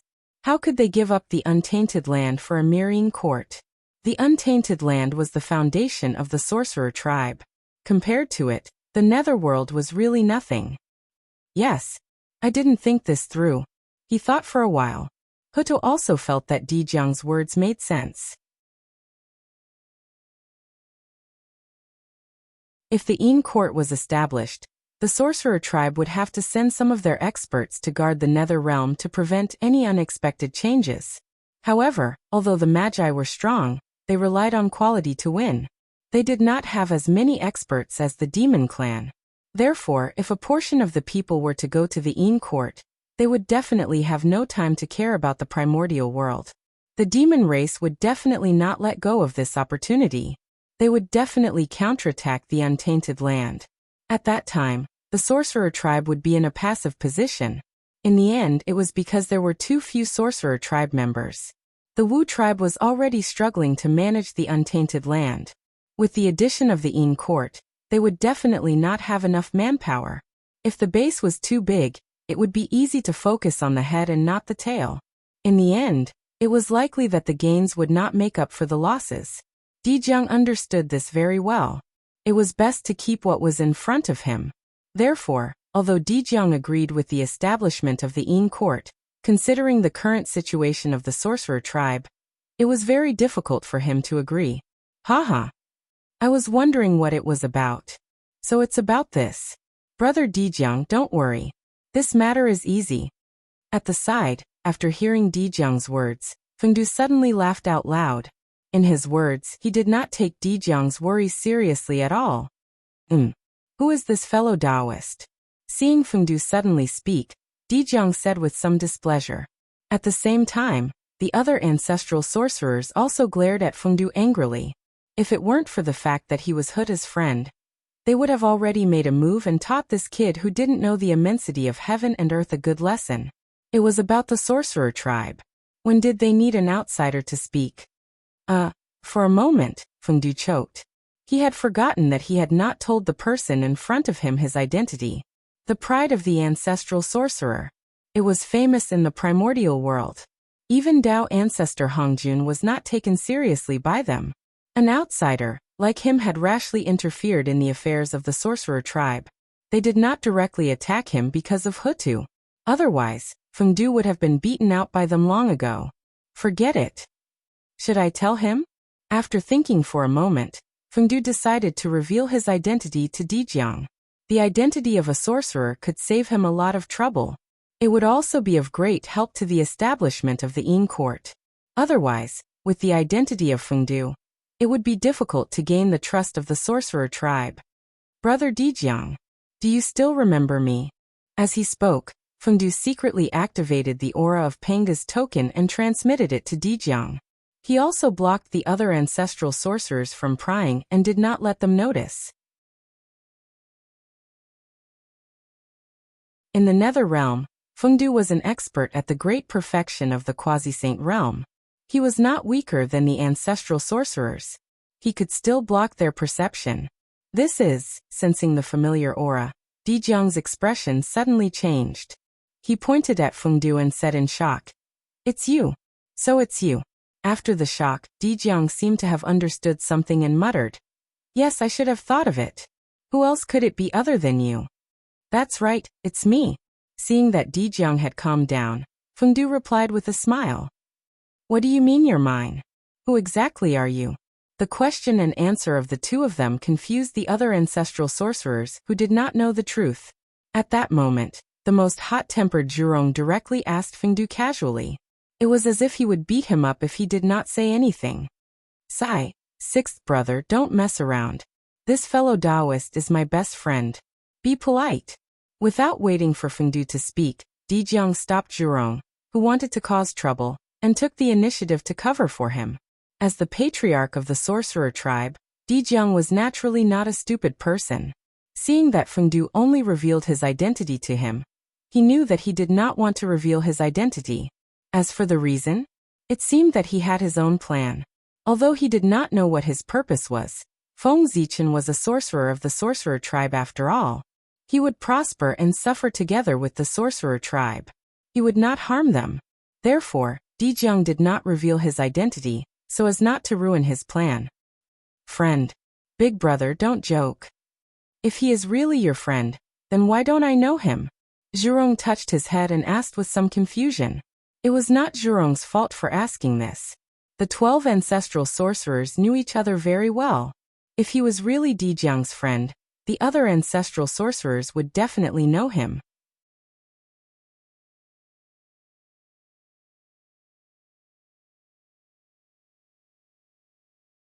Chapter 423. What do you know? This is a good friend I made in my early years. We are true friends of life and death. When I met him, you weren't born yet. How could you know of his existence? I thought that he had long retreated from the world. I didn't expect him to come out again. As he spoke, Dijiang made a sorrowful expression, as if this matter was true. I see. Hearing Dijiang's words, Zhurong really believed it. Because Dijiang was the first ancestral wizard to be born. Before the other ancestral wizards were born, he was already born and went out to travel in ancient times. This was an experience that the other ancestral wizards did not have. Moreover, Zhurong did not think that Dijiang would lie to him. After listening to Dijiang's explanation, the other ancestral wizards also nodded and smiled kindly at Fengdu. Since he was Dijiang's friend, he was their friend. On the other hand, the candle dragon, the sage of the wizard race, had a strange light in his eyes. Obviously, he had guessed Feng Zichen's identity. However, just like Dijiang, he did not expose Fengdu's identity. Instead, he continued to play dumb. Fellow Taoist, you said that it's very simple for the wizard race to establish the Yin court. What do you mean? Without giving the other ancestral wizards a chance to speak, Dijiang asked Fengdu directly. Fellow Taoist, you forgot. The Netherworld has the Lady of Earth guarding it. Who would dare to cause trouble here? Therefore, establishing the Yin court doesn't require the wizard race to send out many experts. What we need is to send some people over to maintain the normal operation of the Yin court. By the way, arrange a few great experts to support the Yin court. Fengdu smiled and replied. With the Lady of Earth, even if a saint came, he wouldn't be able to cause any trouble in the Netherworld. It could be said that after the Yin court was established, it would be extremely stable. However, the establishment of the Yin court would definitely require a large number of people and some experts to maintain the facade. Therefore, Fengdu had set his sights on the sorcerer tribe. That makes sense. Nodding, Dijiang said. Then let's establish the Yin court. Reincarnation was established by the Lady of Earth. The experts guarding the Netherworld should be selected by the Lady of Earth tribe. As for the clansmen who maintain the Yin court, the 12 tribes will each provide a portion. Is that okay? With a plan in his heart, Dijiang directly arranged it. Very good. Dijiang's words were in line with everyone's thoughts. How could they disagree? No matter how good the Netherworld was, it was not as good as the primordial world. Moreover, the Netherworld was not good for him. There were probably not many Magus experts who were willing to stay in the lifeless Nether realm. In addition, Ancestral Shaman was not willing to let his experts leave the tribe and go to the Nether realm. Although the relationship between the shamans was good, there was still competition. Otherwise, why would there be 12 tribes? With one less master, the strength of the tribe would be weakened. Who would be willing to do that? What about the master of the Yin court? As the master of Samsara, Goddess Hotu has to guard the 6 paths of reincarnation. She has no time to deal with the Yin court. Therefore, we still need to choose a ruler of the Umbral court. Fellow Taoists, who is willing to take up this position? Fengdu couldn't help but ask after seeing Dijiang talking for a long time without getting to the point. Yin court. Most importantly, he was the master of the Yin court.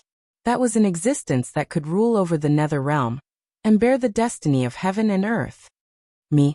No. There are still a lot of things that we need to deal with in the primordial world. We don't have time to manage the Yin court. Upon hearing Fengdu's suggestion to let them be the masters of the Yin court, the ancestral shamans waved their hands and refused. The primordial world was vast and boundless. It was impossible to measure it with reason. Even the heaven realm and the nether realm together were not as vast as the primordial world. Therefore, every ancestral shaman ruled a vast territory that was even larger than the nether realm. They had no time to manage the Yin court. Fellow Taoist, you have nothing to do anyway. In my opinion, you should be the master of the Yin court. Suddenly Dijiang suggested. As a shaman, Feng Zichen was suitable for this position. It's not impossible. He thought that even if the ancestral shaman didn't want to be the master, he would let the first-generation great shaman do it. However, Feng Zichen didn't expect that Dijiang would recommend him. Of course, he couldn't refuse. How could he refuse the benefits that were delivered to his door? Although Feng Zichen's original plan was to let the shaman clan experience a calamity for the future generations, However, plans couldn't keep up with changes.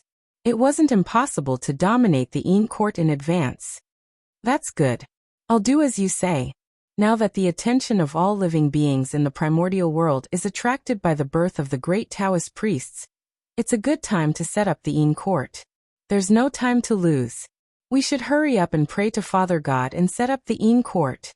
Feng Zichen wasn't a wishy-washy person. After making a decision in his heart, he immediately began to act. Fellow Taoist, you're so impatient. Then let's do as you say. We'll set up an altar and worship Father God. Di Jiang waved his hand and took out the altar used by the shaman clan to worship Pangu from the Panga Hall.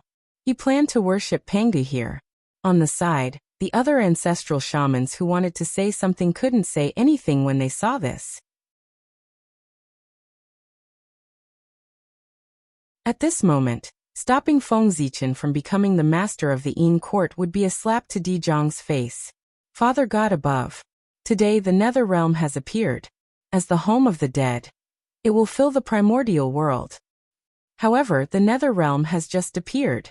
It is extremely chaotic and the rules are incomplete.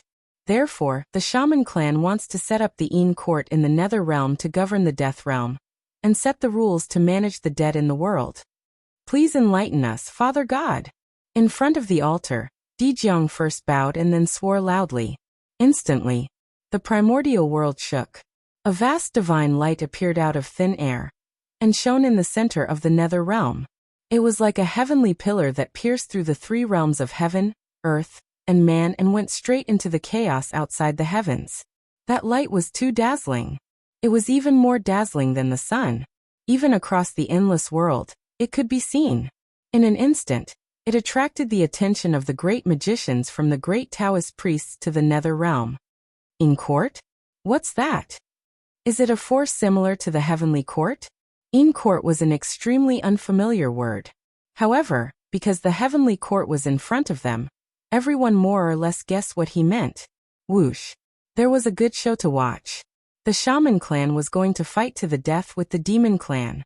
Even the foundation of the Demon clan was going to be dug out.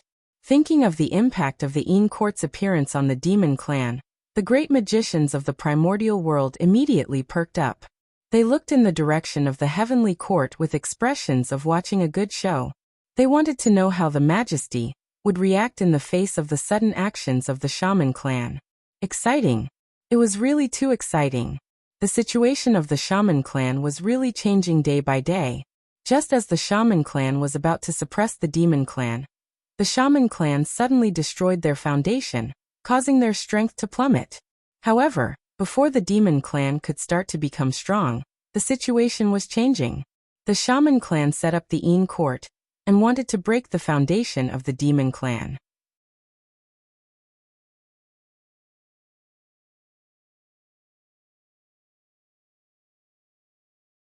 Chapter 424.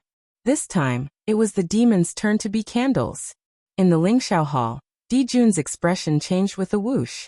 It became extremely gloomy and ugly. Boundless flames of fury surged around his body, shattering the void and distorting the laws of nature. Bang! The Magi deserved to die. Di Jun roared angrily as he smashed the glass cup in his hand. Instantly, a terrifying aura filled the air, suppressing the Yao gods below to the point of suffocation. Powerful. Incomparably powerful. Compared to the previous great Magi demon war, Di Jun had become even stronger. Just the aura he emitted was enough to make Daoyuo Jingxian unable to resist.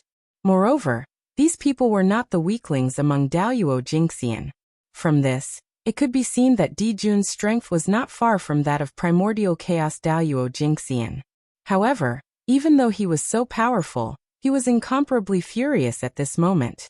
That anger was not only directed at the Magi, but also at himself. Di Jun hated it. He hated the Magi for stopping him from achieving the Tao. He hated the Magi for establishing the Yin court and sharing the destiny of the heavenly court. Just now the Yin court was established.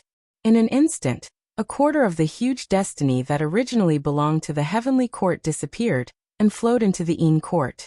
How could Di Jun not hate this? Ever since the establishment of the demon race, they had experienced countless hardships and countless battles. However, they had never suffered such a great loss like today. A quarter of one's providence was a price that was enough to make the demons suffer, even when they were almost exterminated by the Magi last time. The demon race did not suffer such a great loss. The pain of having their bones dug out was greater than this. Of course, Dijun hated himself even more. He hated himself for being useless and unable to do anything to the Magi. If he could be invincible in the primordial world, why would he be afraid of the Magi? Why would he be afraid of the 12 ancestral Magi? It was because he was not strong enough. Shame. A great shame. When the demon race was at its weakest, we had never been so severely injured.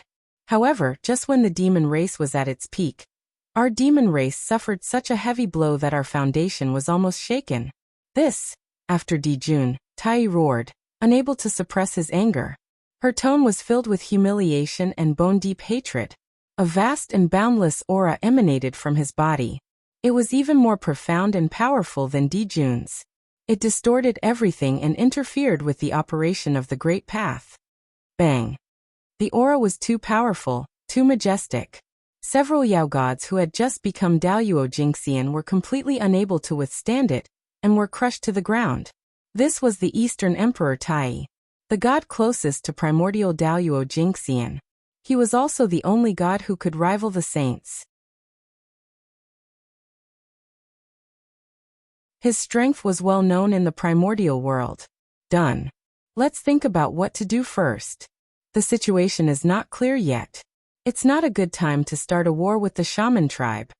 At this moment, Fuxi said. As his voice fell, a gust of spring wind seemed to blow in the Lingxiao Hall.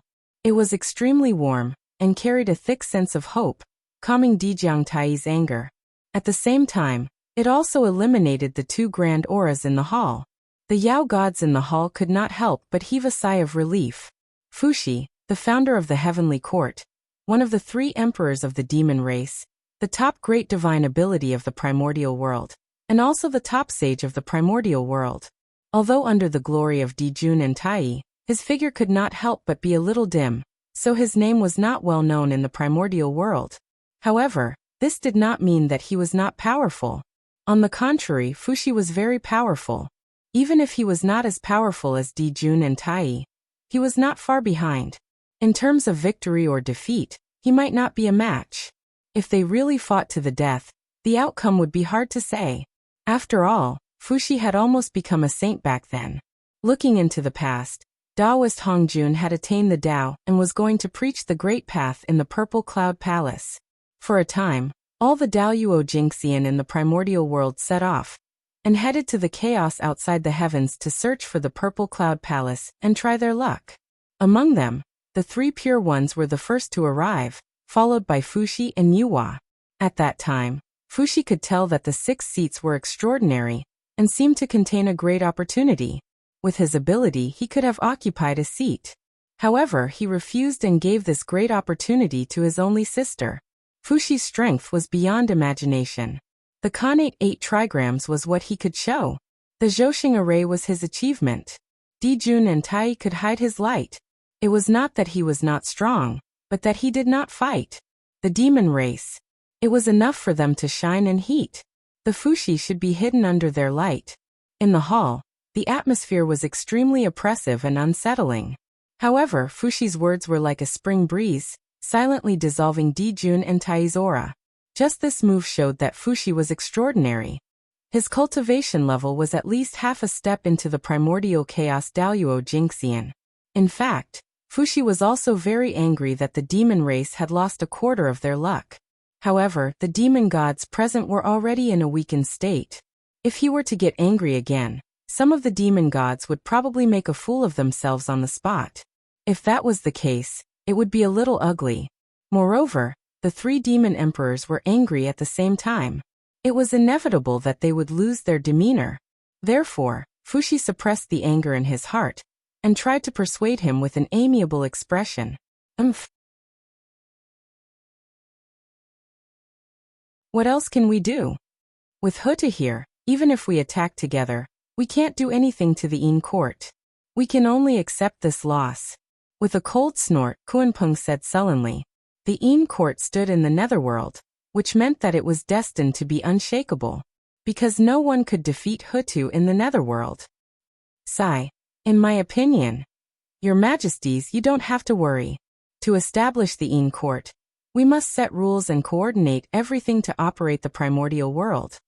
However, the wizard race has developed limbs and simple minds. They are simply a group of boorish men. It's no problem for them to fight, but if they are allowed to rule the world, there will definitely be chaos. We demons don't have to interfere in the Een court at all. We can sit and watch the wizard race do what they want. I believe that it won't be long before the netherworld becomes chaotic under the rule of the wizard race. In the end, the netherworld will even riot because of this, causing the dead to be uneasy and disturbing the order of the primordial world.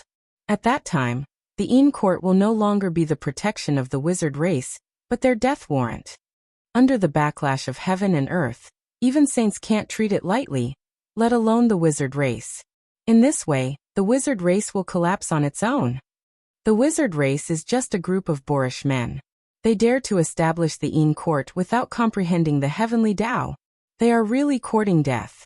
Seeing that the three emperors had calmed down, Baizé walked forward and began to analyze the pros and cons of the wizard race establishing the Een court in front of everyone. From what he said, the wizard race establishing the Een court was not only useless, but also self-destructive. It sounded like a joke. However, everyone thought about it carefully and felt that what Baizé said made sense. Therefore, they all agreed.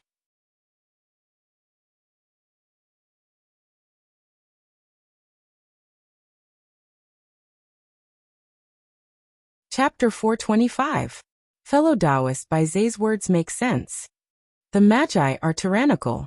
They don't know the heavens, nor do they respect the earth. They are all disliked by the heavenly Tao.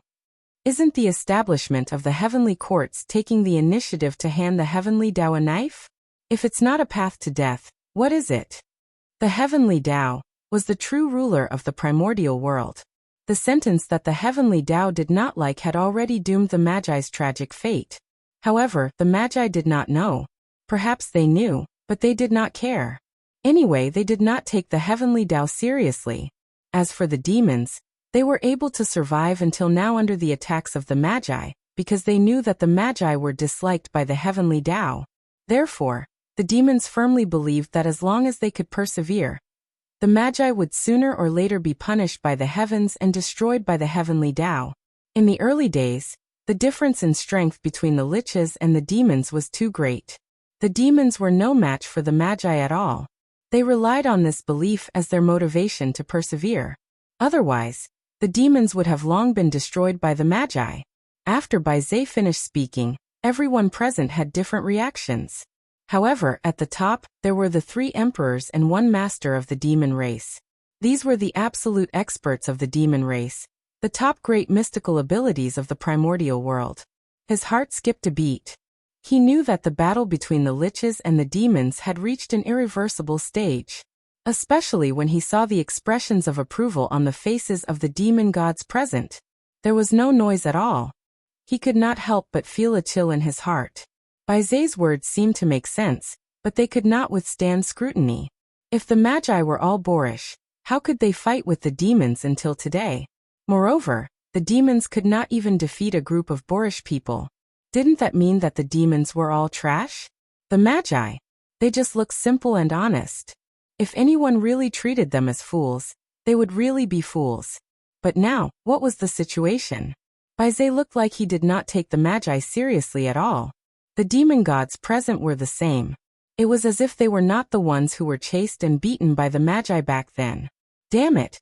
If the Magi were really so easy to deal with, why did the demons hide in the heaven realm and not live in the primordial world?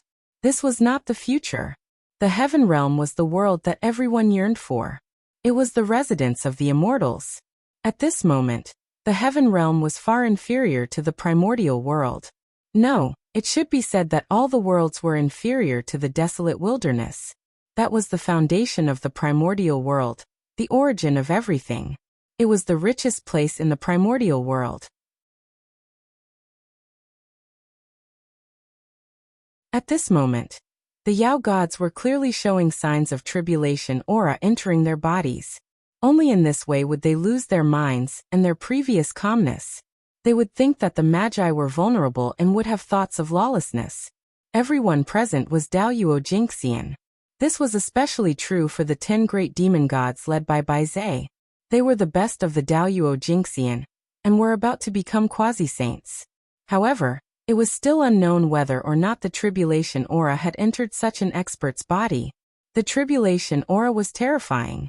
From this, one could see the general situation. Of course, even so, it was still not enough to surprise Dijun, Tai, Fuxi, and Kuanpeng. How strong were they? They had experienced all kinds of storms and waves. Just the tribulation aura entering their bodies was not enough to move them. What really moved them was that the tribulation aura was so vast that it almost covered the entire heaven realm. This was the sign of the impending cataclysm. At the same time, it was also a sign that heaven and earth could not tolerate. The conflict between the two magi had reached the point where even the heavenly Tao could not stand it anymore. It had specially sent down the cataclysm to force the two races to fight. At this time, even if the demon race did not want to fight, they had no choice. Under normal circumstances, these Yao gods respected Dijun and the others and obeyed their orders. However, with the tribulation aura entering their bodies, Dijiang and the others' restraint on these demon gods was not as good as before. They might not listen to the orders of Dijun and the others. Your Majesty, the Yin court has just been established. It will definitely be chaotic and unstable. Our demon race should send people to sneak in and lie low to wait for the future. Seeing that Dijun and the others did not speak, Bai Zhe thought that his analysis had been agreed by them, and hurriedly continued to suggest a plan. After saying that, Bai Zhe had a smug look on his face. He was proud that he could come up with such a plan. However, he did not see the look of pity in the eyes of the 4 people at the head of the table. Looking at Bai Zhe's current appearance, he no longer looked like a wise man of the demon race. He was completely bewitched by the tribulation aura, and had lost his previous wisdom. Yes, I already know about this. You may leave first. I will consider it in my heart. Seeing the current appearance of the demon gods, Dijun's anger disappeared. He only felt a deep sense of powerlessness. He waved his hand and dismissed the demon gods. How could a man fight against the heavens? If this was the will of the heavens, what could he do? Yes. When the demon gods heard this, they bowed and were about to leave the Lingxiao hall. At this moment they heard Tai say, Bai Zhe, Yingzhao, Fei Lian, Shangyang, Qin Yuan, Jiuing Guiche, Xiai Tai Fei Dan Jimeng, the 10 of you stay. I have something to tell you. The 10 demons that Tai had named were the 10 famous demon gods in the future. They were also the strongest among the thousands of Daoyuo Jingxian of the demon race. After all, Tai cherished talent. He could not bear to see them be completely bewitched by the tribulation aura, and create a tribulation, turning their cultivation into flowing water. Therefore he planned to lend them a hand. Your Majesty Donghuang, what orders do you have for us to stay? After all the demon gods had left, Bai Zhe asked respectfully. Tai looked at the 10 demons quietly and did not reply. Instead, he took out the Donghuang bell, and gently rang it. Clang. The simple and heavy sound of the bell rang. It was like the roar of the great path. And the sound of the great path lingered. It was also like the singing of the gods, expounding the great path. It echoed in the Lingxiao hall, and in the hearts of everyone. When the bell entered their ears, it was like a thunderclap, exploding in the minds of the 10 demon gods. It caused them to shiver, and their minds to go blank. Suddenly, the 10 demon gods came to their senses and spat out a mouthful of dirty blood. Their faces were extremely pale, and it was obvious that they were injured. However, their eyes were incomparably clear, and they were no longer as confused as before.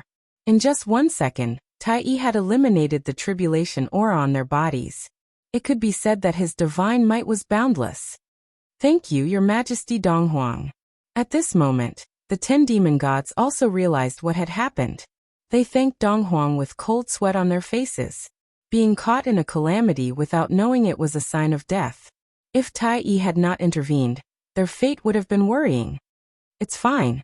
I only eliminated the tribulation aura for you, but I did not eliminate your tribulation. This tribulation is too big. The entire demon clan is in it. Therefore, there is nothing I can do. From now on, you must be careful.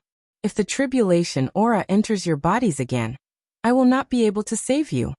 Tai waved his hand, indicating that they did not need to worry. This time, Tai could help them get rid of the tribulation aura, but next time he would not. Moreover, Tai was also deeply involved in this tribulation. If they wanted to transcend the tribulation, they still had to rely on themselves, who could protect others for a lifetime.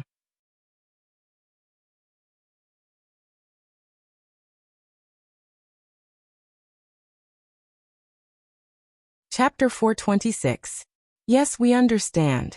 Nodding, the 10 demons thanked him with a big bow. Okay, if there's nothing else, you can leave and heal your injuries. Tai waved his hand and said. Yes. The 10 demons left as they were told. Sigh. Looking at the backs of the 10 demons, Fushi suddenly sighed. His realm was far beyond what the 10 demons could compare to. Naturally, he could see things that the 10 demons could not see. In his eyes, the 10 demons were all enveloped by black air currents. That was the tribulation aura, which could enchant the mind. With the help of Tai, although the 10 demons had removed the tribulation aura in their bodies, they still had not passed their tribulation. Therefore, in the void, there was still an endless stream of tribulation aura surging towards them. They were waiting for them to lose their minds and continue to pollute their minds. Although Tai was strong, he could only treat the symptoms, not the root cause. It was because of this that Fushi sighed. Second brother, why do you have to do this? Everyone has their own fate. Why do you have to interfere? To change their fate, you have to bear the corresponding karma. It's not good for your cultivation. In the Lingxiao Hall, Dijun said to Tai helplessly. Tai had removed the tribulation aura of Baizhe and the others, which was equivalent to changing their fate. He had to bear some karma for it. If it were any other time, some karma would be nothing to Tai. But now he was about to break through. It was the time to end all karma and pursue the fusion of primordial energy. Rashly interfering with their fate would definitely cause an unknown impact on his breakthrough. Moreover, Tai was also involved in this tribulation. Helping the 10 demons meant bearing a part of their tribulation.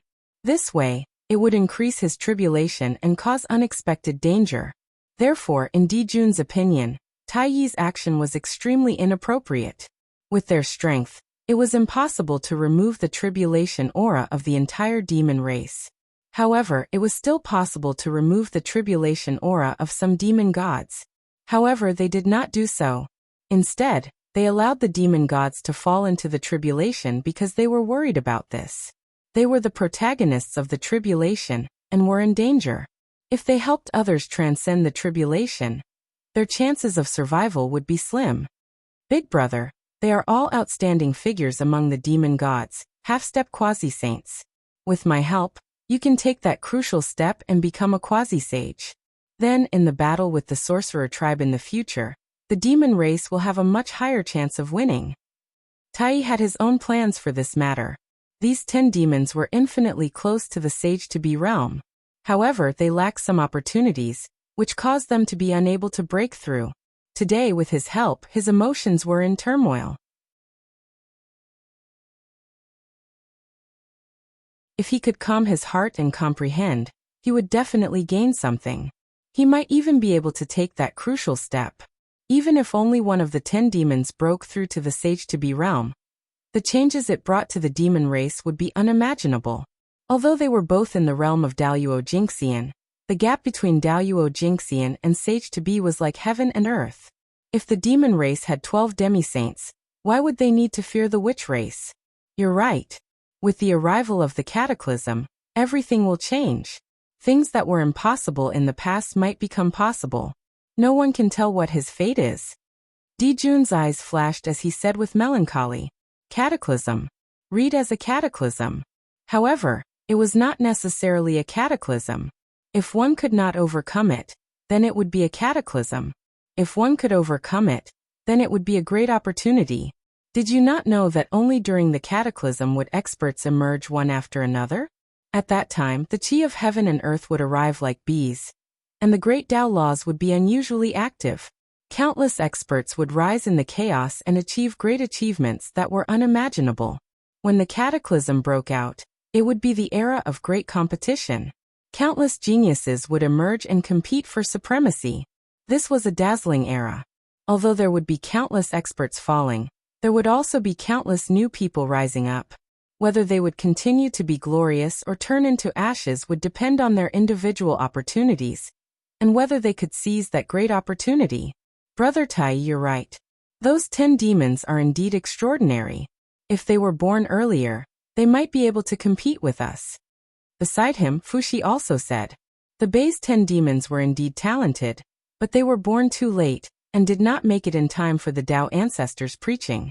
As a result, they were still hesitating in the Daoyuo Jingxian, and had not become demi-saints.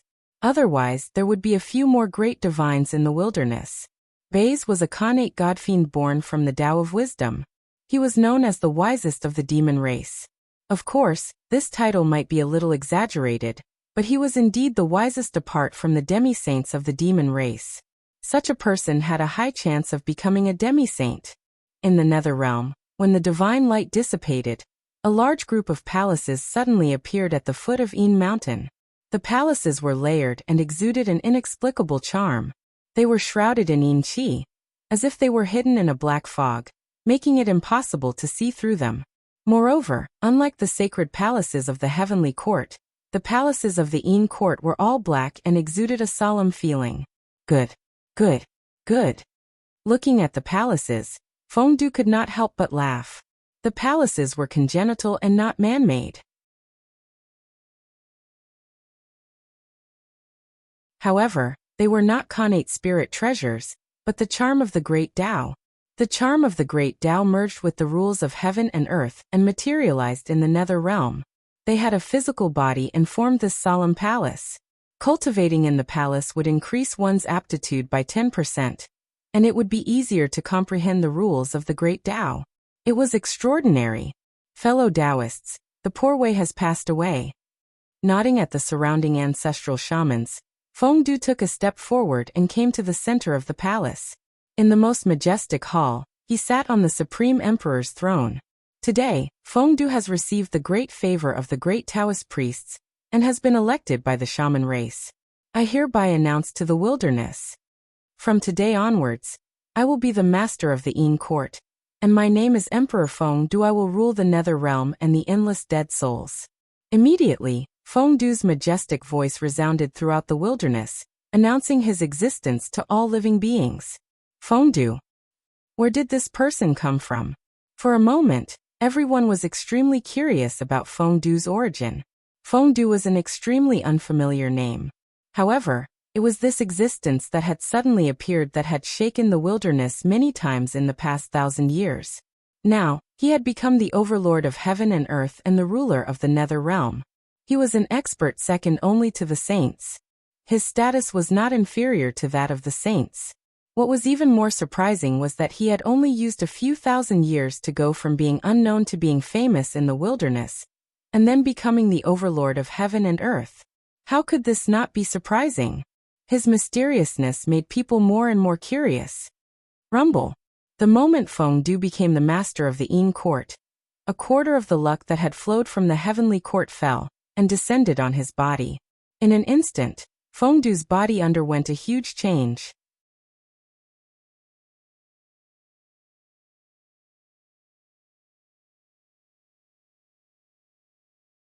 Chapter 427. This change was not a change in strength, but his comprehension of the Tao. Fengdu's strength had long reached the limit of a quasi-saint. He could not advance any further. Only by becoming the primordial chaos Daoyuo Jingxian could he accommodate more strength. However, with the destiny of heaven and earth that he had now, it was obviously impossible for him to enter the legendary realm of primordial chaos. Therefore, after the destiny of heaven and earth entered Fengdu's body, it found that it could not increase his strength, so it expanded his horizons and enhanced his comprehension of the Tao, allowing him to observe the world from a higher perspective. In Fengdu's eyes, the world suddenly changed. Everything was constructed by Tao patterns and appeared in front of him in the most essential form. The mysteries of heaven and earth were all in it. At this time, Fengdu was only 1 or 2 levels weaker than the Taoist priest Feng Zichen's perspective. It could be said that it was extremely extraordinary. Why did the people pursue the destiny of heaven and earth? That was it. Even if he did not use the destiny of heaven and earth to increase his cultivation, he could still assist in his cultivation. This was the strongest cultivation treasure in the primordial world. Buzz, the destiny of heaven and earth added to his body, bringing changes to Fengdu. In his body, the imperial seal of Fengdu suddenly trembled violently. It flew out of his body and floated in front of him. Rumble. In the next moment, the power of heaven and earth came and gathered on the imperial seal of Fengdu, causing its level to soar. In the blink of an eye, it reached the limit of an innate spirit treasure, and became a supreme grade innate spirit treasure. This treasure that was born with the destiny of the netherworld underwent an astonishing transformation, as Fengdu became the lord of the netherworld. It became one of the strongest innate spirit treasures in one fell swoop. Strong. The seal of Fengdu represented the supreme authority of the netherworld. It had the ability to dominate life and death. It was easy to imagine how powerful it was. Fellow Taoists, now that the Yin court has been formed, I still lack some helpers. I hope that you can help me. After everything calmed down, Fengdu walked out of the hall and said to the ancestral shamans, without the experts of the shaman race to support them, wouldn't the Yin court become the joke of the primordial world with just the big and small cats of the ghost path? In the vast netherworld, not to mention the Daoyuo Jingxian, even the Tai Jingxian couldn't take it out. If word got out, who would think highly of the Yin court?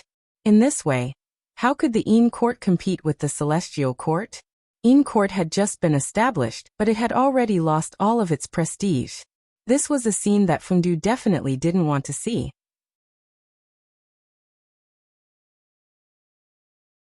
Therefore, after stabilizing the Yin court, Fengdu immediately went to the 12 ancestral sorcerers and urged them to quickly send people over. The Yin court has just been established, and it can't be without powerful experts. I'll ask Xing Tian to come over and assist you. As soon as Fengdu finished speaking, Huta sent out Xing Tian to show her support. Xing Tian, a Khanate Grand Magus, was born from Panga's heart. He could be said to be a top-notch Khanate god. He was the most powerful being in the Hutu tribe aside from Huta Hutu.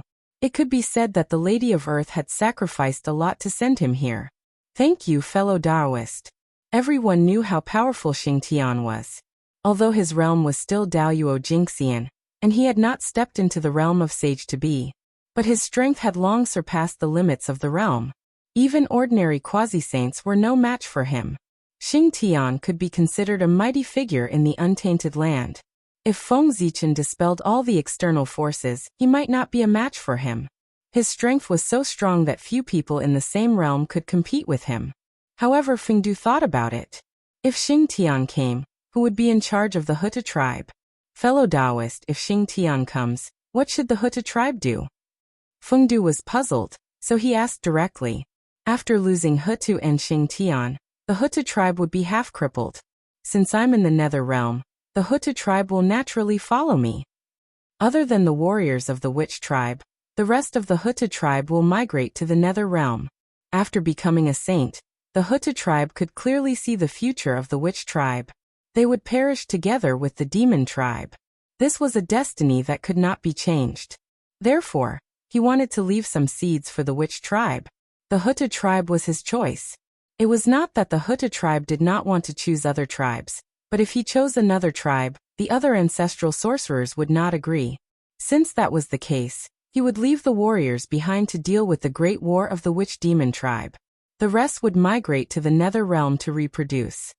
That's good. Fengdu nodded at the Huta tribe and looked at the other ancestral sorcerers. To be honest, the Huta tribe alone was enough to maintain the operation of the Yin court. But who would have too much time on their hands? Well said, well said. Later, I will select a portion of my clansmen and send them to the nether realm. This was all agreed upon earlier. Of course, Dijiang would not act at the last minute. It's all here. Thank you, fellow Taoists. After thanking everyone again, Fengdu bid farewell and left. The Yin court had just been established, and there were still a lot of things waiting for him to deal with. How could he have time to chat with others? How would the Yin court operate? How would the witch tribe be arranged? How would the power be divided?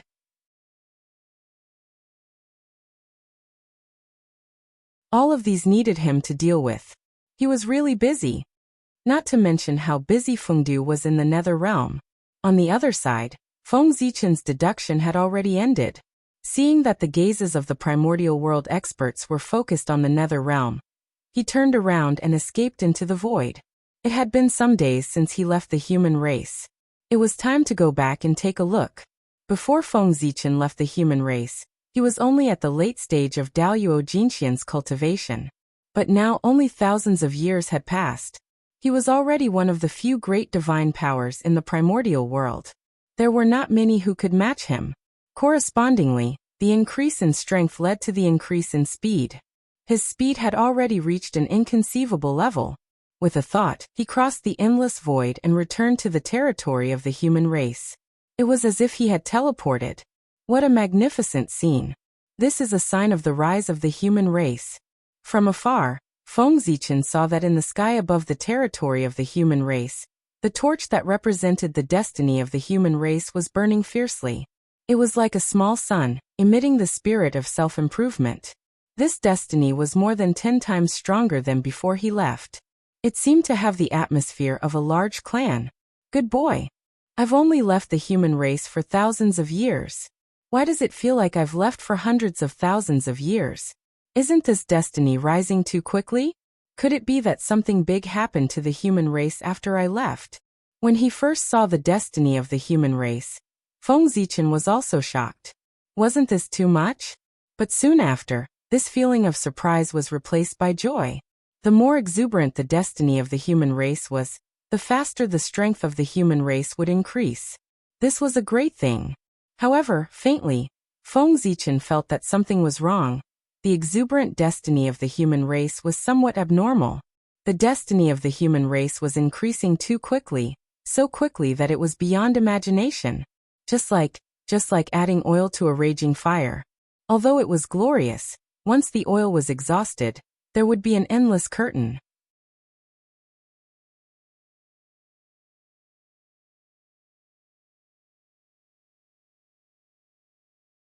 Chapter 428. Let's go back and take a look. With doubts in his heart, Feng Zichen couldn't help but quicken his pace and walk towards the human imperial court. After Earth turned into reincarnation, the demon clan's massacre of humans was not far away. The changes in the human clan might be related to this. However, after leaving the human clan for a long time, Feng Zichen didn't directly return to the human imperial court. Instead, he hid himself and looked around the human clan's encampment to observe the changes in the human clan in recent years. Why are there so many foreign clans? After taking a few steps, Feng Zichen realized that something was wrong. Under his senses, in the human clan's encampment, other than the grand and imposing aura of the human clan, there were also many foreign clans' auras. This meant that other than the human clan, there were also many foreign clans stationed in the human clan's encampment. This is interesting. With a thought, Feng Zichen took a step forward and directly arrived at the human clan's encampment. In fact, with his realm, if he wanted to know what had happened to the human clan in recent years, he could know everything with a casual deduction. However, anticipation came from the unknown. If everything was concluded by deduction, what fun would there be in life? Playing in the mortal world was also a form of cultivation. As expected, after arriving here, Feng Zichen discovered that there were many foreign clans among the people coming and going. They were talking and laughing with the people around them without any ill feelings.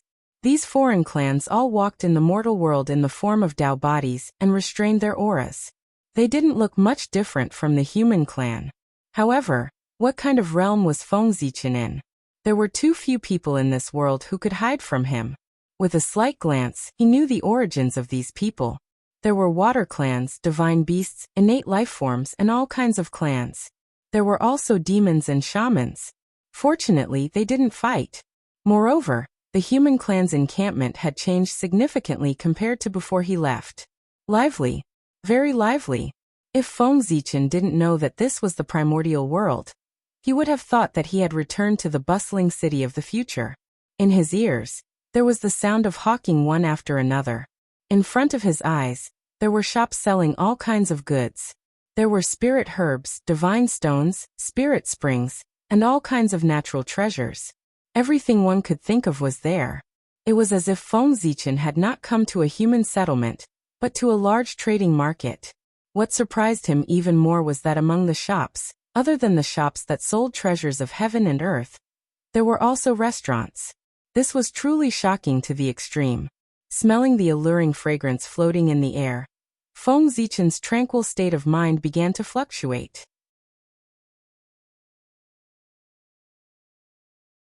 How nostalgic! He had not eaten for a long time. With mixed feelings, Feng Zichen slowly walked forward, passing through street after street, walking aimlessly. However, the strange thing was that the surrounding pedestrians did not notice his existence at all. Even when Feng Zichen walked past them, it was the same. Feng Zichen did not feel irritated in the middle of a busy city. Instead, he felt a sense of familiarity.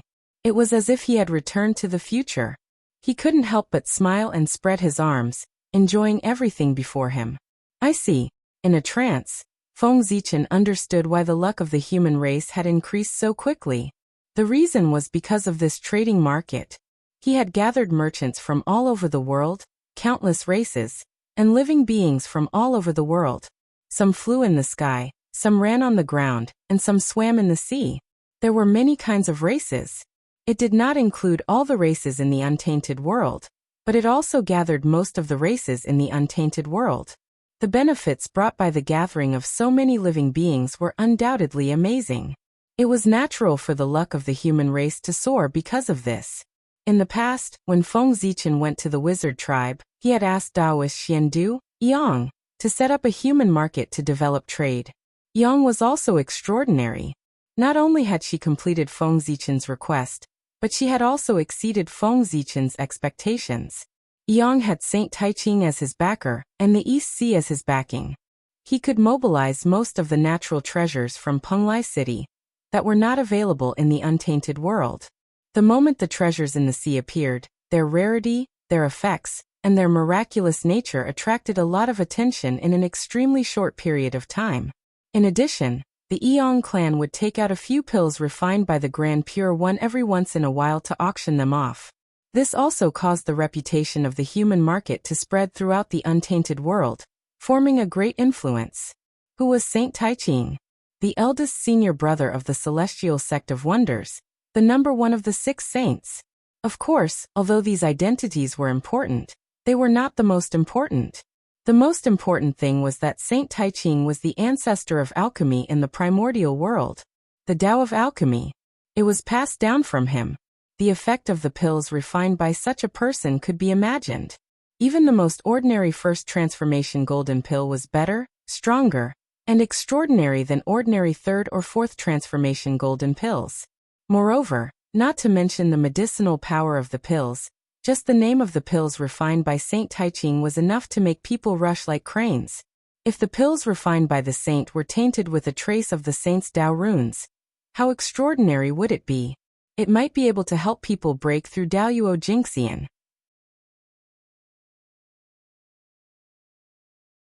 Therefore, after Eong took out the pills refined by Saint Taiching, the human market immediately became popular, attracting countless experts of the untainted world.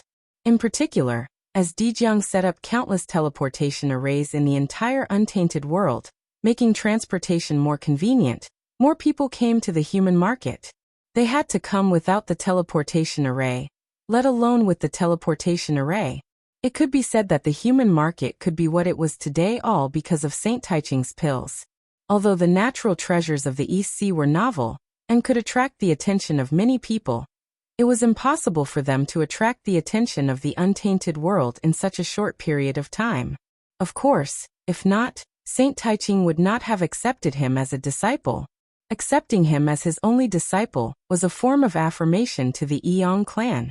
With the development of the human market, it also led to the development of the surrounding areas.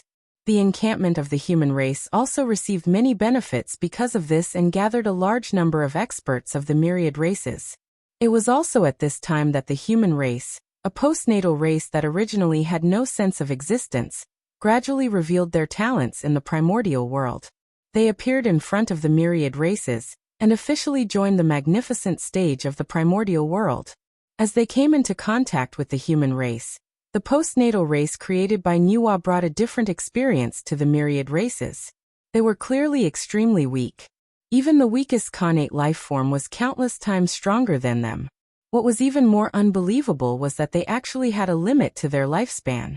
They had to live, grow old, get sick, and die. In fact, some humans could not even absorb the connate chi when they were born. It was really unbelievable.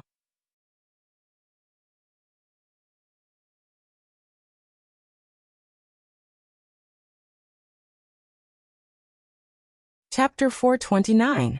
This unbelievable scene was truly an eye-opener for all the Xiantian life forms. However, it was such a weak creature that had the creativity that the connate life forms did not have.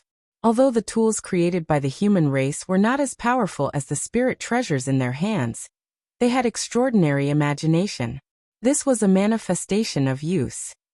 It did not have the Tao and principles of the connate, nor did it have unfathomable abilities, but it had extremely valuable practicality that involved all aspects of life. This was called the postnatal Tao. That's right. From the human race, these connate life forms discovered another cultivation civilization that was different from the connate Tao. They were far from being as powerful as the connate Tao, but they were simpler than the connate Tao, easier to comprehend, and easier to reach a high realm. More importantly, the postnatal Tao had an additional practical value compared to the connate Tao. The connate Tao was the principle of heaven and earth, the principle of the world. The postnatal Tao was a principle that was created by humans. It was a principle that the descendants had summarized from the connate Tao. It was a use of the connate Tao. The connate Tao was high and mighty, while the postnatal Tao was hidden in the mortal world. This might be the reason why the postnatal Tao could prosper. Of course, although the postnatal Tao was good, it was far from being as powerful as the connate Tao. Logically speaking, it was true that it could arouse everyone's curiosity, but it was strange that it could arouse everyone's curiosity. After all, the connate Tao was the hope of achieving the Tao. However, that was in the past. Ever since Feng Zichen turned the postnatal Tao into the connate Tao, and turned the postnatal Tao into the connate Tao, he had created another connate Tao for the primordial world. Everything had changed. The post-celestial Tao, which was usually not worth mentioning, suddenly became popular. Countless cultivators fought to cultivate it. They wanted to be like Feng Zichen and turn the post-celestial Tao into the pre-celestial Tao, becoming the master of a Tao. It did not make sense that Feng Zichen, a postnatal life form, could achieve such a great feat that no one had ever done before. They, the connate life forms who were more noble than him, could not do this. In short, the postnatal Tao was popular in the primordial world. Although they still couldn't shake the position of the Xiantian Tao, there were many talented cultivators who cultivated the Xiantian Tao along with the Xiantian Tao. Compared to the connate Tao that had spread throughout the primordial world, the postnatal Tao had only just been born. It was far from entering the stage of eruption like the later generations. Their numbers were indeed limited. Therefore, as the only pre-world race and the gathering place of the pre-world Tao, human beings became the first choice for some pre-world Tao cultivators. Moreover, Feng Zichen had appeared in the human race. It was hard for him not to attract attention. Yes. Why are there so many people? Unknowingly, Feng Zichen came to the door of a restaurant. He instinctively looked forward, and could not help but be surprised. This restaurant's business was booming. There were no empty seats in the restaurant. There were even some people waiting outside. This was a sign of booming business. The people inside were eating meat and drinking wine in big mouthfuls. They were really happy. This wine was no ordinary wine. Instead, it was brewed from the primordial 5-spike fruit. Tens of thousands of years had passed since he obtained the connate 5-grain fruit. After so many years of painstaking cultivation by the human race, It had long been popularized among the human race, and became their food. Seeing that there were more and more connate 5-grain fruit, Feng Zichen could not help but have other thoughts and use it to brew wine. In theory, Feng Zichen did not know how to brew wine, even though he came from the later generations, and was in the era of information explosion. However, if he was not a person who specialized in this field, young people would not pay attention to these things. At most, they would occasionally see some related information when browsing the information. However, it was this one-sided knowledge that allowed Feng Zichen to brew wine. And it was good wine. The golden immortal of the great all-embracing heaven was so extraordinary. He only needed some residual information to deduce everything he wanted to know. Of course, Feng Zichen could brew good wine not necessarily because of his skills. Perhaps it was because the connate 5-grain fruit was extraordinary. The connate 5-grain fruit contained the power of creation of the connate 5 elements and could improve a person's aptitude. The wine brewed with it naturally inherited this characteristic and had better effects. After all, wine was also one of the essences of food. Feng Zichen might not know how to brew spirit wine, but the wine brewed with the connate 5-grain fruit was spirit wine and had extraordinary effects. If the method to brew spirit wine in the future was born, it would be inspiration from this. Unfortunately, wine had already existed before Feng Zichen was born. Otherwise, he would have been able to obtain a portion of merit and occupy the position of the wine ancestor. However, Feng Zichen brewed wine for himself to drink, not to sell. Other than a small portion that he gave away, most of it was hidden by him. However, as he brewed more wine, the method of brewing wine could not be hidden. He did not know who learned it and sold it. This 5-grain wine could improve a person's physique and strengthen the origin. It was a rare treasure.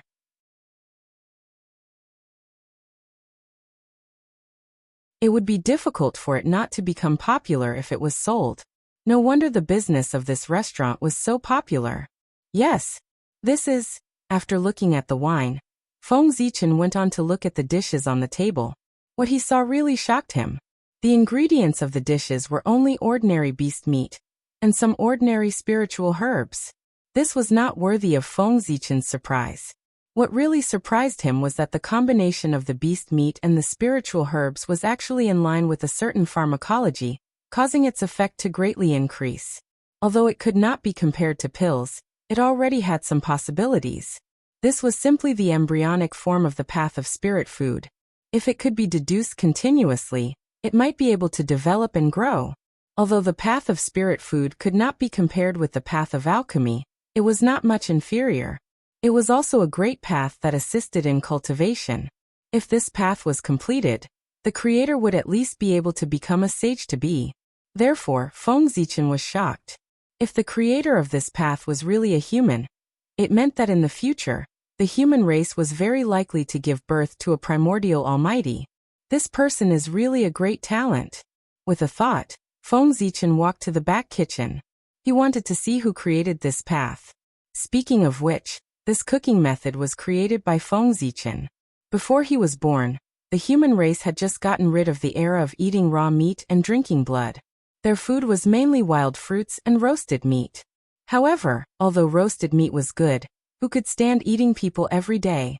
Therefore, Feng Zichen created a clay pot to boil soup. He was really fed up with the monotonous food. That's right, the original purpose of the clay pot was to satisfy Feng Zichen's appetite. As for the merit from the heavens, it was completely beyond his expectations. After that, as Feng Zichen gradually grew up, the clay pot could no longer satisfy him. Following that, various cooking methods appeared naturally, and the human race's menu also became richer.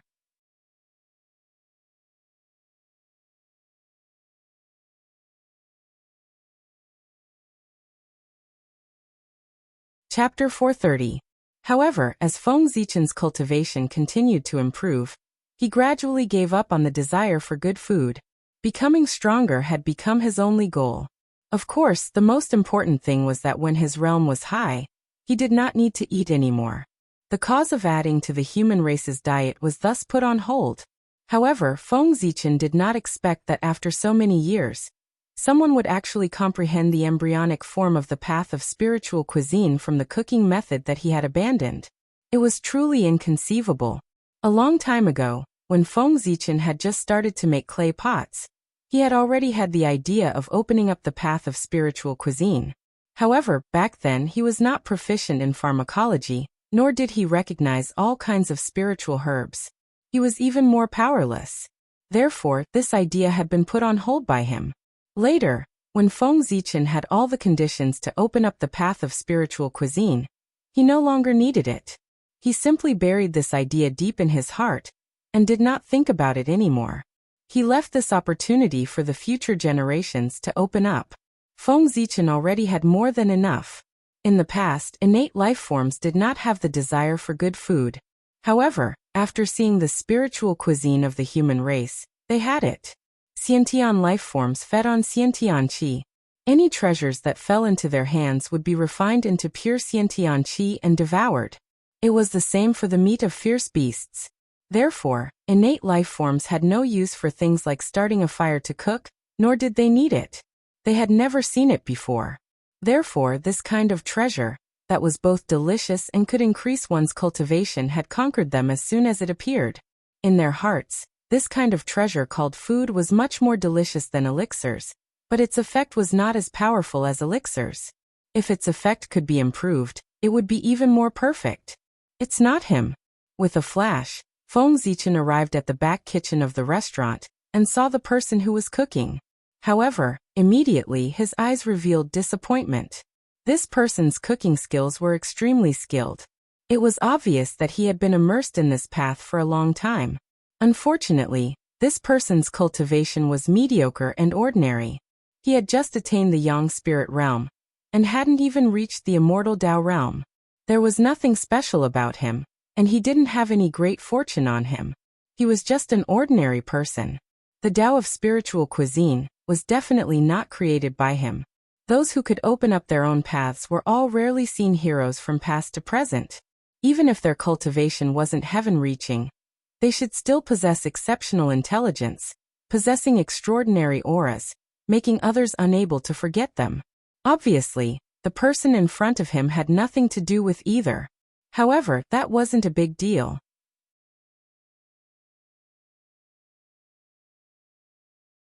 Since the Tao of spiritual cuisine had spread among the humans, it definitely had something to do with the humans.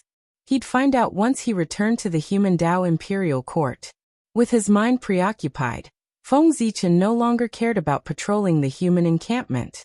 With a single movement, he returned to the human Tao imperial court. Speaking of which, ever since Feng Zichen left, the human race had been thriving under the leadership of several human kings. Changes were happening every moment, and it wouldn't be an exaggeration to say that changes happened every year. As a result, when Feng Zichen returned to the human race, he felt as if a lifetime had passed. The people and things around him were too unfamiliar. If it weren't for some familiar faces and scenes, he would have thought that he had come to the wrong place. Even so, Feng Zichen was still extremely happy. It was a good thing that there were changes. It meant that the human race had been improving. If there were no changes, wouldn't that be a bad thing? In this world, if one didn't advance, they would regress. If the human race didn't change at all, they would be eliminated by the times. It wasn't a good thing to be conservative in any era. At this moment, Feng Zichen gradually realized that his previous worries were a little groundless. Although the reincarnation of the earth had brought the calamity of the witch race's massacre closer, it definitely wouldn't be now. The Yin court had just been established, and the situation of the liches and demons was unknown. The situation in the primordial world was even more strange and unpredictable. All the forces were restraining each other. If someone made the first move, they would definitely be attacked by the crowd. Therefore, all the forces were watching to see if there would be any other turmoil in the primordial world. In the current primordial world, every once in a while, something major would happen, causing the situation to change. It was overwhelming, and no one dared to act rashly. Therefore, at this moment, they had to be safe and silently wait for the fuse to appear. The various forces were involved with each other, and the primordial world would fall into a short period of peace. This was the precursor to the arrival of a storm, and also the time for the liches and demons to accumulate strength. The human race was temporarily safe. But at the same time, this was also the last time for the human race to be stable. Just as Feng Zichen returned to the human Dao imperial court and sat on the supreme throne that symbolized the human emperor, the entire human race was alarmed. A human expert couldn't help but stop what he was doing. He suddenly looked in the direction of the imperial court and muttered, "Your Majesty is back." In the next moment, hundreds of streaks of light suddenly soared into the sky above the human race and rushed towards the human Dao imperial court. The human emperor had returned.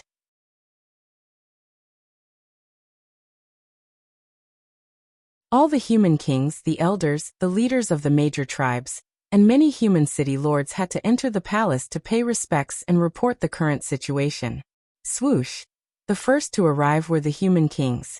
They all had cultivation bases comparable to Daoyuo Jingxian. In the blink of an eye, they could teleport through endless time and space and arrive at the human Dao imperial court.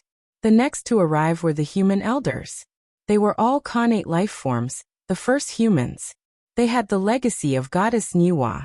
Although they weren't as strong as the human kings, they were still quite extraordinary. They all had perfected Tai Jingxian cultivation bases. In terms of seniority, these people were all Feng Zichen's seniors. After the human elders, the city lords of the major human cities also arrived one after another. Their cultivation bases were also perfected Tai Jingxian. There were even a few who had reached the half-step Daoyuo Jingxian realm. Moreover, although they were all perfected Tai Jingxian, the auras of these city lords were clearly stronger than those of the human elders. They had an additional murderous intent. This was a bit shocking. One had to know that unlike the human elders, these city lords were mostly born into the human race after birth. After they were born, the legacy left behind by goddess Nuwa had been exhausted. Therefore, they weren't as blessed as the elders. In other words, these city lords were able to achieve what they had today because of their own efforts and not because of the legacy of their ancestors. In other words, they were much stronger than the human elders. That was also true. The human elders had been in charge of the human race for many years and hadn't made a move for a long time. And these city lords guarded an area and fought with foreign races all year round. Those who could survive were all elites. The strength of his battle prowess could be imagined. These people were the mainstays of the human race. Seeing them arrive, even Feng Zichen couldn't help but reveal a friendly look. They were all Feng Zichen's peers and juniors, so their relationship was naturally different from the elders. The last to arrive were the leaders of the major human tribes. Seeing them, Feng Zichen couldn't help but feel a little angry.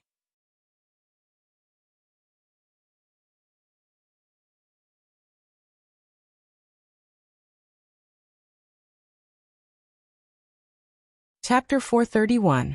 These tribe leaders had the best resources, but their cultivation levels were unsightly. Most of them were only at the late stage of Tai Jingxian. Only a few had barely stepped into the perfected stage of Tai Jingxian. Moreover, their essence, energy, and spirit lacked vitality. All of them exuded a sense of laziness. Only some tribes far away from the human race were eye-catching. The rest were infuriating to look at. The pressure these tribes faced was still too little. Ever since the human race moved out of the East Sea, the human race's sphere of influence spread out in a fan shape with the human Dao imperial court as the center. The outermost layer was the human race's city. It was also the front line of the war between the human race and the foreign race. Human experts walked out of the imperial court one after another and built cities outside. They competed with the primordial races and expanded the human race's territory. At the same time, they were also the first line of defense of the human race, preventing the foreign race from invading the human Dao imperial court. After the human race's giant cities were the major tribes of the human race. This was the second line of defense of the human race. They were stationed around the imperial court to protect the human emperor. However, because there were the major cities in front of them, the danger these tribes encountered was much less. In particular, as time passed, the human warriors stationed in the city became stronger and stronger after the baptism of blood and fire. This caused the pressure on the tribes at the back to become smaller and smaller. As time passed, it was inevitable that they would slack off. It was easy for people to fall behind. This caused the soldiers guarding the city at the front to become stronger and stronger, and the people of the tribes at the back to become weaker and weaker. Today, the human emperor had returned. The elders were in charge of the imperial court, so they were the first to arrive.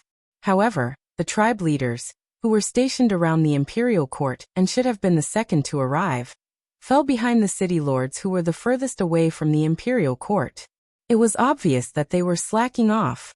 From this, one could see the general strength of everyone. The city lords were the strongest, followed by the elders, and then the tribe leaders. The current upper echelons of the human race were made up of these three forces: the city lords, the tribe leaders, and the elders. Of course, the human emperor was high and mighty, and was not among these three forces.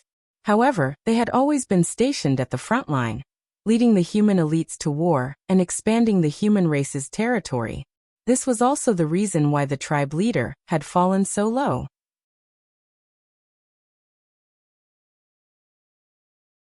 The reason why Feng Zichen established the human king was not only to nurture the Daoyuo Jingxian for the human race, but also to relieve himself of the pressure and let the human king help him deal with the affairs of the human race. According to Feng Zichen's plan, he would leave the human race's affairs to the human king. But who knew that they were all battle maniacs and were all leading their troops outside?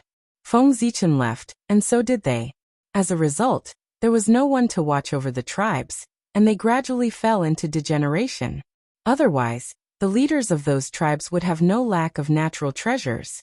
If he had worked hard to cultivate, he wouldn't have such a low cultivation. Are all the elders well? When almost everyone had arrived, Feng Zichen asked the elders. These were all elders. Thank you for your concern, Your Majesty. We are well. Bowing slightly to Feng Zichen, the elders said in unison. Cultivators could kneel to heaven and earth, their parents and their teachers, but they could not kneel to others.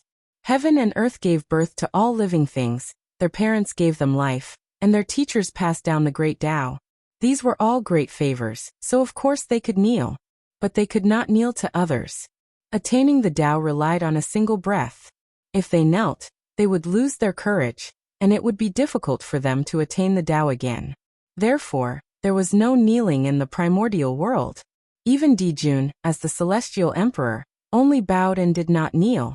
It was only when the Lady of Earth transformed into reincarnation that all living beings knelt to thank her for her kindness. This was a rare thing in the primordial world, and it had only happened a few times since ancient times. This was something that the six saints could not compare to. Only when Hong Jun merged the Tao could he compare to it. It's good that the elders are well. Nodding, Feng Zichen looked at the city lords and praised with a smile. You are very good. The human race is proud of you. When the city lords heard this, they could not help but look proud, but they kept saying, Your Majesty, you flatter us. You flatter us. The expressions on their faces were extremely exaggerated. Seeing this scene, Feng Zichen only smiled and did not say anything. Next, he chatted with the elders for a while before asking them about the recent changes in the human race.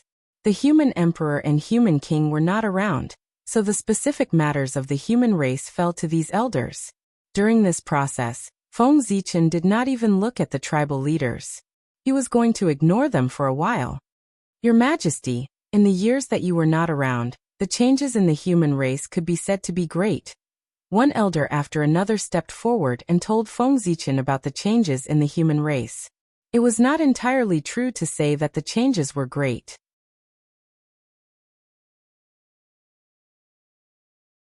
The source of all these changes came from the human race's market.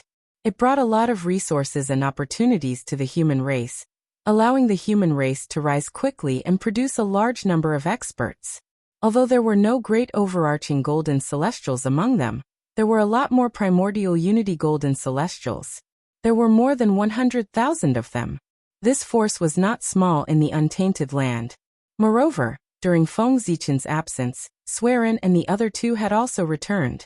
After so many tens of thousands of years, the Chou clan and the Zi clan had already cultivated Daoyuo Jingxian. It was just that the Emperor Nvuo's palace was isolated, so their vision did not appear. That was why Feng Zichen did not notice it. However, when the three ancestors saw that the human race was fine, they went to travel the untainted land together. Since they were born, They had been working hard for the human race, and had not taken a good look at the untainted land. Now, under the rule of Feng Zichen, the human race was growing stronger and stronger. They had time to go out and travel. A few months later, Feng Zichen understood the changes in the human race and said, "Very good. I'll have to trouble all of you while I'm away. Over the years, I have also obtained a lot of treasures outside. I put them in Zichen's cave. You can go there and try your luck." After that, without waiting for the others to reply, Feng Zichen waved his hand and sent the human race elders and the city lords to Zichen's cave. Some things were useless to Feng Zichen. It was better to give them away to strengthen the human race. At this time, only Feng Zichen and the tribe leaders were left in the hall. "You. Very good." Looking at the people below, Feng Zichen said coldly. The same words in a different tone represented a completely different attitude. Immediately, the people were so scared that their faces changed. "Your Majesty, please calm down. Over the years we have been slacking. We are ashamed of the cultivation of the human race. We are guilty. We are willing to guard the giant city to atone for our sins." To be a tribe leader, they might not be strong, but they must be smart. Without Feng Zichen's words, they could guess why Feng Zichen was angry. Therefore they directly asked for forgiveness.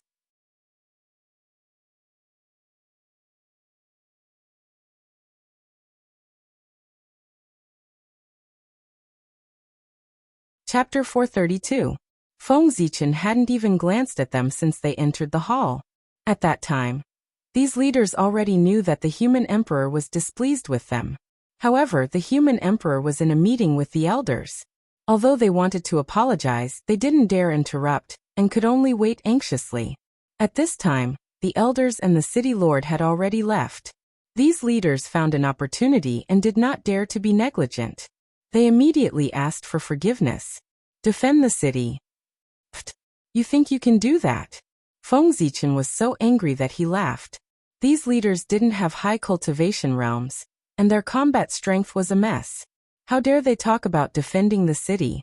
Just based on their pampered appearances, what could they possibly use to fight against the valiant and skilled foreign races? If they were asked to defend the city, it wouldn't take long for the impregnable human cities to be breached by the foreign tribes. The great advantage that the humans had gained with great difficulty would be ruined, and they would fall into danger. Even if they dared to go, Feng Zichen wouldn't dare let them go. "Go report to the lords and kings yourselves. Go to the front lines and expand the human race's territory." After a moment of silence, Feng Zichen said indifferently, "The lords and kings had been fighting outside. That was the most dangerous place for the human race, and the best place to train people. These people were used to being lazy. Only there could they achieve great things." Hearing this, these leaders were naturally unwilling. How could the front lines be as happy as the tribes? Thus, they were about to open their mouths to bargain. But Feng Zichen was already impatient. He waved his hand and directly threw them out of the main hall. "Come in." After driving away the leaders, Feng Zichen glanced at the main entrance of the hall, and suddenly said. As soon as he finished speaking, 3 extraordinary figures walked in slowly. 2 men and 1 woman. They were Feng Zichen's 3 disciples. Fengjie Jiangxiong and Jiang Hui. Disciple Fengjie. Disciple Jiangxiong. Disciple Jiang Hui. "Greetings, Master." As soon as the 3 entered the hall, they immediately bowed to Feng Zichen. The 3 of them had arrived as soon as Feng Zichen had returned to the human Dao imperial court. However, although they were Feng Zichen's disciples, they were still young and couldn't be considered the upper echelons of the human race.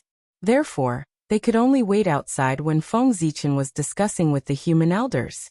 It wasn't until the crowd left that the 3 had the chance to meet Feng Zichen. Not bad. Not bad. Glancing at his 3 disciples, Feng Zichen couldn't help but smile face. They had not seen each other for many years.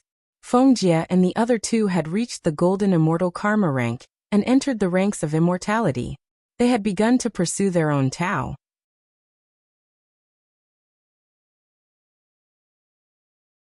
Moreover, the Xiantian aura emanating from the 3 of them was extremely dense, no less than that of a top Xiantian life form. This was especially true for Fengjie. As a Xiantian life form, his aura was even more extraordinary. He had already peeked into the mysteries of the innate gods. Perhaps it wouldn't be long before he took another step forward and transformed into an innate god. Although Jiang Xiong and Jiang Hui weren't as good as Feng Jie, they'd gone against their connate nature and become connate life forms. Moreover, they were the top connate life forms.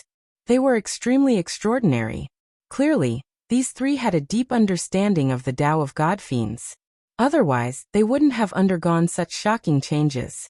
Although golden immortals weren't much in the eldritch wilderness, if a rock was thrown into a crowd, at least 4 out of 10 would be golden immortals, while the remaining 6 would be Tai Jingxian. However, considering the time Feng Jie and the other 2 had been cultivating, it was quite extraordinary for them to become golden immortals at their age. After all, they weren't connate god fiends. They didn't have the protection of the great Tao, nor did they have amazing opportunities like Feng Zichen. They only relied on themselves. These 3 already had the demeanor of the human race's peerless geniuses. This is, suddenly, Feng Zichen exclaimed and looked at Jiang Hui. He saw merit gathering on her body. There were inexplicable principles intertwining, and runes evolving. They gathered and dispersed, forming all kinds of phenomena. Purple energy even gathered above her head. It was incomparably dense, forming a purple precious umbrella that protected her. It was the providence of heaven and earth. It was purple in color, which meant that it was the most noble kind of providence among all kinds of providence. Tao luck. Purple was supreme in the primordial world.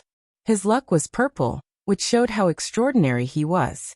Although this Tao luck wasn't much, it could allow Jiang Hui to have a 30% higher success rate than others when she tried to prove her Tao as Tao Yuo Jingxian. 30%.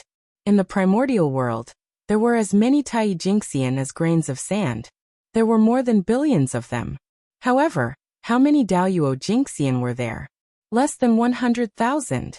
Since the creation of the primordial world, all the Tao Yuo Jingxian added up to less than 100,000. From this, it could be seen how difficult it was to prove one's Tao. That step alone had trapped countless primordial immortals to death. However, Jiang Hui could rely on her Tao luck to have a 30% higher chance of proving her Tao than others. That meant that she had surpassed countless people. 30%. Coupled with her own accumulation, it could be said that she was almost certain to become a Tao Yuo Jingxian. Hui come forward. Surprised, Feng Zichen called Jiang Hui in front of him.